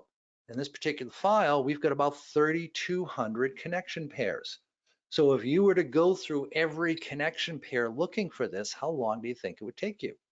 Days, weeks, more time than we really want to spend, right? So for the purposes of this lab, what we're going to do is we're going to look for, hey, did any of my internal IP addresses connect to a host on the internet thousands of times? You know, something north of 1,000. If so, that's worth analyzing for a beacon. Now, I want to be clear, this is not the best way to go looking for beacons, because we'll only catch beacons that generate thousands of connections per day. What about the low and slow that are only can generate like 100 connections in a day? Well, we would completely miss those, right? So this isn't the best way to go through and do it. But I at least wanted you to show you the process so you can kind of understand what tools you may buy might do in the background to kind of figure this stuff out. So here's what we're going to do. We're going to use the same data file as last time. So we're still in the Lab 1 directory. I want you to identify which internal IPs are connecting to external IPs most frequently. So I need to look at the source and destination and how many times did those connections take place. Then what I want to do is I want to look to see, do I have situations where there were thousands of connections in a day? And if they were, mark that connection pair as one I want to analyze further. Next, what I want to do is I want to look at how much data was transmitted as part of each of those connections. And is there a consistency to that data size? In other words, let's say we were looking at somebody checking email, right? Let's say that went off thousands of times a day and we're checking that. Well, email is going to vary a lot, right? Because sometimes your email message is just one word. Sometimes it's got, you know, a whole forward string attached to it. Sometimes there's, you know, Word or Excel documents attached to it, or PDFs, or whatever the case may be. So those sizes tend to be all over the place. We're looking for consistency here. So we want to see if we've got a consistency in the transmission size. So step one, identify the number of times two IP addresses talk to each other. If it's more than 1,000, mark that. Then go in and analyze how much data was transmitted and see if there's a consistency there. Now, when we analyze the amount of data transmitted, we can look at how much data the client, the source IP, sent to the destination IP, or we could analyze how much the destination IP address sent to the source. I like to use source talking to destination. Why? Because the source tends to be my internal system. How much data my system is sending out to the internet means more to me than how much data is the internet sending to my system. So I tend to look at original bytes when I go in and look at that. All right, let me give you a little bit of time to work through this one. Any questions? Go ahead and throw them in Discord. I am going to go off mic for a little bit.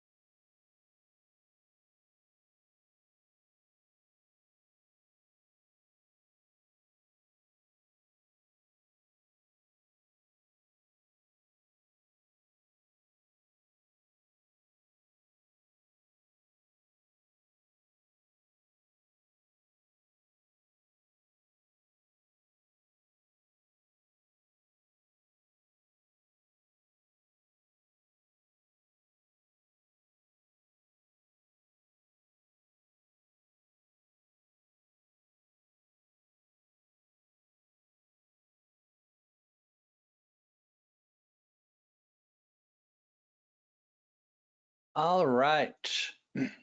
So I'm going to go through, let me go through and get this started, because getting this started can either be really easy or really frustrating. Because the first part of this was we need to count up how many times did each internal system connect to an IP address out on the internet. And like I said, that can either be easy or hard depending upon how versed you are with all of this. So we need to count up the number of connections. That's obviously going to be in con.log, because con.log keeps track of all connections that take place. So the file I want to work with is con.log. Now I need to figure out what data do I need to see. So what do I want to Z cut out of it? Well, I want to see how often does the source IP address talk to a specific destination IP, right? So I want to see the source, that's id.orig_h, and I need to see the destination, id.resp_h. So let's just look at that data for now. And I'm just going to pipe that through head just so we only have to look at the lines. So that data now looks something like this. Okay, cool. So here, notice I've got 51 talking to 238. Here I have 51 talking to 238. So I want to see how often does that happen. So here's what I'm going to do. So I'm going to go through, and first I'm going to sort this data so that anytime the source IP address and the destination IP address is the same, they end up one line after another. So just to kind of show you what that looks like, it's going to look like that. So now I say, okay, great, those are lined up. And now I don't need to see each individual line. I want to go through and I want to count up how often is the source and the destination the same. Well, I can use unique for that. So unique by default is going to go through and just show me one line entry for each. Notice here I had .10 going to 251 multiple times. Well, here it just shows it to me once. That's it. Well, okay, I only want to see it once, but I know how many were there before, right? I don't want to lose visibility on that data. Well, unique can do that for me too. I can say unique-c, and now it'll count it. So now I get how many times was that line seen when it was collapsed down to a single line entry. Cool. So here's the data I need, right? 2 is how many times this IP address went to that IP. 288 is how many times this IP went to that. So now the only thing left to do is to go in and say, sort that. And I want to sort starting on the first line. And I'm going to say -rn. Let me just do -r for a second, just to show you what that looks like. So why is n important? Because if I don't use n, it sorts it alphanumerically. So notice it thinks, if we go from bottom to top, it's saying 4, and then 47, and then 5. Well, wait a minute, 5 is below 47, right? Well, not if you look at it alphanumerically. So we need to tell sort, no, these are numbers, process them as numbers. Don't just look at which value is higher than the last one based on the first number you say. So that's where my -n comes in. So now when I say -rn instead, boom, there's the data I need. So we said we want to pay attention to anything over 1,000. Well, I only have one line that looks like that, this very top line. So now I need to look at how much data did .51 send to .238, and is there a consistency there? So there's another field I need to pull out of con.log. I'll leave it to you to go kind of look at that. But a lot of the commands I just used to sort it, unique it, and all that other fun stuff, that'll come in handy as part of that too. All right, I'm going to give you a little bit more time to work through this one.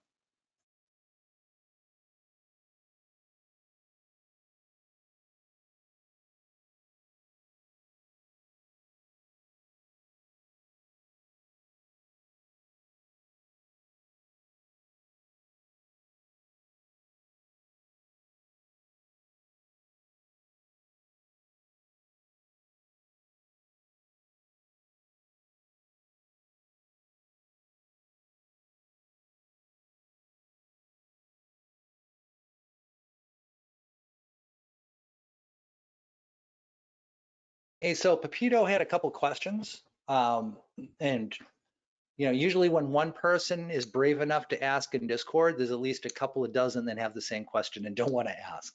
So I'm going to go through and kind of answer these. So the first question was, in a real environment, where would you recommend to be doing the packet capture for threat hunting? Good question. So the answer is, you want to be able to see all the traffic going from your internal network to the internet. So one of the things you may want to refer to is a network drawing that identifies what does your internet connection look like.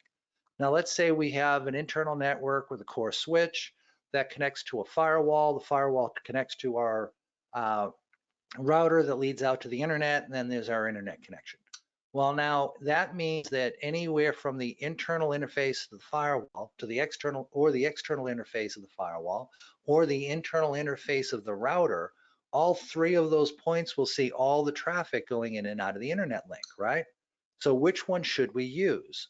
Well, if we use the external interface of the firewall or the router, everything has already gone through network address translation. It's gone through NAT, right?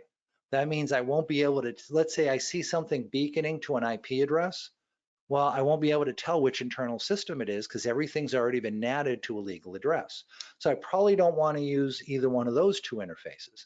But if I monitor on the internal interface of the firewall, now I get to see the private address being used by each system as it tries to get to the internet. That's the ideal place to do my monitoring, internal interface of the firewall. Now, the second question is, how do I monitor that? That really comes down to my environment. Most switches, if they're a managed switch, will allow you to set up what's called a span port or a copy port or a mirror port. Different vendors call it different things. But basically, it's a way to copy all the traffic that's going in and out of one port and send it to another. So I might plug in Zeek to listen on port 20, and my internal interface of my firewall is, let's say, on port, let's say it's on port 10, so the firewall is on port 10, Zeek is on port 20. I'd go into my managed switch and I'd say, hey, all the traffic going in and out of port 10, send a copy of it to port 20 as well. And now Zeek will see all that traffic going in and out of that interface. Now, if I don't have a managed switch, maybe what I use is a device called a network tap. What a network tap allows me to do is basically plug in between the switch and the firewall. So instead of two cables, or excuse me, instead of one cable going from the switch to the firewall, there's two cables and they both plug into a device in the middle. And I can tap the network and pull the packets off that way instead.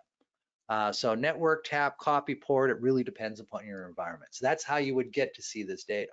The other question was, in the labs, the VM contains many logs. Where did all those logs come from? So all of these logs are generated by Zeek. So Zeek will monitor the interface, or in this case here, it read this capture file. And what Zeek does is, for every connection it sees in that capture file or it sees on the network, it creates an entry in con.log. So everything ends up there. Now, let's say it writes an entry to con.log, and when it looks at that traffic, it realizes that was DNS traffic. Someone was, looking for an IP address associated with a fully qualified domain name. Well, because it's DNS traffic, it'll create this file, dns.log, and write the log entry here. If it sees somebody going to a web server, TCP port 80, and it decodes that port and it sees its HTTP traffic, it will create this file, http.log, and write the information there as well. So Zeek creates all of these log entries, and it'll create them based on what traffic it sees. For example, dhcp.log. That's only there because Zeek detected DHCP traffic. If it didn't see any DHCP traffic, it wouldn't put that in there. Zeek will decode Modbus traffic. There was no Modbus traffic on this network, though, which is why we don't see a Modbus.log entry here. All right, so that's that. Let me give you another minute, and then we'll go through and we'll talk through this one.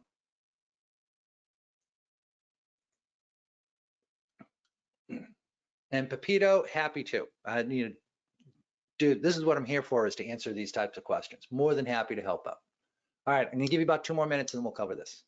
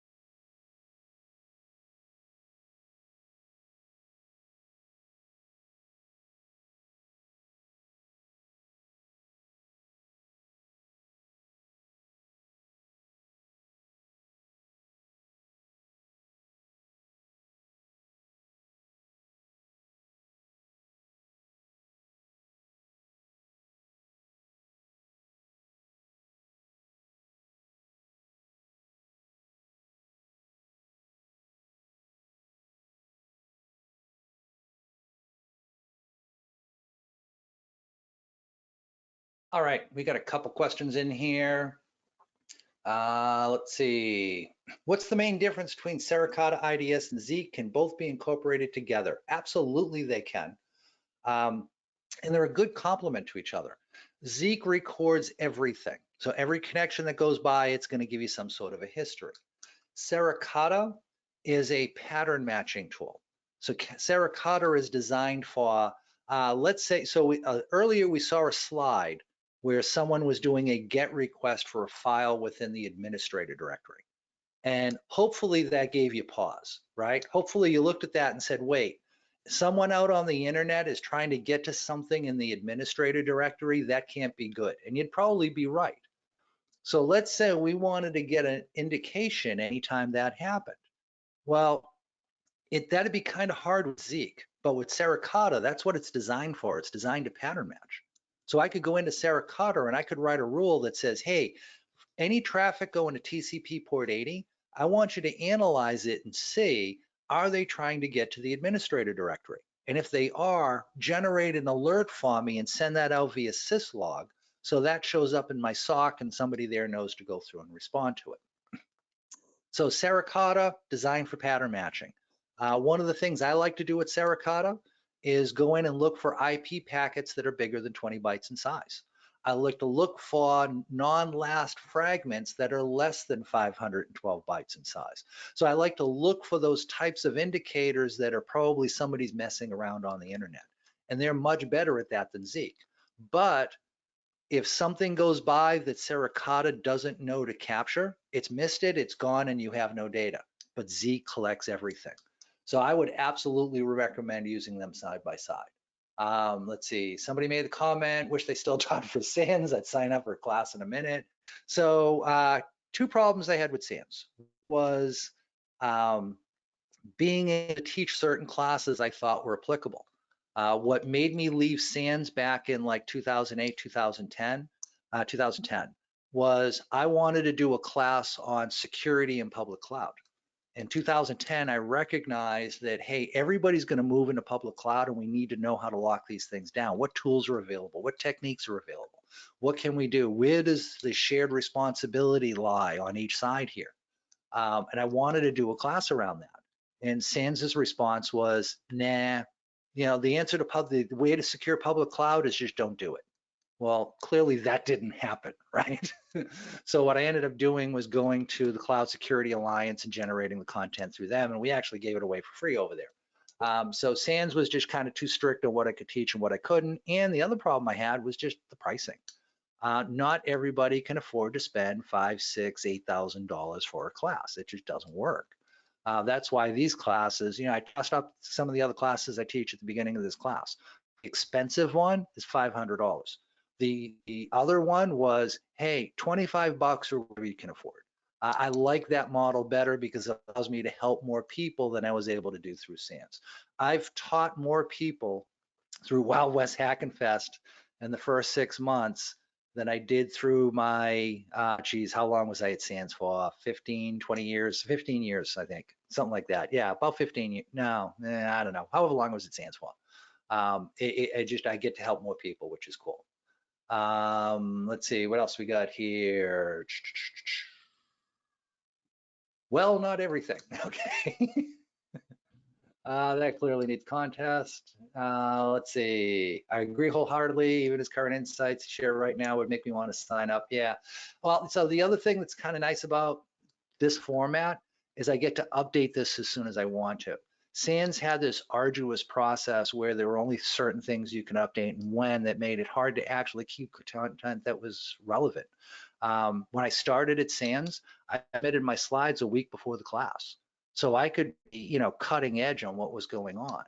When I was at SANS, there was times I wanted to change that they didn't want to let me because they needed it for consistency within universities where they were using the content. It was like, oh, give me a break. So yeah, so just, you know, I'm here, deal with it. I'm here, I like to do these cheap, deal with it. Let's leave it at that.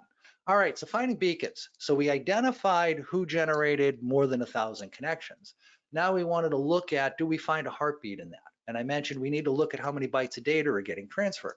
And I mentioned you could look at bytes sent from the source to the destination or the destination to the source, whichever one you wanted to analyze.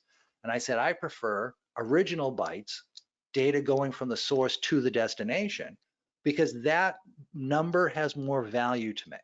You know, knowing how much data leaves my environment is more important to me than knowing how much data is coming in from the internet. What comes in from the internet could be a wide range, right? Someone could be viewing a web page, somebody could be downloading a 6 gig VM because they're going to sit in on a free webcast on threat hunting. And, you know, one is about the same as the other, right? But if I see 3 megabit leaving the environment versus 6 gigabit leaving the environment, that 6 gigabit leaving my environment, it better give me pause, right? Why are we moving so much data out of the environment? That matters. Whereas inbound, yeah, it might be one thing versus another, not a big deal. So original bytes is the one I always focus in on. And that's pretty easy because with Zeek, I can go in and just say, show me original bytes. So here's the command I used.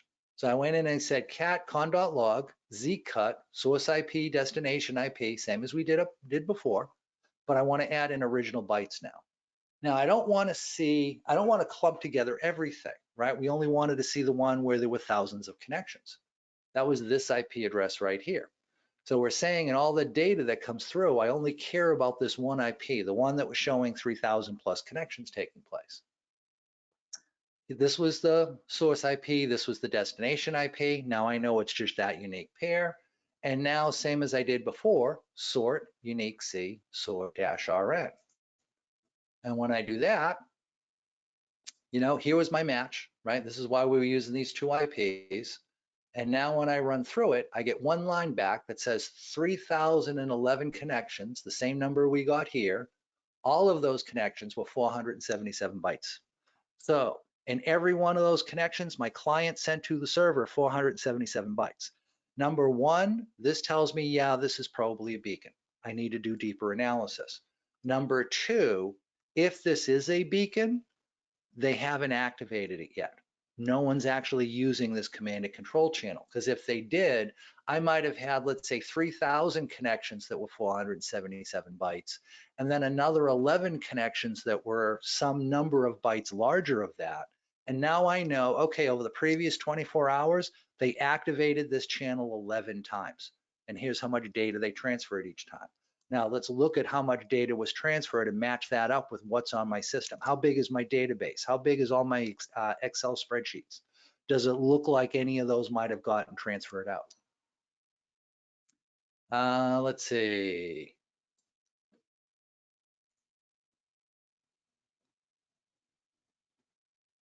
Payload analysis. This is a quick one. So we found a suspicious connection pair, this IP address talking to that IP address. Let's analyze the payload in these sessions. Now, there's multiple ways that we could go through and we could do this.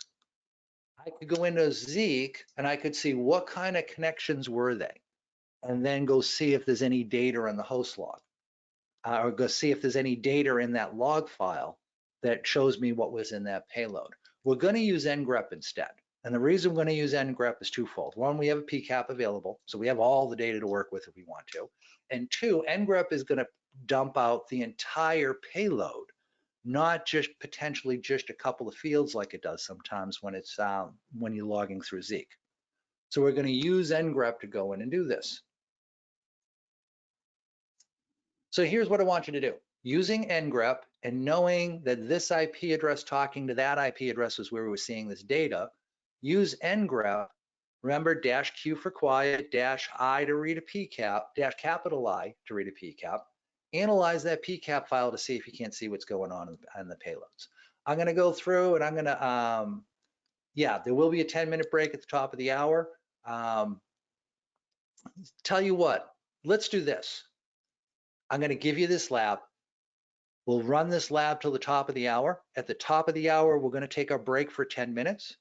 So let's just kind of lump those two together. And when we come back at 10 minutes after the hour, we'll go through and cover this lab. So I'm going to go off mic now. I will come back on mic 10 minutes after the top of the hour, and we'll cover this and move on from there.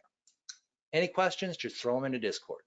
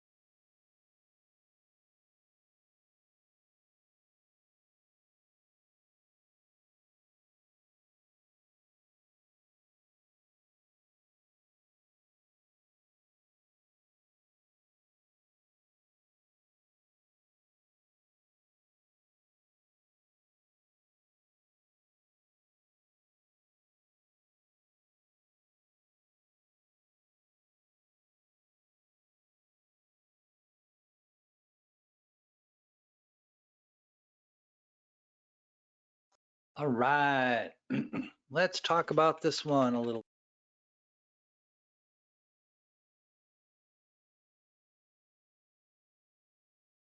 Oh, and I shut my mouth off. I hate when I do that. Okay. All right, so we wanted to go through and we wanted to do a payload analysis.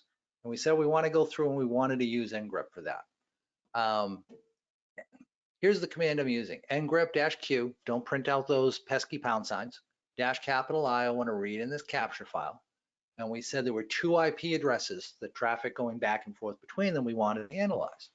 So I said host this IP address and host that IP address, which means both of these IP addresses need to be either the source or the grab the packet. And here I'm just pumping it through head 25 just so we can see the first 25 lines worth of output. So I run that, it comes back and says, okay, I'm going to read that trace file. And here's the filter I'm using. It has to be these 2 IP addresses. The letter T, this tells me it's a TCP packet. Here's my source IP, my source port, destination IP address, destination port. AP is the flags that were set. So the ACK flag was set, the push flag was set. Here's what was set. This very long GET request. That looks kind of odd, doesn't it? Let's see what else we got here. This is identifying that the user agent string is Mozilla 4 running on Windows 7, running Java version 1.7. Oh, that's old. So this is how this internal IP address is reporting itself. Now, if we know we're still running Windows 7, this might be legitimate. But chances are we're probably not running Windows 7 anymore because it's no longer supported, right? So let's say, you know, for the sake of argument, we're all running Windows 10 now. Well, why would my Windows 10 machine be identifying itself as a Windows 7 machine? And the answer is it shouldn't be. So that tells me something's running on that system that's not the standard software. Something's running on the system that's trying to forge who it is. That's never a good thing. Also, hopefully we don't have this old of a version of Java running on any of our systems. So that's another indicator, yes, something here might be wrong. We've got a host parameter here. The host parameter is supposed to be the fully qualified domain name the user was trying to connect to. And this isn't, it's an IP address. Anytime you see an IP address for the host parameter, that should make you suspicious because I'm supposed to be able to run multiple virtual servers on the same box. This host parameter is what tells me which of those virtual servers I want to get to. IP address doesn't work that way. So that makes it odd. When I look at the response that came back, I got back 200 okay. So the server said, yeah, this request is okay by me. That's kind of odd considering it's this very long string and it looks highly suspicious. So the fact that the remote server is accepting it, yeah, that looks kind of weird.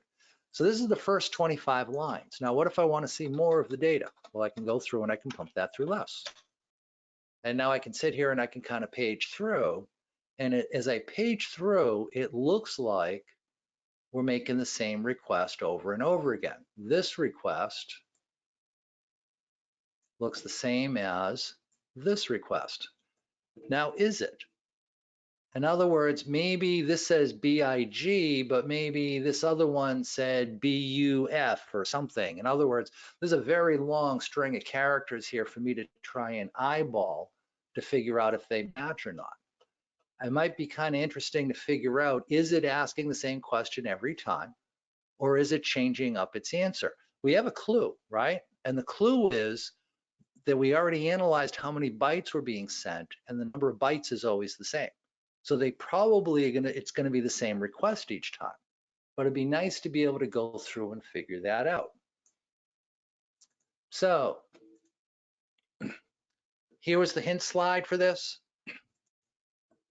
Here was the command you saw me just using. Here was the data that came back. Here were the things that I went through and kind of grabbed that I said, yeah, you know, this looks really suspicious. Now, this URI string, right? So this GET request is a URI string. This is what data we're requesting off of that server. That is stored in Zeke's http.log file. The column name is URI. Is it always the same? In other words, we suspect it's always the same, but maybe it's not. Maybe it's something else. Let's go in and check that out. So your mission, Mr. Phelps, should you choose to accept it, is to go through the http.log file, analyze the URI requests between these two systems, and excuse me, and see if they're always the same or is it changing up the request it's making. I see somebody mentioned CyberChef to decode that string. That's a little bit beyond what we're going to get into in a basic class. But CyberChef is a really cool tool. It's great for, if you've got like XOR code that you want to reverse or something like that. It can make it really quick and easy to try and figure out what type of a format is the data in. But it's a little bit beyond what we're going to get in here.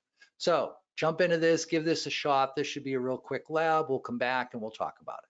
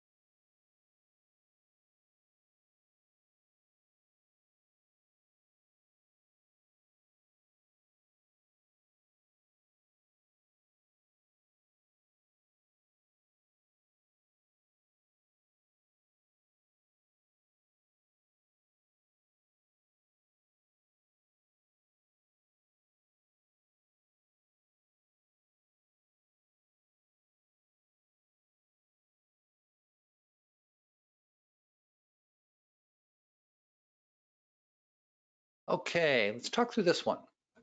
So we said the data was in http.log. So I'm going to want to cat out http.log. I want to see the URI requests that were being sent from that private address to the server. We have the source and destination IPs already as well. So I want to say zcut, and we don't want other things. If there's other URI requests sent to different servers, we don't want that data to mix in. So we're going to say zcut. I want to see the source IP, the destination IP, and the URI. What data was requested by the source when going to that server. Then I'm going to say grep, only grab the lines that have 192.168.99.51, and pipe it through a second instance of grep, only grab the lines that have 104.248, 234, 238. So now it has to be traffic going back and forth between these two systems. Now with grep, I could have gone in and done a conditional. I could have gone in and done like a grep space, the first IP slash the second IP, and do a logical OR between them, or do a logical AND between them, and that works as well. There's a number of different ways we could lay these commands out. I like to do them individually in this class just because it makes it a little bit cleaner and easier to read. Then I'm going to send that output through sort, and then I'm going to say unique C. Only show me one instance of each time a different URI was used, but count up how many times you saw that URI. Sort-RN, show me highest to lowest, and be honest, in this case, it didn't matter because we only had one match. In other words, we sent the same URI request over and over and over again. That's really suspicious. Because again, think of the user story here, right? Why would a user connect to a remote server 3,011 times in a day and request the same data? That just doesn't make sense. So there's definitely some connection persistency here. Looking at the user agent string before, we said this looks suspicious because it's probably a system trying to look like a different system than what it actually is. This looks highly suspect to me. This looks like something we need to be concerned about. If it was me, I would start, this directory string looks kind of interesting. I'd start Googling that to see what it could come back up with. That would be my next step. So here are the hints, everything we talked about. Here's the command I just used or something close to it. Here's the results, which I was just showing you. And, you know, like I said, I would Google this. And if you do, you find out it's Fiesta. It's a malware kit. So this is a known exploit that has landed on this system. So from a threat hunting perspective, let's kind of sanity check this, right? So from a threat hunting perspective, we found a suspicious pattern. We've been able to relate it to known malware. So at this point, I would push the big red incident response button and say, hey, we got a problem on this system. This internal IP address, you know, was a 192.168.99.51 incident response on that. I wouldn't do anything else at this point. Because as threat hunters, our job is to come up with one of those two dispositions. That's it. Be careful taking this further, right? It's tempting to like want to go look at that system to see what process is doing this, right? Well, the problem is as soon as we touch that keyboard, we've tainted that system, right? For the forensics audit trail has been tainted. Further, once we touch that keyboard and start going after this process, if the attacker is watching what's going on, they may see we're onto them. What if they own 12 other systems and they now see we're detecting one of their compromised hosts? They might decide to go scorched earth and have those other 12 systems start blowing up the network. We don't want that to happen. So our incident response needs to be slow and cautious to make sure we have full scope on the number of systems that are actually involved in this. And we're doing as little as possible to tip off the attacker to what's going on before we're ready to trigger. And it's easy to go in the wrong direction as part of the threat hunt. So I said, do incident response, because that immediately pulls in a bunch of different resources at the same time. There should be a defined process for doing incident response to be able to run with at that point there. It's going to make sure you don't accidentally shoot yourself in the foot. All right, so let's go to the lab 2 directory now, and we're going to check to see. So before we were looking for direct connections, in lab 2 directory, we want to look to see, is there any potential command and control running over our DNS channels?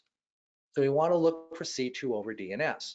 Consider any domain that has more than 1,000 unique fully qualified domain names associated with it as being potential C2 domains, meaning one of my systems is compromised, their C2 server is located in that domain where we're seeing 1,000 or more fully qualified domain names associated with it. So jump in, give this one a shot. Hint, we covered this in earlier slides.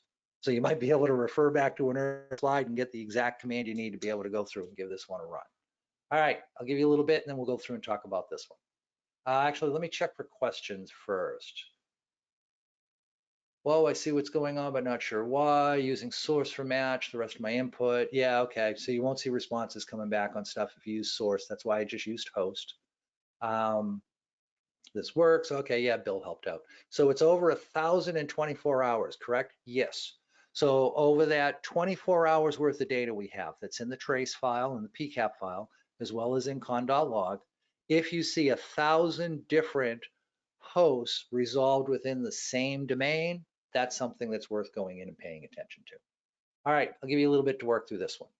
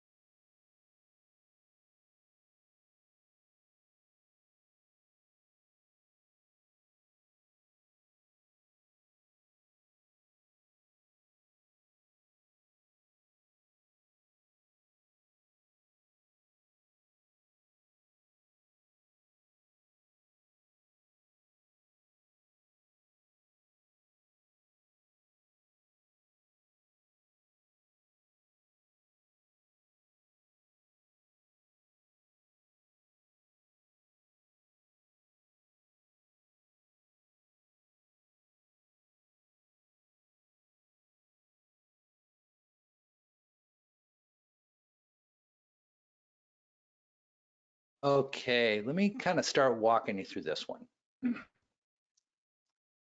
So we want to see how many, so actually, yeah, let me take this as a question too. I answered it in Discord, but I want to kind of clarify it a little bit. Because I had somebody ask, over 1,024 hours is what to look for in the real world. Over 1,000 is what I look for the domains I recognize. Amazon, Apple, Google, Akamai. But for a domain I don't recognize at all, just getting over 100 is worth paying attention to. Because, come on, if it's a domain I don't recognize, if it's a small domain, does it make sense to have that many hosts that my systems would have to resolve within that domain? Remember, there's two parts to this. It's how many domains are they exposing to the internet and how big is that number? But it's also how many of those resources did my systems have to resolve? And if I'm resolving that many host names in a remote domain, I better have some familiarity with that domain, right? It should be a resource we're using. Maybe it's an application we have or a SaaS provider or something. If it doesn't, strike a bell for me at all, that's kind of weird. It's worth taking a look into because we're accessing a lot of resources there for some reason. We should really be able to understand why. So it's 1,000 and more is kind of an absolute number for me. But if I don't recognize the domain and it's more than 100, or sometimes even if it's like a couple dozen, yeah, I may go and actually run those down as well. So that's what we wanted to go looking for. And that information is within the DNS.log file. We can go in and we can look at what query was done. So here I'm catting DNS.log, I'm z-cutting out query, and then I'm sorting that to say, okay, what was queried and how many, anytime we did the same query, sort that out. And then I'm pumping it through unique. Now, actually, let me take this command and kind of show this to you one at a time. Let's start with this portion. Let's start with this portion of it. So I'm going to go through and I'm going to show you that. Because this command is probably really weird for anyone who hasn't played around in the command line a lot.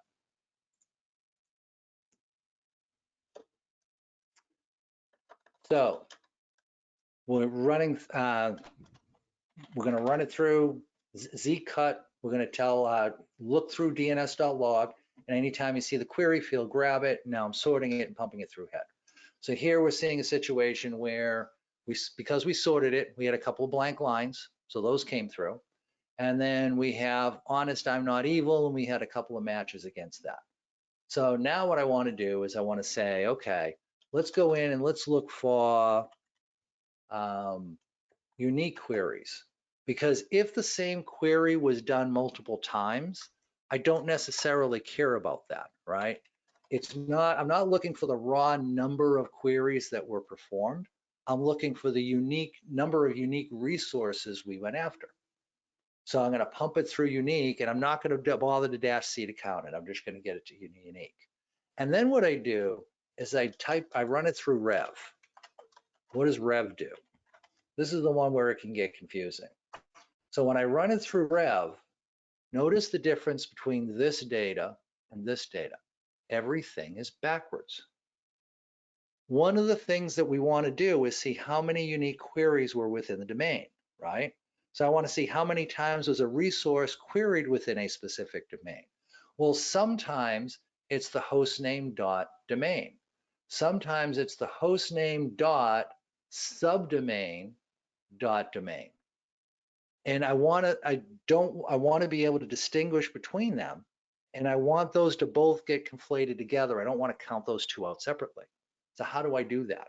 Well, the only way to do that is to truncate off the domain, the host name, as well as any subdomains. Well, I don't know up front how many there may be. It may be host domain, it may be host subdomain domain, it may be host subdomain subdomain domain.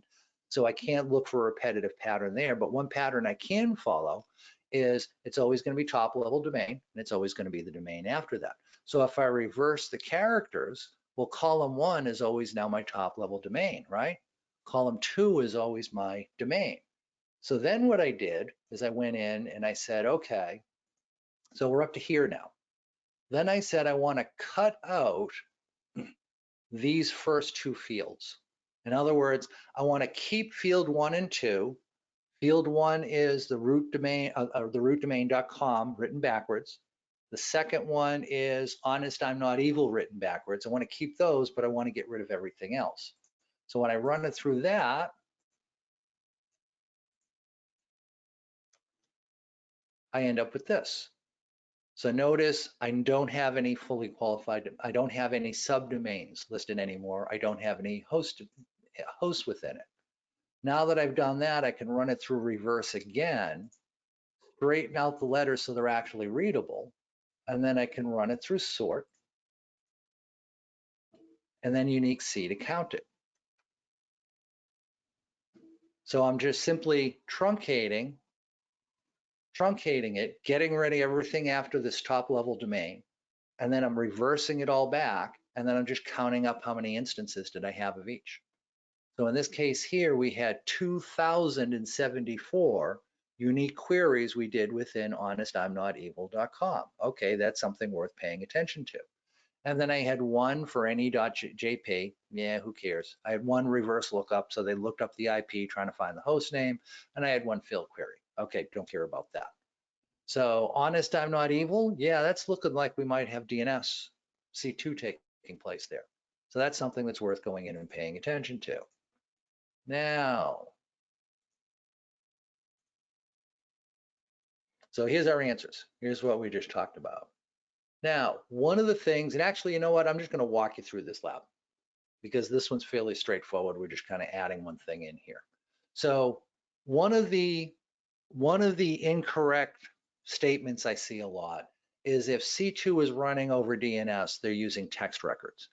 And I see that to the point where I see folks go looking for a lot of text queries, hoping to detect C2 that way. So what I wanted to do with this one is see, well, is that a true statement? Is it only text queries that can be used in order to generate C2 traffic? So here's what we're going to do. We're going to go in and we're going to extract the query type underscore name, which is the type of query that was done, and the query for each record. And we only care about stuff that's within honest I'm not evil. But what we want to see is how often, what query types were actually used. Are these all just text records? And here's the command that I used for that. So let me copy paste this and I'll talk you through this one because this one's pretty straightforward. Go back here, let me paste that command in. So we're catting out dns.log because that's where our query information is located. And I'm saying zcut, cut out the query type name. So there's query type, and that's just going to give you the number of the query type. So if you remember your RFC off the top of your head with what all the numbers are associated with, then you're fine. But I like to see the actual name of the query there. Then we want to see the actual query that was performed and that we're grepping. Unless honest I'm not evil is part of the query, we don't want to see it. Then what I'm saying is cut field 1. So what is that doing? All right, let's go through and let's take a look at this and you'll see what I'm looking at here. So up till here, here's what we're seeing. All right, this is what our output looks like. So we're seeing what record type it was. So we can see sometime, here's a text record, but we also got a CNAME and we also got an MX. So it's clearly not just text records, right? And then we're seeing the fully qualified domain name that was queried.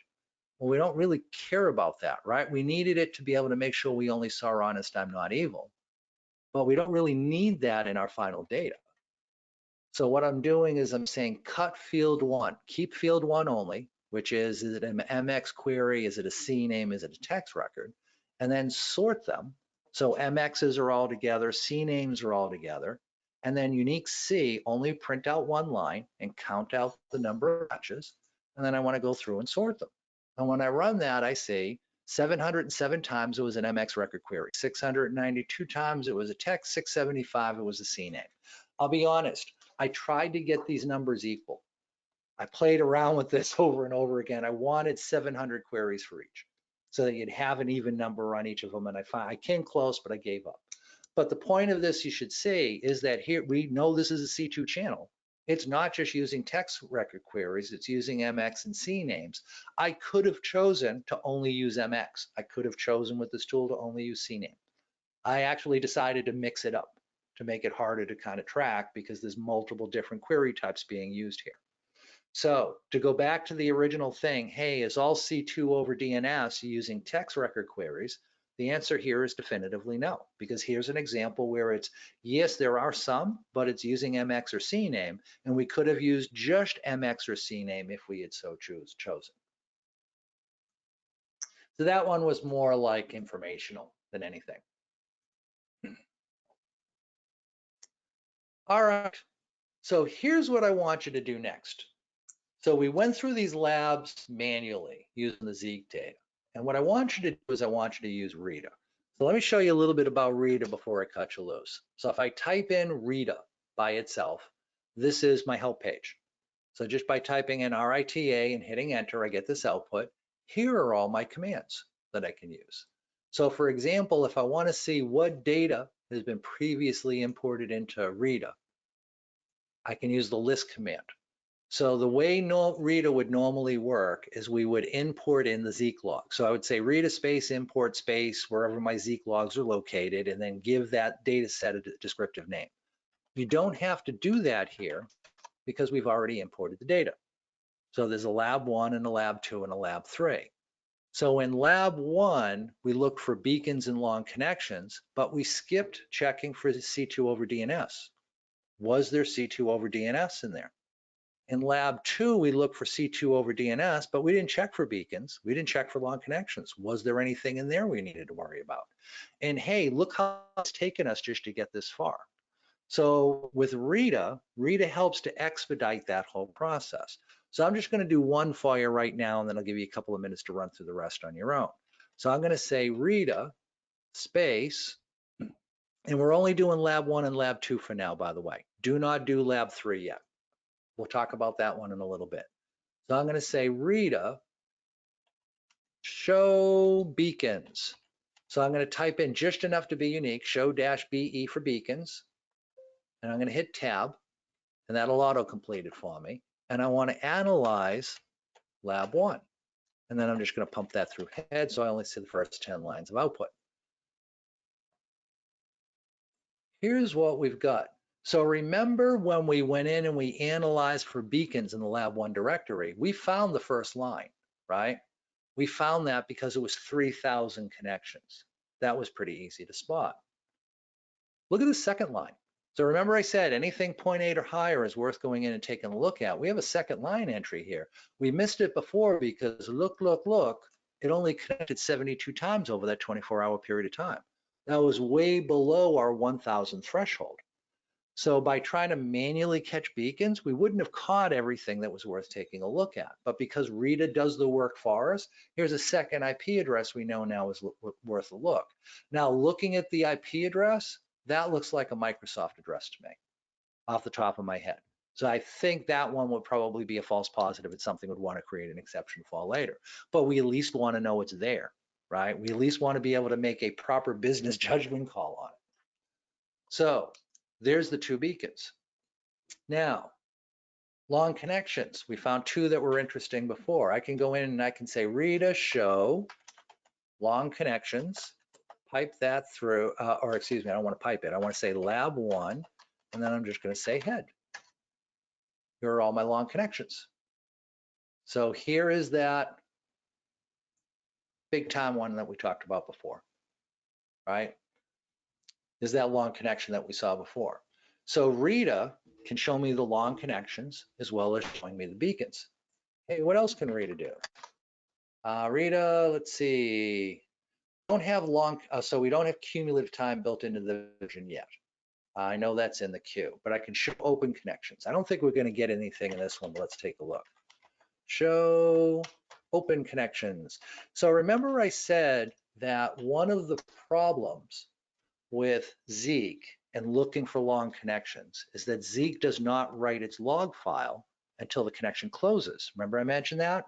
And one of the problems you can run into is if I break into your environment and set up a long connection as my C2 channel and you're using Zeek to protect yourself, Zeek won't tell you I've created that C2 channel until I shut that C2 channel down.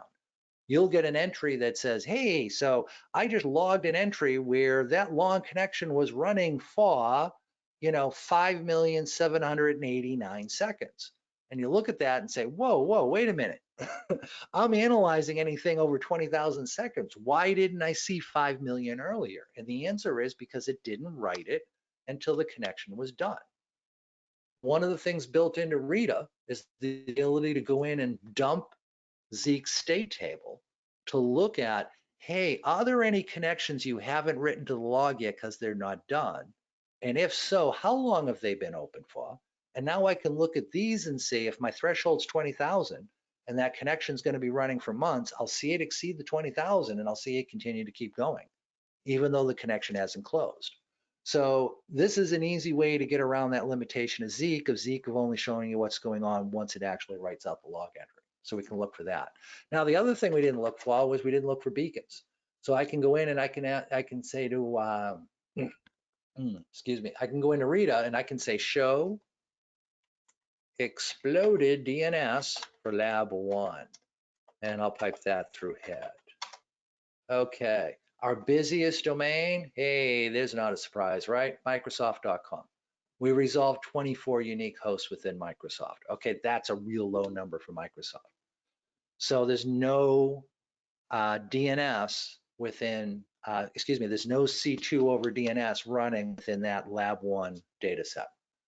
So to review, I did show long connections, I did show beacons, and I did show exploded DNS. And that gave me a quick sanity check on what was going on in lab 1. I want you to repeat this with lab 2. Let me give you a couple minutes and then we'll go through and we'll talk about it. Literally just run the exact same commands I just ran, but pointed at lab 2 instead of lab 1. I'll give you a couple of minutes to hit that.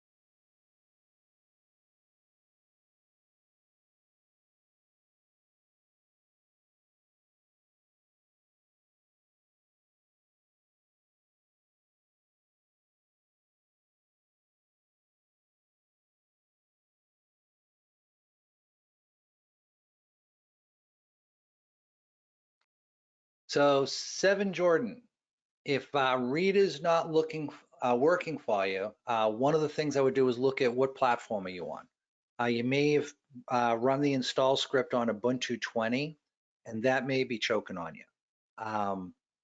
The issue we run into with running Rita on Ubuntu 20 just yet is that we use Mongo for the database in the background. Mongo has problems running on Ubuntu 20. So we haven't been able to get it to run consistently. So that's why Rita only supports Ubuntu 18 at this point. So we recommend deploying on that. So I got a feeling you're probably on Ubuntu 20 or a platform we don't support, and that's why Rita is giving you a hard time. If you have to be on Ubuntu 20, one of the things you can do is get Ubuntu up and running, manually build an older version of Ubuntu, and I forget what version you want to run off the top of my head. Bill may remember that, but you want to install an older version of Mongo, and then you can't use apt-get, you got to manually build it. And then once you've manually built it, now you can install Rita, and Rita will say, oh, Mongo's already here, I'll just use that, and everything works fine at that point there. So Ubuntu 20 isn't supported directly yet. We got to wait until Mongo kind of gets their act together, and once they do, we'll be all set there. All right, so I went through and did my checks for lab 2. So notice when I did my first check, I said, Rita, show beacons lab 2. It came back and said no results found. That means there's no beacons in there. Long connections, nothing there. Explode DNS. Hey, here's that results that we got trying to manipulate the log things up and down, right? Remember we had to reverse the line and do all this other crap. Yeah, no, with Rita, show exploded DNS, bang, we're done. And that's it. Makes it real dead simple to go in and kind of figure this out. Down here, I was trying to do a cap infos on the PCAP file. I forgot I didn't give you a PCAP file in the lab 2 directory. My guess is there's not more than like an hour's worth of data in there. And that's why we're not seeing beacons, we're not seeing long connections. There's just not enough data for it to be able to go in and work with there. But as you can see, Rita does make, when we were working with the Lab 1 directory, it made finding beacons, long connections, C2 over DNS much, much easier. So now that we identified the high scoring of the suspicious looking ones, now we can, jump to our other tools to say, okay, what is that external IP? Is there a business reason behind the connection there? What application was running on the internal system making that connection? Does that make sense? It makes it much easier for us to go in and kind of run all that down.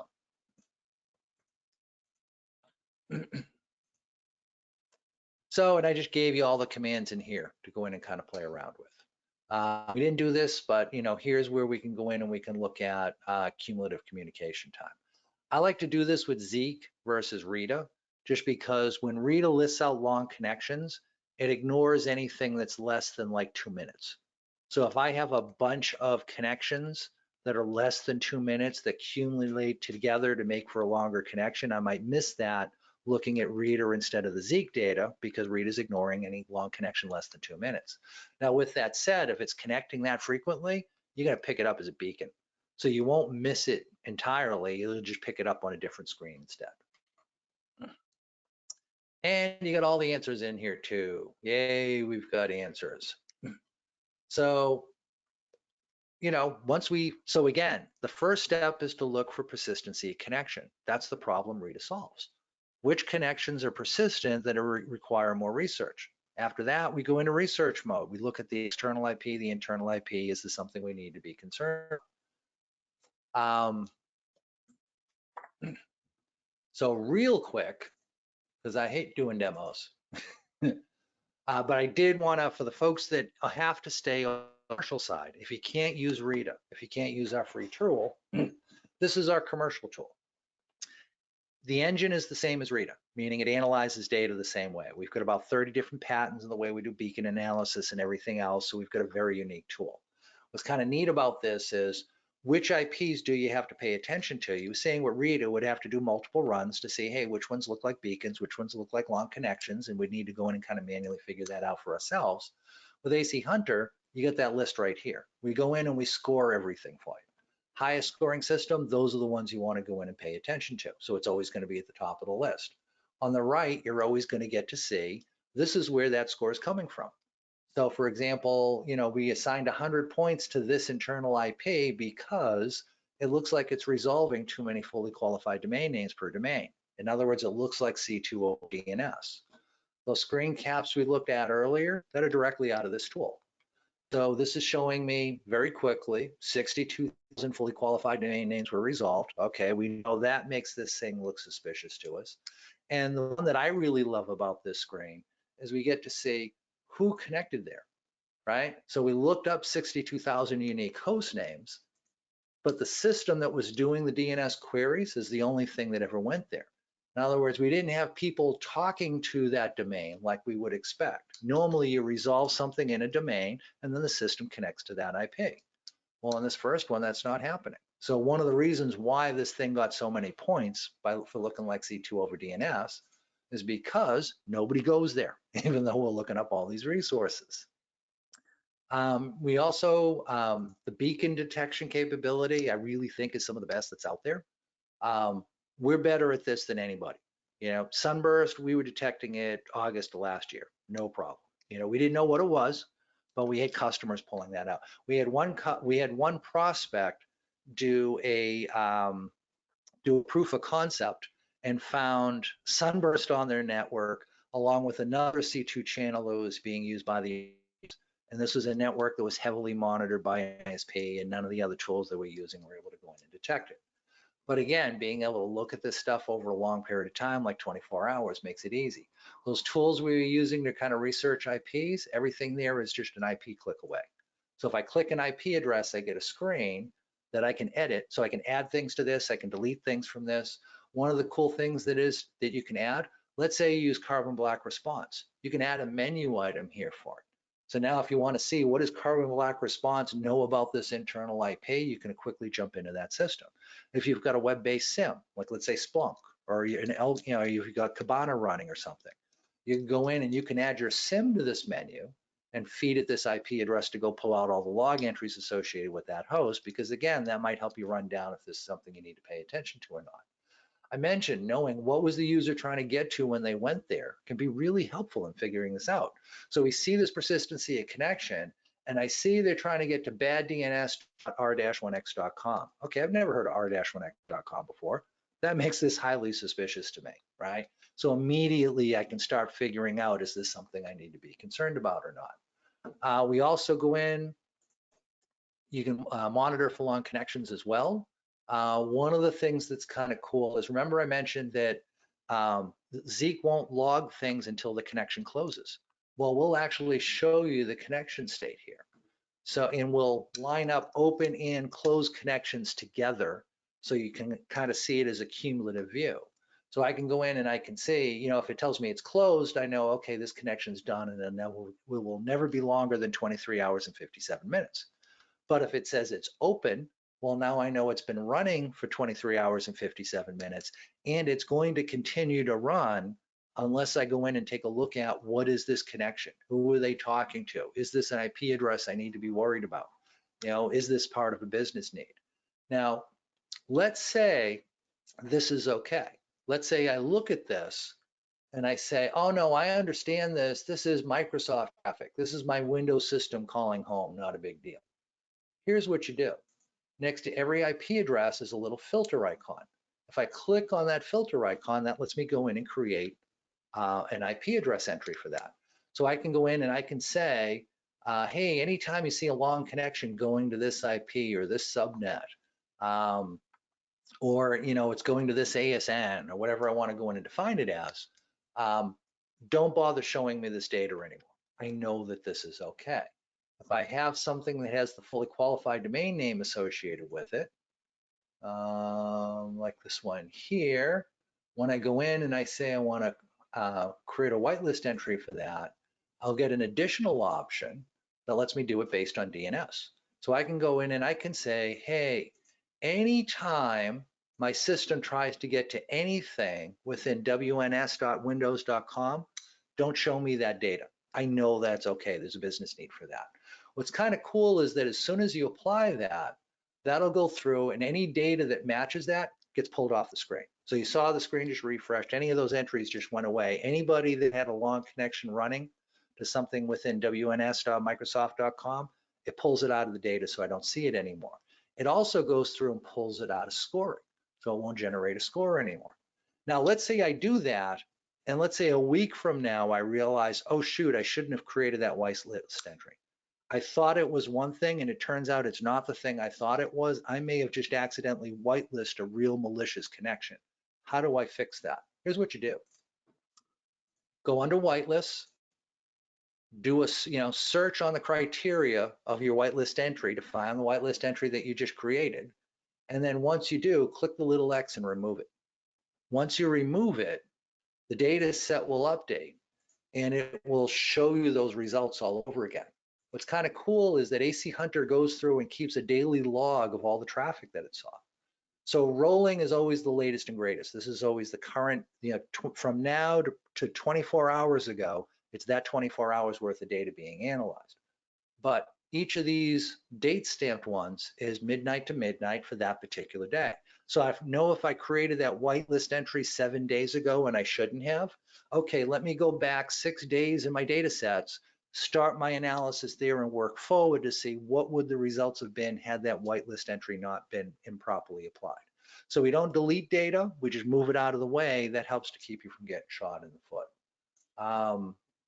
Final thing on this is pricing.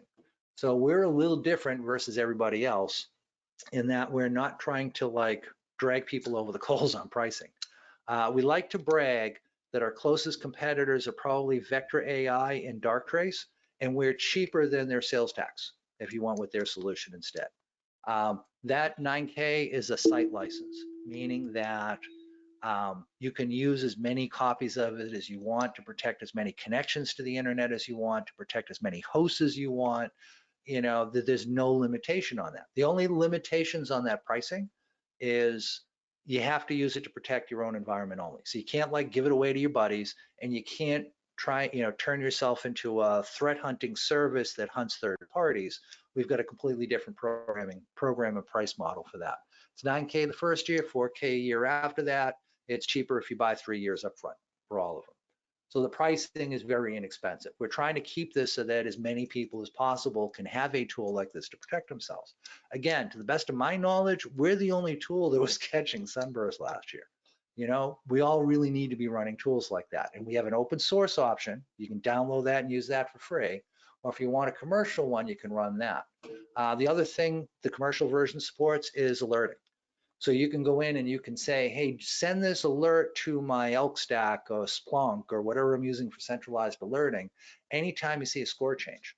So if a system all of a sudden starts increasing its score, like let's say it was okay and now it's compromised, we're going to hunt the network 24 times a day.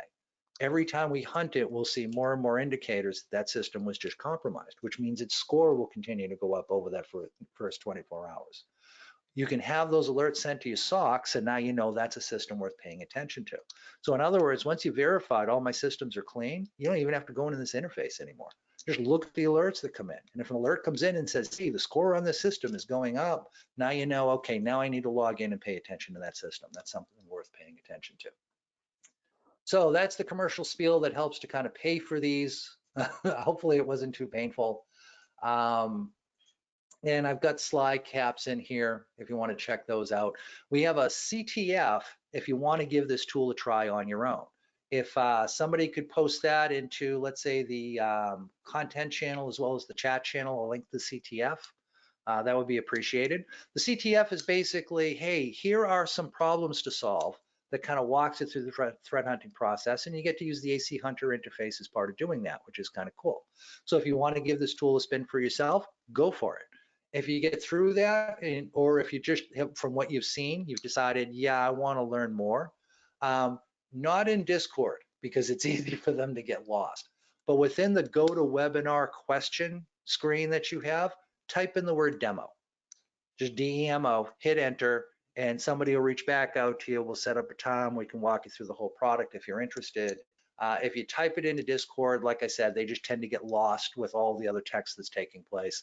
So it's really super helpful if you used if you put it into GoToMeeting instead.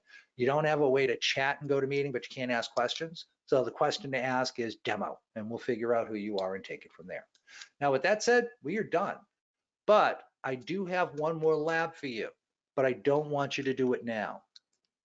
So you've just had a lot of information fire hosed at you. Some of it's going to stick, some of it hasn't. And some of the stuff you think might stick may not. So here's what I want you to do. I want you to wait at least a week. Wait at least a week, and then go back into this VM, go to the lab 3 directory, and I want you to hunt and look for persistency of connection, see if you can't see anything that looks like potential C2. You can use the raw Zeek logs, you can use Rita, you can use a combination of those, whatever seems to make the most sense for you, go for it. But I want you to identify, is there a command and control channel in there? Going through that process, you'll remember some things and you'll forget others, and that's fine. That's part of learning, right? But waiting to do that, that'll help you figure out which things stuck and which things didn't. Once you go through the lab 3 and you say, okay, so now I figured out what I forgot, how do I keep honing my skills? What if I want to make sure I keep getting better at this? We have a blog for that. So about once a week, Keith and Hannah will publish the Malware of the Day blog entry. And here's what you do. When you see a new Malware of the Day gets posted, don't read it. Here's what you do. Click on it, and then as it opens, quickly zip to the bottom and don't read anything. Don't read anything they wrote. Then what I want you to do is just navigate up to here. Here's a 1-hour PCAP, here's a 24-hour PCAP. Download that PCAP and hunt it. Use Rita, use Zeek, whatever you want to use, to go through and figure out, is this something that I need to be concerned about? Is there anything in here that stands out to me as potential command and control? Once you think you have the answer, now go back to this page, start at the top, read through what they wrote. Did you find what they were talking about? You know, did you find the C2 channel that they were highlighting as part of this particular blog entry? If you didn't, what was it about it that you weren't looking for? You know, what's missing from your process to hone in on this? And we've done a ton, well, by we, I mean Keith and Hannah have done all the work, and I'm just going to take the credit for it. They've done a lot of work on many, many different variations of malware. So there's a lot of opportunities to get in here and practice. And with that said, we are done. So I want to say thank you to folks for coming in. If you felt like this class was awesome and you want to take it to the next level, I have an advanced threat hunting class coming up in December. If you took this class and felt like, geez, this would have made more sense if I knew more about decoding packets and how IP works and that type of thing, I have a couple of pay what you want classes coming up on that. Feel free to sign up for either one of those if you want to go in and give any of that a shot. But with that said, thank you. If you come out of this, you have any questions, I'll keep an eye on Discord for the next couple of days. You can toss it there. Or yes, that is my actual email address. You can drop me an email to ask questions as well. Shelby, Keith, Casey, Bill, any last parting thoughts before we sign off? I don't, except that was excellent. Thank you, Chris. And it's just great to see so many people engaged and learning. Awesome. Beautiful thing. Yeah, that it was. That, and it just blows me away that we've been doing this class. Yeah, we keep updating the content, but we've been doing this class for going on 1.5 years now, and we still get like 2,000 people signing up each time. Yeah, It's amazing. That's awesome. And It's it's awesome. just, it's great to have the opportunity to be able to help out so many folks. Yeah. A couple of quick notes. The certificate will be out probably tomorrow, but within 48 hours, it is going to come to the email address that you use to register for the class. And that's coming whether you, no matter how much time you spent on it or whether you took part in the labs. We No matter trust how you. many times you ask us, we can't get you that certificate any faster than 24 hours from now. If you want rush shipping, then it's make out a check for $1,000. Oh no, sorry. Yes. The recording of today's class will be up in about 2 to 3 weeks, and that's going to be back on the same page where you registered for this. It'll replace the old recording. So if you missed any of the content, you can go back and look at it. Obviously, the upcoming events are at www.activecountermeasures.com/events. And also remember, Friday from 11 a.m. Eastern U.S. time to Saturday morning, 11 a.m. Eastern U.S. time, we have the pre-show Banter Con-a-thon, raising money for, and I can't remember. Shoot, Jason just told me this. It's I can't remember. We're doing donations. So sorry, guys. I can see it here. I can't find the reference. But this is going to be all kinds of topics. Go to the YouTube page, and that will show you. We'll have some more details about the schedule for this class, for the pre-show banter Conathon. I'm going to paste the link in there. They're going to have some more detail up on there within probably the next 24 hours about what each of the half-hour sessions are going to be. And I think that was all Shelby asked me to cover during the closing time for today. So I have 3 things. So the first was somebody asked, is the advanced threat hunting class the same format? No, it's not. It's a lot less of me talking, and it's a lot more of you doing hands-on labs. It also goes a lot deeper down the rabbit hole than this one does. I really try to drive home what is the process, and I have you do it over and over and over and over again. So advanced class, more hands-on labs going deeper. The second one was somebody asked, hey, can I get notification about upcoming events? I'm on the events page at Active Countermeasures. So just go to education events. That'll list up all the events we have coming up. But down here at the bottom, subscribe. So if you go in and you subscribe, we will definitely notify you.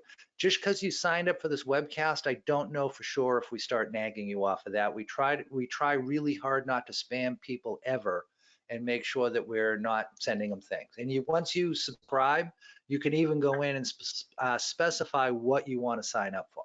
You know, do you want to find out about, webcasts? Do you want to find out about blog entries? Do you want to find about new product releases? You can cherry pick what you want to see and what you don't. The final thing I wanted to toss in is that people listen to me drone on, and I see a lot of people saying thank you to me, but I'm not kidding when I say this would not happen without the team. Bill, Keith, Casey, they're animals in the background making sure this actually works. This would crash, and I honestly mean it when I say this would crash and burn and suck if it was just me trying to do it by myself. So this really is a team effort. I just play a role the same as everybody else does. But with that said, thank you, everybody. Appreciate your time today. I think it's really cool so many folks turned out, especially so many new folks. It's great to see those coming into the ACM family. We do regular webcasts and stuff like that. So again, sign up. You'll be able to get in on those. And everybody have fun with the rest of your day. Much appreciated. Thanks, Chris. Thanks, Bill, and everybody. Have a good one. Bye-bye. Thank you again.